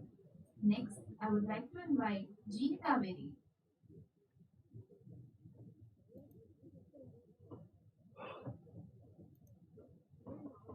Respected dignitaries and good evening to everyone. This is Kaveri. This is Kaveri from TGTW Jesse Girls Hanamkonda College. I am studying 11th standard first year intermediate. When I joined class 11, I felt scared.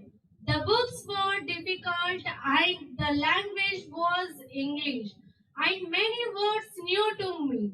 I come from tribal background and at home we speak our own language. In school teachers explain well, but still I felt I was behind others.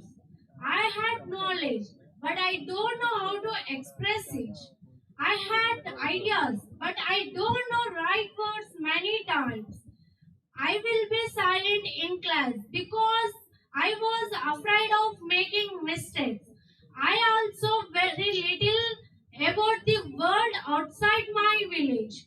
I had less awareness about careers, colleges, and opportunities. I thought learning was just passing the exams.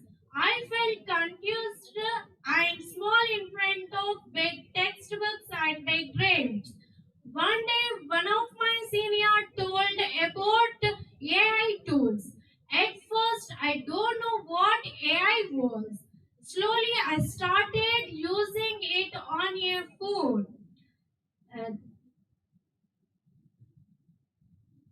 That was the first line that learning was could be different. AI became like a handy teacher for me. When I did not understand a lesson, I asked to AI to explain it in a simple words. It never got angry, it never got laughed at my mistakes. AI also became like a virtual parent. When I felt confused or worried about studies, I searched and read the explanation that made me calm. It guided me step by step like someone holding my me, AI was just not a machine. It was a guide who helped me learn at on my speed. AI helped me improve my English a lot. I started writing small sentences and I asked to AI to correct them. Slowly, I learned how to frame ideas in English.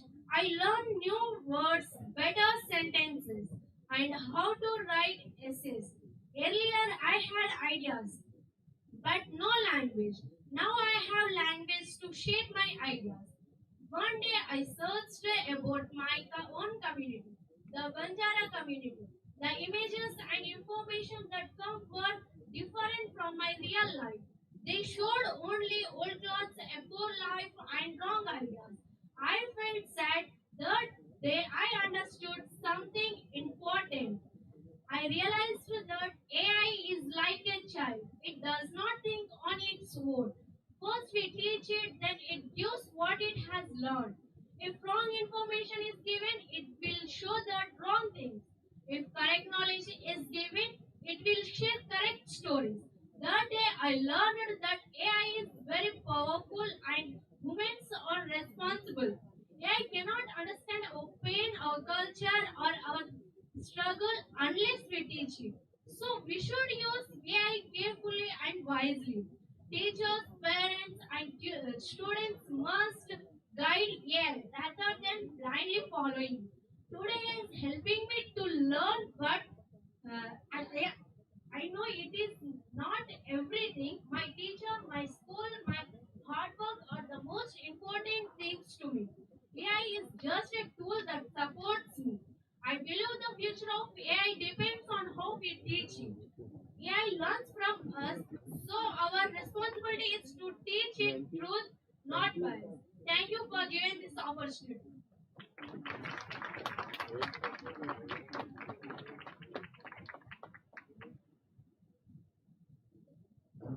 Thank you so much for sharing your perspective. Now, we call upon Yashasvi.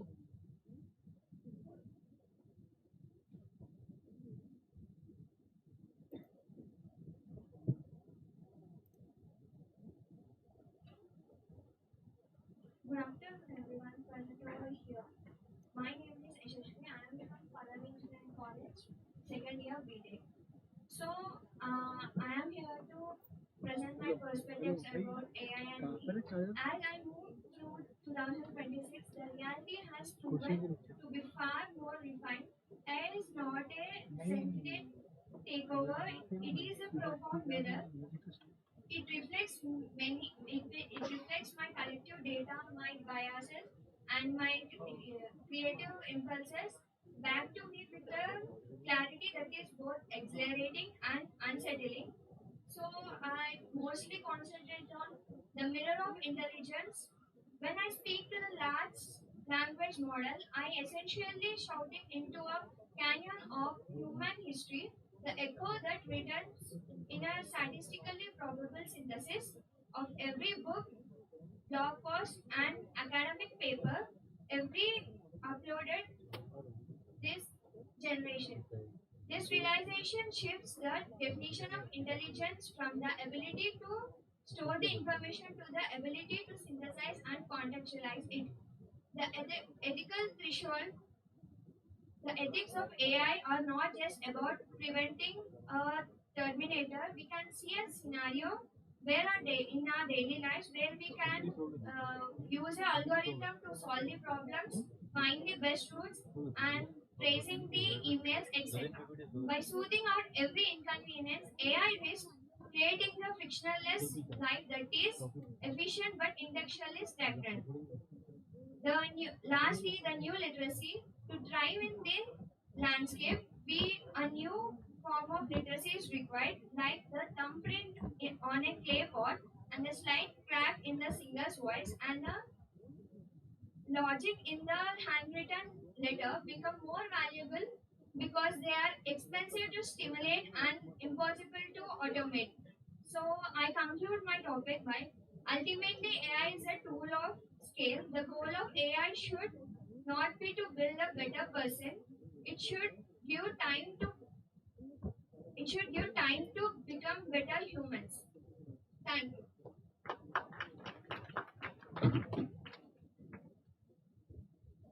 Thank you. A great reminder of how we can use AI to amplify our own human potential.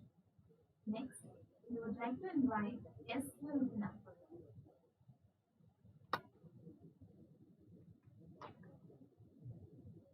Good afternoon, everyone. I'm Yurina. I'm from Murty Engineering College, from the Department of AI. So, today I'm going to speak about AI and me. I say that AI is not something that replaces human, but I will say that I can give a confirmation that AI acts like a mirror where we can reflect our thoughts, our actions, and how we think and how we trust. So, my reflection is based on three aspects: learning, decision making, and boundaries of AI. So, in my learning, AI significantly reduced the effort required for reading and understanding capabilities of mine. So, like when the information was instant and available for me, I too much relied on AI and reduced my thinking process, capabilities of thinking, critical thinking, and many more. So, even I lost the patience to read a one line of 5 lines of paragraph. Later, I understood that this experience aligns with the research called cognitive offloading. In simple terms, it means shifting the mental effort to the tools instead of uh, instead of depending on ourselves. So I can say that, let me give an example of that. See, like for my COA, I have the ChatGPT for the answers, and it gave the half knowledge answers. And that exam I didn't written well. Later, I understood that depending on AI is not that good. We have to not blindly depend on AI, but we have to consciously use it. We are the responsible for the one we use it. By learning, AI can strengthen or weaken us. It all depends on the user, how we use it. So next, I want to talk about trust, dependence, and decision making. AI how I approach the making important decisions. When the uncertainty comes, I trust the AI and I ask everything to AI. And like example, I recently saw an internship offer letter from LinkedIn. There are many requirements. I not read anything and just gave to AI. So it simply told that yes, you are not eligible for this. Why? The requirements which I had for myself. Like I not told the skills which I have for myself. So like that, AI aims for clarity, according to me. If we give the clarity of the information, accurate input, then we get the accurate output. So even that, we have to not trust AI blindly, but we have even here I can say that it all depends on user how consciously we use it, right? So next, like even this experience, the behavior is known as automation bias, where the tendency to trust automated systems, even with their conclusions, are based on incomplete or limited information. So I was reading an article which finds that many people in India are increasingly relying on AI tools for doctors, which is proving dangerous. AI often gives false reassurance or incomplete information, leading people to delay seeking proper medical care. Doctors report that patients frequently arrive late when conditions are getting worse. So this is all because of how we trust AI. And the decision making should be from even our side. The AI should not make the decisions for us. So next, the most important I experienced is I understood the boundaries of AI. The most realization of me understanding the boundary between human and AI. Even with a clear discussion, AI cannot think in multiple directions as a human can. It can only think in one direction. See, like a human can think in multiple ways, rethink, like self-awareness can be have by the user or human. But AI can't think in multiple directions or it can't have a self-awareness. This is called as metacognition, where lack of meta thinking is there in AI. Even scientists have, even researchers have proved that. So I just want to conclude that uh, AI can improve efficiency, offer guidance, and provide clarity. But it does not replace self-awareness, critical thinking, or meta thinking. It mirrors how consciously we use it. When we use it responsibly, AI can be a stronger partner. But when we use it blindly, AI can reduce our thinking effort. So I want to conclude with a quote that AI can answer the questions, but the human, we can question the answers. Thank you. Thank you for breaking down how these tools are becoming your daily partner in life. Now, we would like to call upon Rajkumar.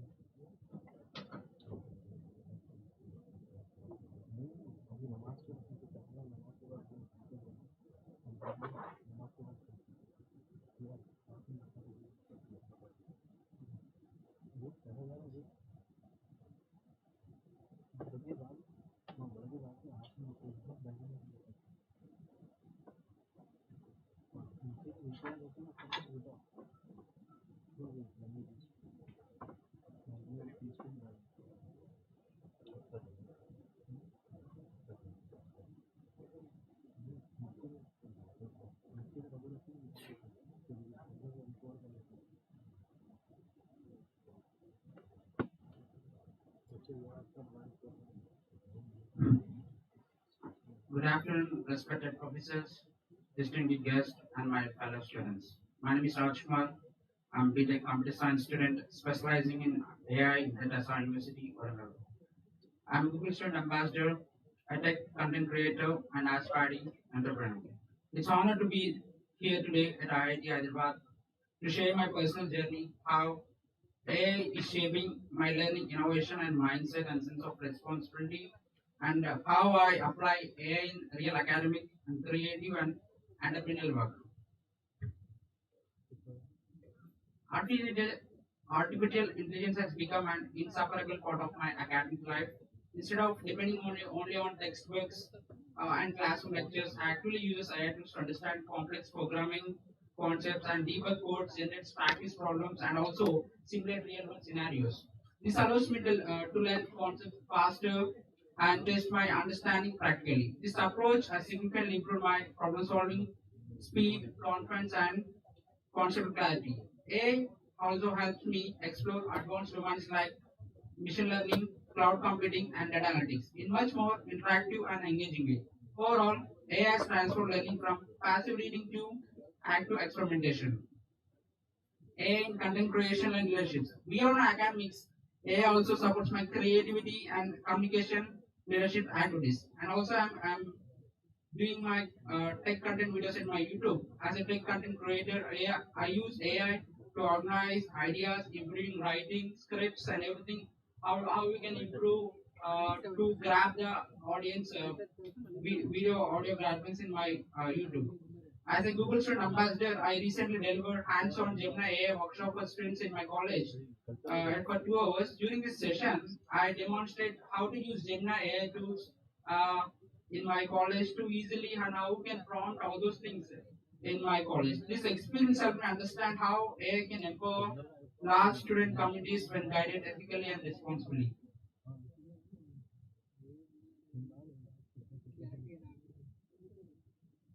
AI in startup innovation. AI also helps a critical role in my entrepreneurial journey. I'm developing a startup idea called Fin360, a AI-powered financial intelligence platform that helps users track and analyze loans, investments, insurance expenses, and credit profiles in one unified dashboard. I created a demo version of Fin360 using an AI tool for UI design, feature planning, workload modeling, and rapid prototyping. This demonstrates AI significantly accelerate innovation, reduce development costs, and lower entry barriers for young founders. Fin360 also reflects my belief that AI can democratize access to financial intelligence and empower individuals to make informed decisions. And we coming to the impact risk in the finance, where I usually go back to internet, what's happening on finance. Today I want to talk something on AI. So I make a note of them, what's happening in finance in AI. In finance in AI, impact on domain because of people's savings, security, and future stability depend directly on system accuracy and reliability. A well-known real-world example, Knight Capital Group incident in 2012. Due to software deployment error in an automated trading system, unintended trades were executed automatically. In about 45 minutes, the company lost around $440 million, and the organization almost collapsed and closed the company. And this happened because of weak safety controls, lack of layered human oversight, and extensive dependencies on automation without sufficient safeguards. And AI impact on society and creativity. I usually create some content using an AI in my YT. AI also democratized content creation and made powerful creative tools accessible to millions of people. However, this rapid accessibility also introduced challenges such as misinformation, deepfakes, reduced originality, and the addition of trust in digital platforms. To balance innovation with responsibility, we must clearly label AI-generated content, encourage authenticity, creativity, and promote strong digital literacy among the users. AI should empower human creativity rather than replacing it.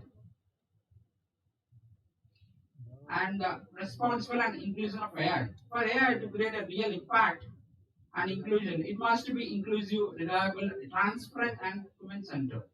Building responsible AI requires expandable systems, ethical data, governance, bias mitigation, and continuous monitoring. Cybersecurity safeguards and strong institutional oversight, especially in critical domains like finance and the healthcare and public services. In my startup idea, Fins 360 AI provides intelligent recommendations, but the final decision always remains with the user, because we need to not share the personal details in the ChatGPT or Gemini or use chatbot tools. And also, before I am taking a decision, we'll also what should we do, what not we do while using a chatbot. It is very important. And coming to the conclusion, in summary, AI has transformed how I learn, create, and innovate.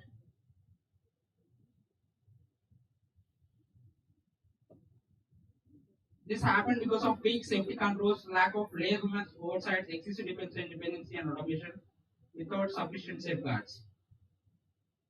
And thank you for this opportunity. Thank you.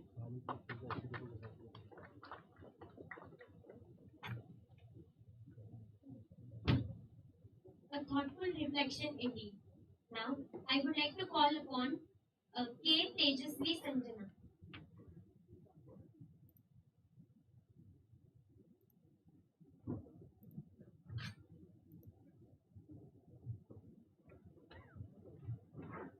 Good afternoon to the respected faculty, researchers, and AI enthusiasts, and the learners here. I am at the IIT Hyderabad, and as I am a medical student presenting here, so my usual workplace is the hospital wards and the patient.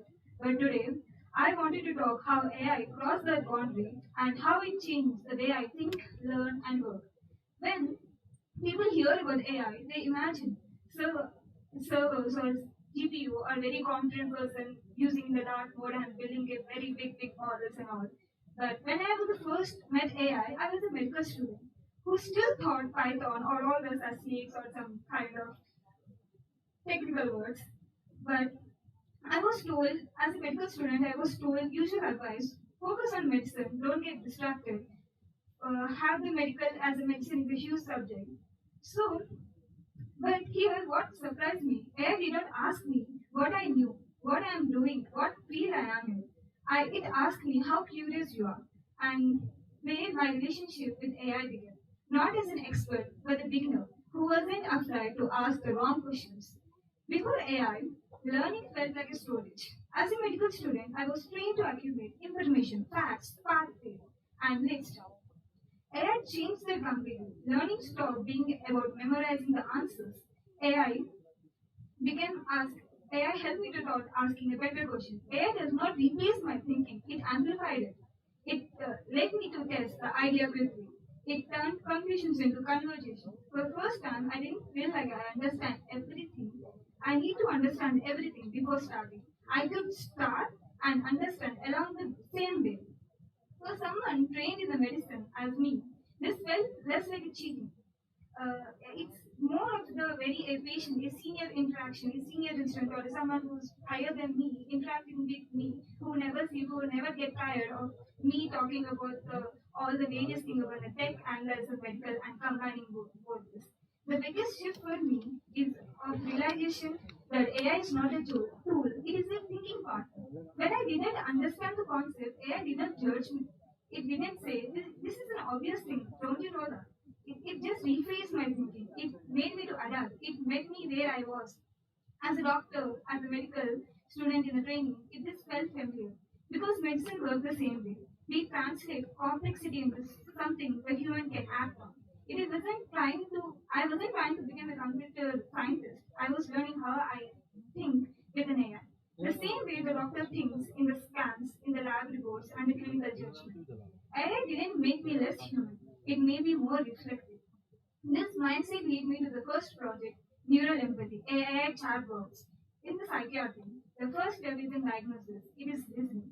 I wanted to see if AI could be designed to respond, not correctly, but humanly. Technically, I was underqualified. Medically, I understood the problem deeply. So I worked with AI, I corrected its tune, I challenged its assumption, I trained the way we train the interns. We feed with the feedback, context, and lots of patience. Now I'm working on the CNN model imaging of on the cancer. I still don't know how the maths work here, how to code, and all this. I'm learning in the process with the help of AI. But medicine trained me to this, to accumulate both of this, and AI helped me in the technical terms. I troubleshoot, I rule out the cause. AI handle the scale and speed which I can progress to.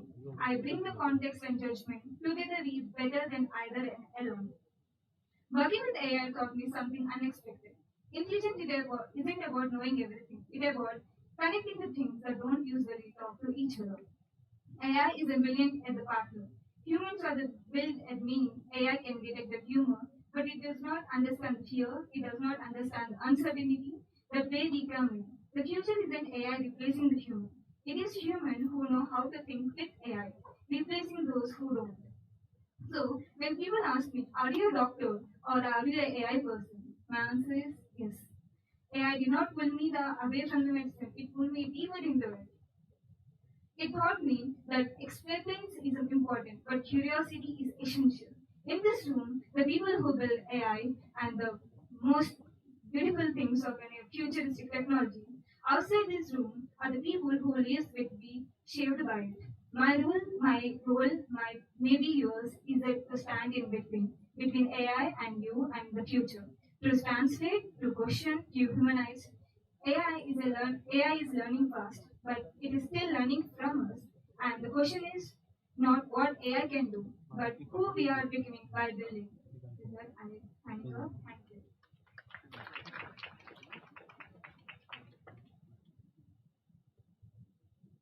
Thank you, Tejasvi. Now I would like to call upon Shubhayu Banerjee.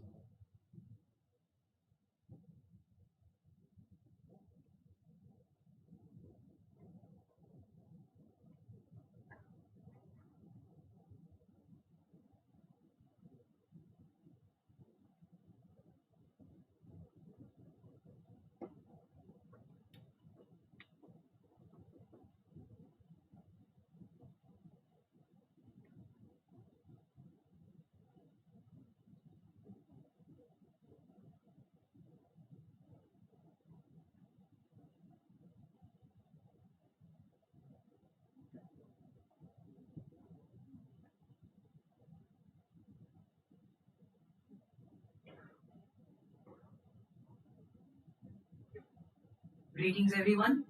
I'm Shivai Banerjee. I'm a grade 10 student from Delhi Public School, Nachra. And as everyone has been talking about since the past few, I guess, half an hour or so, the topic is AI and me. I have experience as being a leader in AISC, where me, along with some other leaders, have taught students of India, around 60,000 strong, around the nation for about 6 months. And from that perspective and experience, I would like to not only talk about AI and me, but also AI and you, AI and us. How you can also use AI to improve your life. So, getting into AI, I'm sure a lot of you have heard the terms such as the innovators, the early adopters, the early majority, late majority, and laggards. Something that I'd like to say from my personal experience in AI is that I started it around 2022 when I was about in well, 7th grade. All right, and I just got ChatGPT. I just got to know about ChatGPT as well. I guess most of us started with ChatGPT. It was a new tool. It was a cool tool. It was not that capable at the time. I thought it was something, like a good homework solving machine, as I guess a lot of us students thought at the time. For about a year or two, I did not get into AI that seriously. So I would definitely say that to be a successful user of AI, or at least make improvements in your life with AI, you definitely do not need to be an innovator or early adopter at the very beginning. Being an early adopter does not necessarily mean that you're going to succeed big, and being a late adopter does not necessarily mean you're going to fail, in my experience.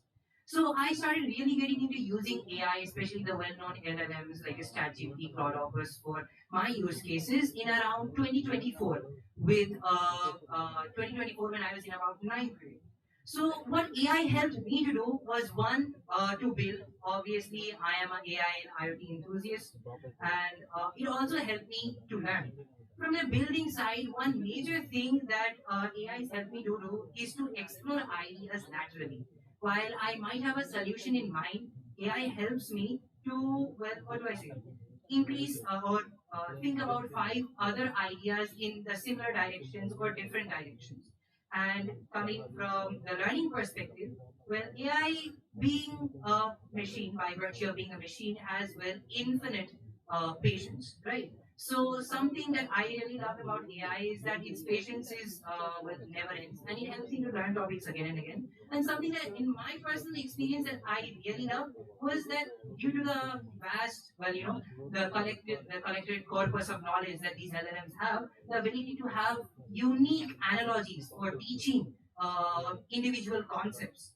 Now, what do I think about AI is coming next is, well, obviously we're going to have smarter models, faster models, more efficient models. Other than that, I think AI is going to start being built by the people themselves. AI should be human based.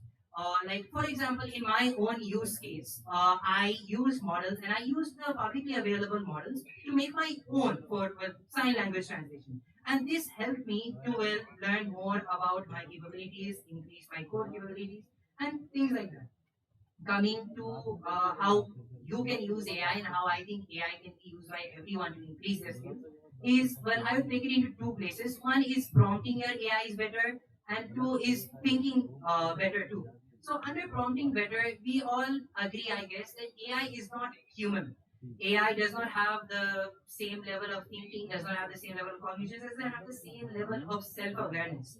So when you talk to AI, even though it might give human-like responses, AI needs to be talked like an AI, like a machine. You need to be able to A, define your goals clearly, B, ask the model to not give a solution, but rather to give ideas upon which you think solutions and which you think largely can work. Because something I think that a lot of you must have noticed, and something that I actually noticed too, was AI is very agreeable and doesn't like calling out itself on mistakes. So, for example, once I was asking ChatGPT to give me past 5 years rain data of Telangana, and it gave me a table. I was writing it for my homework. And then after I wrote it, I'm seeing that it's not matching with the real data, right? And then after I said it, it's like, you're absolutely right for calling that out. I am wrong. I'm so sorry. Let me collect the real data. So yeah, we need to be very cautious when we are using AI. And if we can, then I would definitely suggest from personal experience, use Google Scholar, and verifiable facts. Use AI something more for like thinking and exploration of ideas. And about the idea of thinking better, not only do you as a user need to be able to think better, but you need to learn about how your AI thinks too. Everyone prompts their models a little differently. Everyone works with their AIs a little differently. And you need to find out what works best with you. Make sure that your AI is not too agreeable with you, because that doesn't really lead to good outcomes. Finally, I would like to say in conclusion that, well, AI is a wonderful tool that all of us can use, and all of us can, what do I say, increase our capabilities, increase our speed and efficiency. But at the end of the day, AI needs to be used extremely carefully. AI needs to be used by thinking to increase the ways you think, to increase the multiple prongs of thinking. And in this way, Well, I would say that AI is very useful. And lastly, just before I close, as one important thing, as we were all discuss about right now with the rise of AI, is definitely all the risks of AI. And while there are definitely futures in which I would say AI may become conscious and then takes over, I would say that's a little bit far fetched. And as well discussed already, it's most important that you are able to think for yourself, because way before AI gains consciousness and takes over, we will be our own downfall if we don't learn how to think for ourselves and we forget how to think to AI. Thank you. Hope you learned something. Okay. Thank you, Shivayu. That brings us to the conclusion of AI and me session. We sincerely thank all our student speakers for their honesty, creativity, and vision. Let us wait 5 more minutes for the results to be declared. Till our judges evaluate your performances. We'll get back to you in 5 minutes.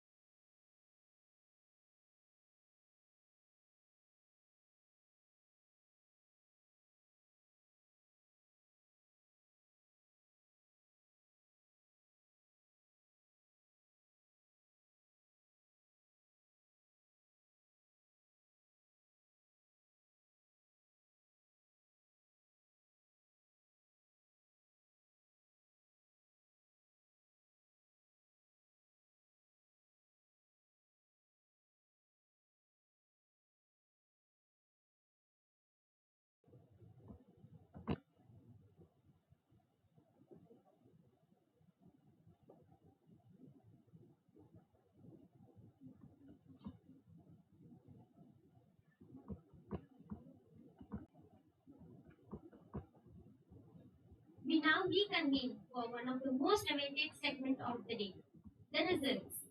This session marks a moment of celebration and recognition. Throughout the day, we witnessed remarkable presentations, insightful discussions, and innovative pitches. It is now time to acknowledge the outstanding contribution and exceptional performances of our participants. I would like to call upon Professor Sumohana to give upon the prizes to our winners.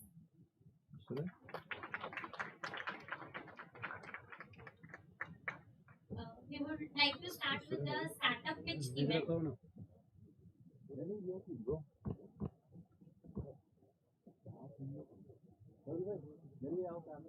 The first prize is backed by Alien Innovation. A huge round of applause, guys.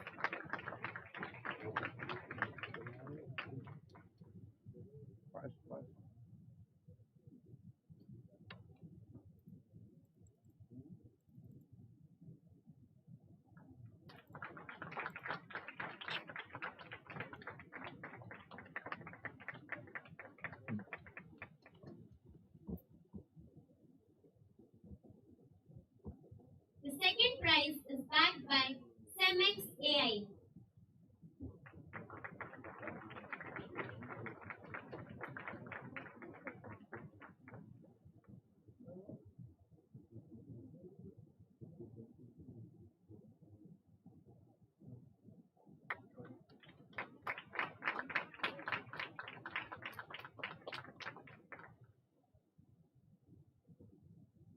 And third prize is backed by Tempception.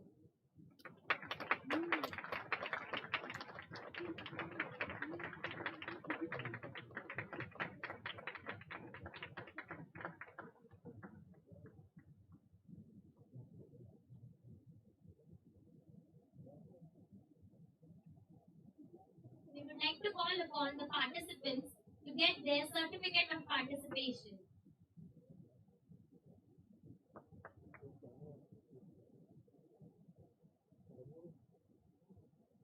Sankalpa.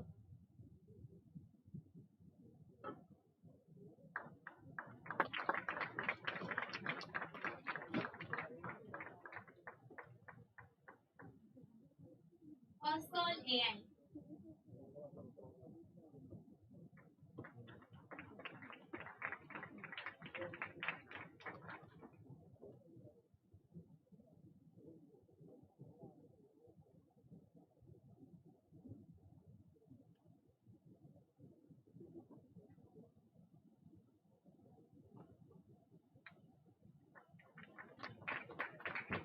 Chota Vakil.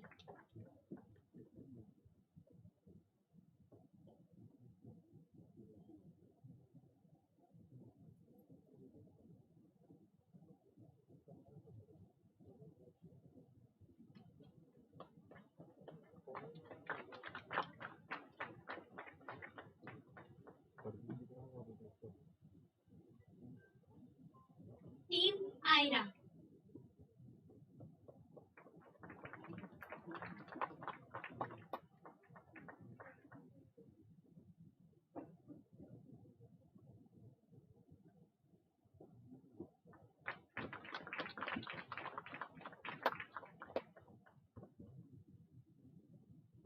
We would start with the prize distribution for AI and me ceremony. The third prize is backed by S. Vinodana.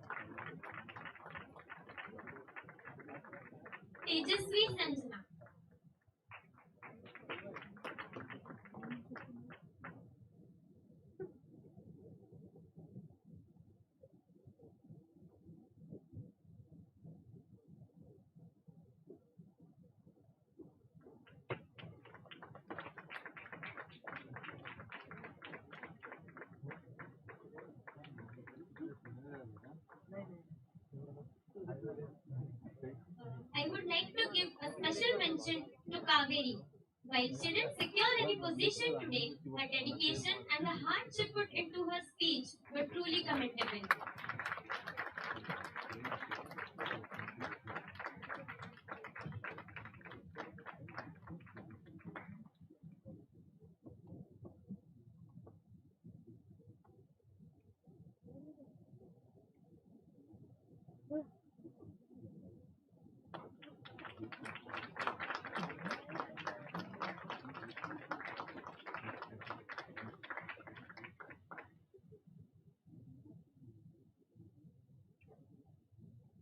I would now request the participants to get their certificate of participation. Shubhayu Banerjee.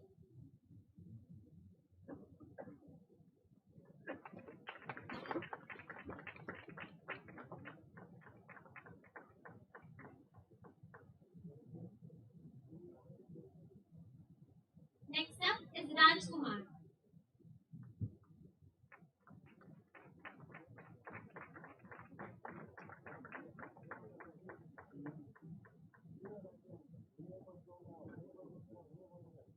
Yashasvi.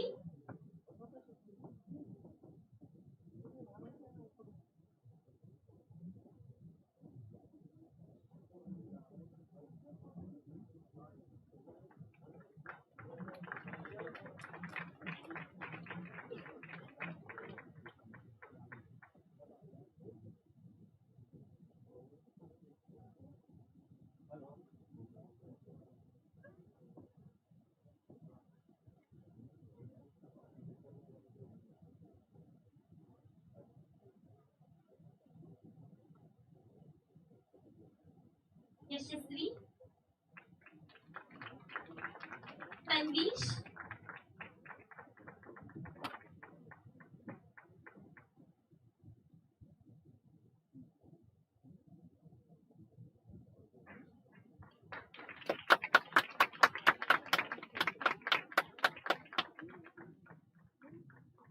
Amrutan.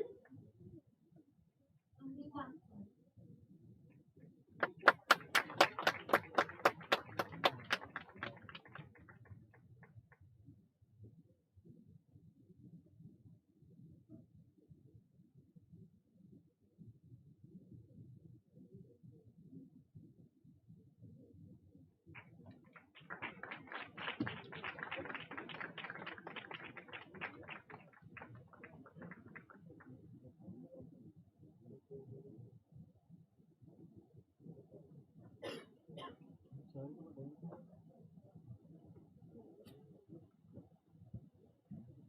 Thank you so much, Sumona sir.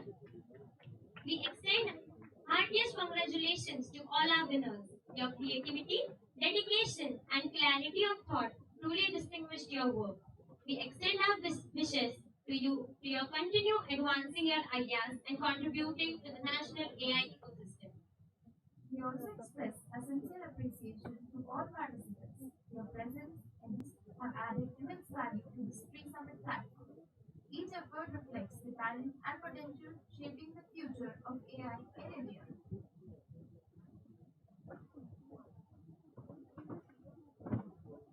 As we conclude the formal proceeding of the day, we extend heartfelt gratitude to all the dignitaries, speakers, panelists, delegates, faculty, and guests. Thank you all for your valuable time, insightful discussion, and active engagement. It has truly made this pre-summit enriching. Thank you for being with us so far. While this segment concludes the formal schedule of the day, the event is far from over. We invite all of you to stay with us as we later gather for an engaging and vibrant cultural evening starting at 7 p.m. Also, we would like to thank all our volunteers who have contributed to make this event successful. We would like to name Madhumita, Harsh, Anurag, Suraj for helping us make this such event successful. We would also like to call Sophia, Vinny, Sneh, Orca for helping us throughout the event, AI and me, and our overall coordinators, Vishnu and Mahavir, for making this event successful.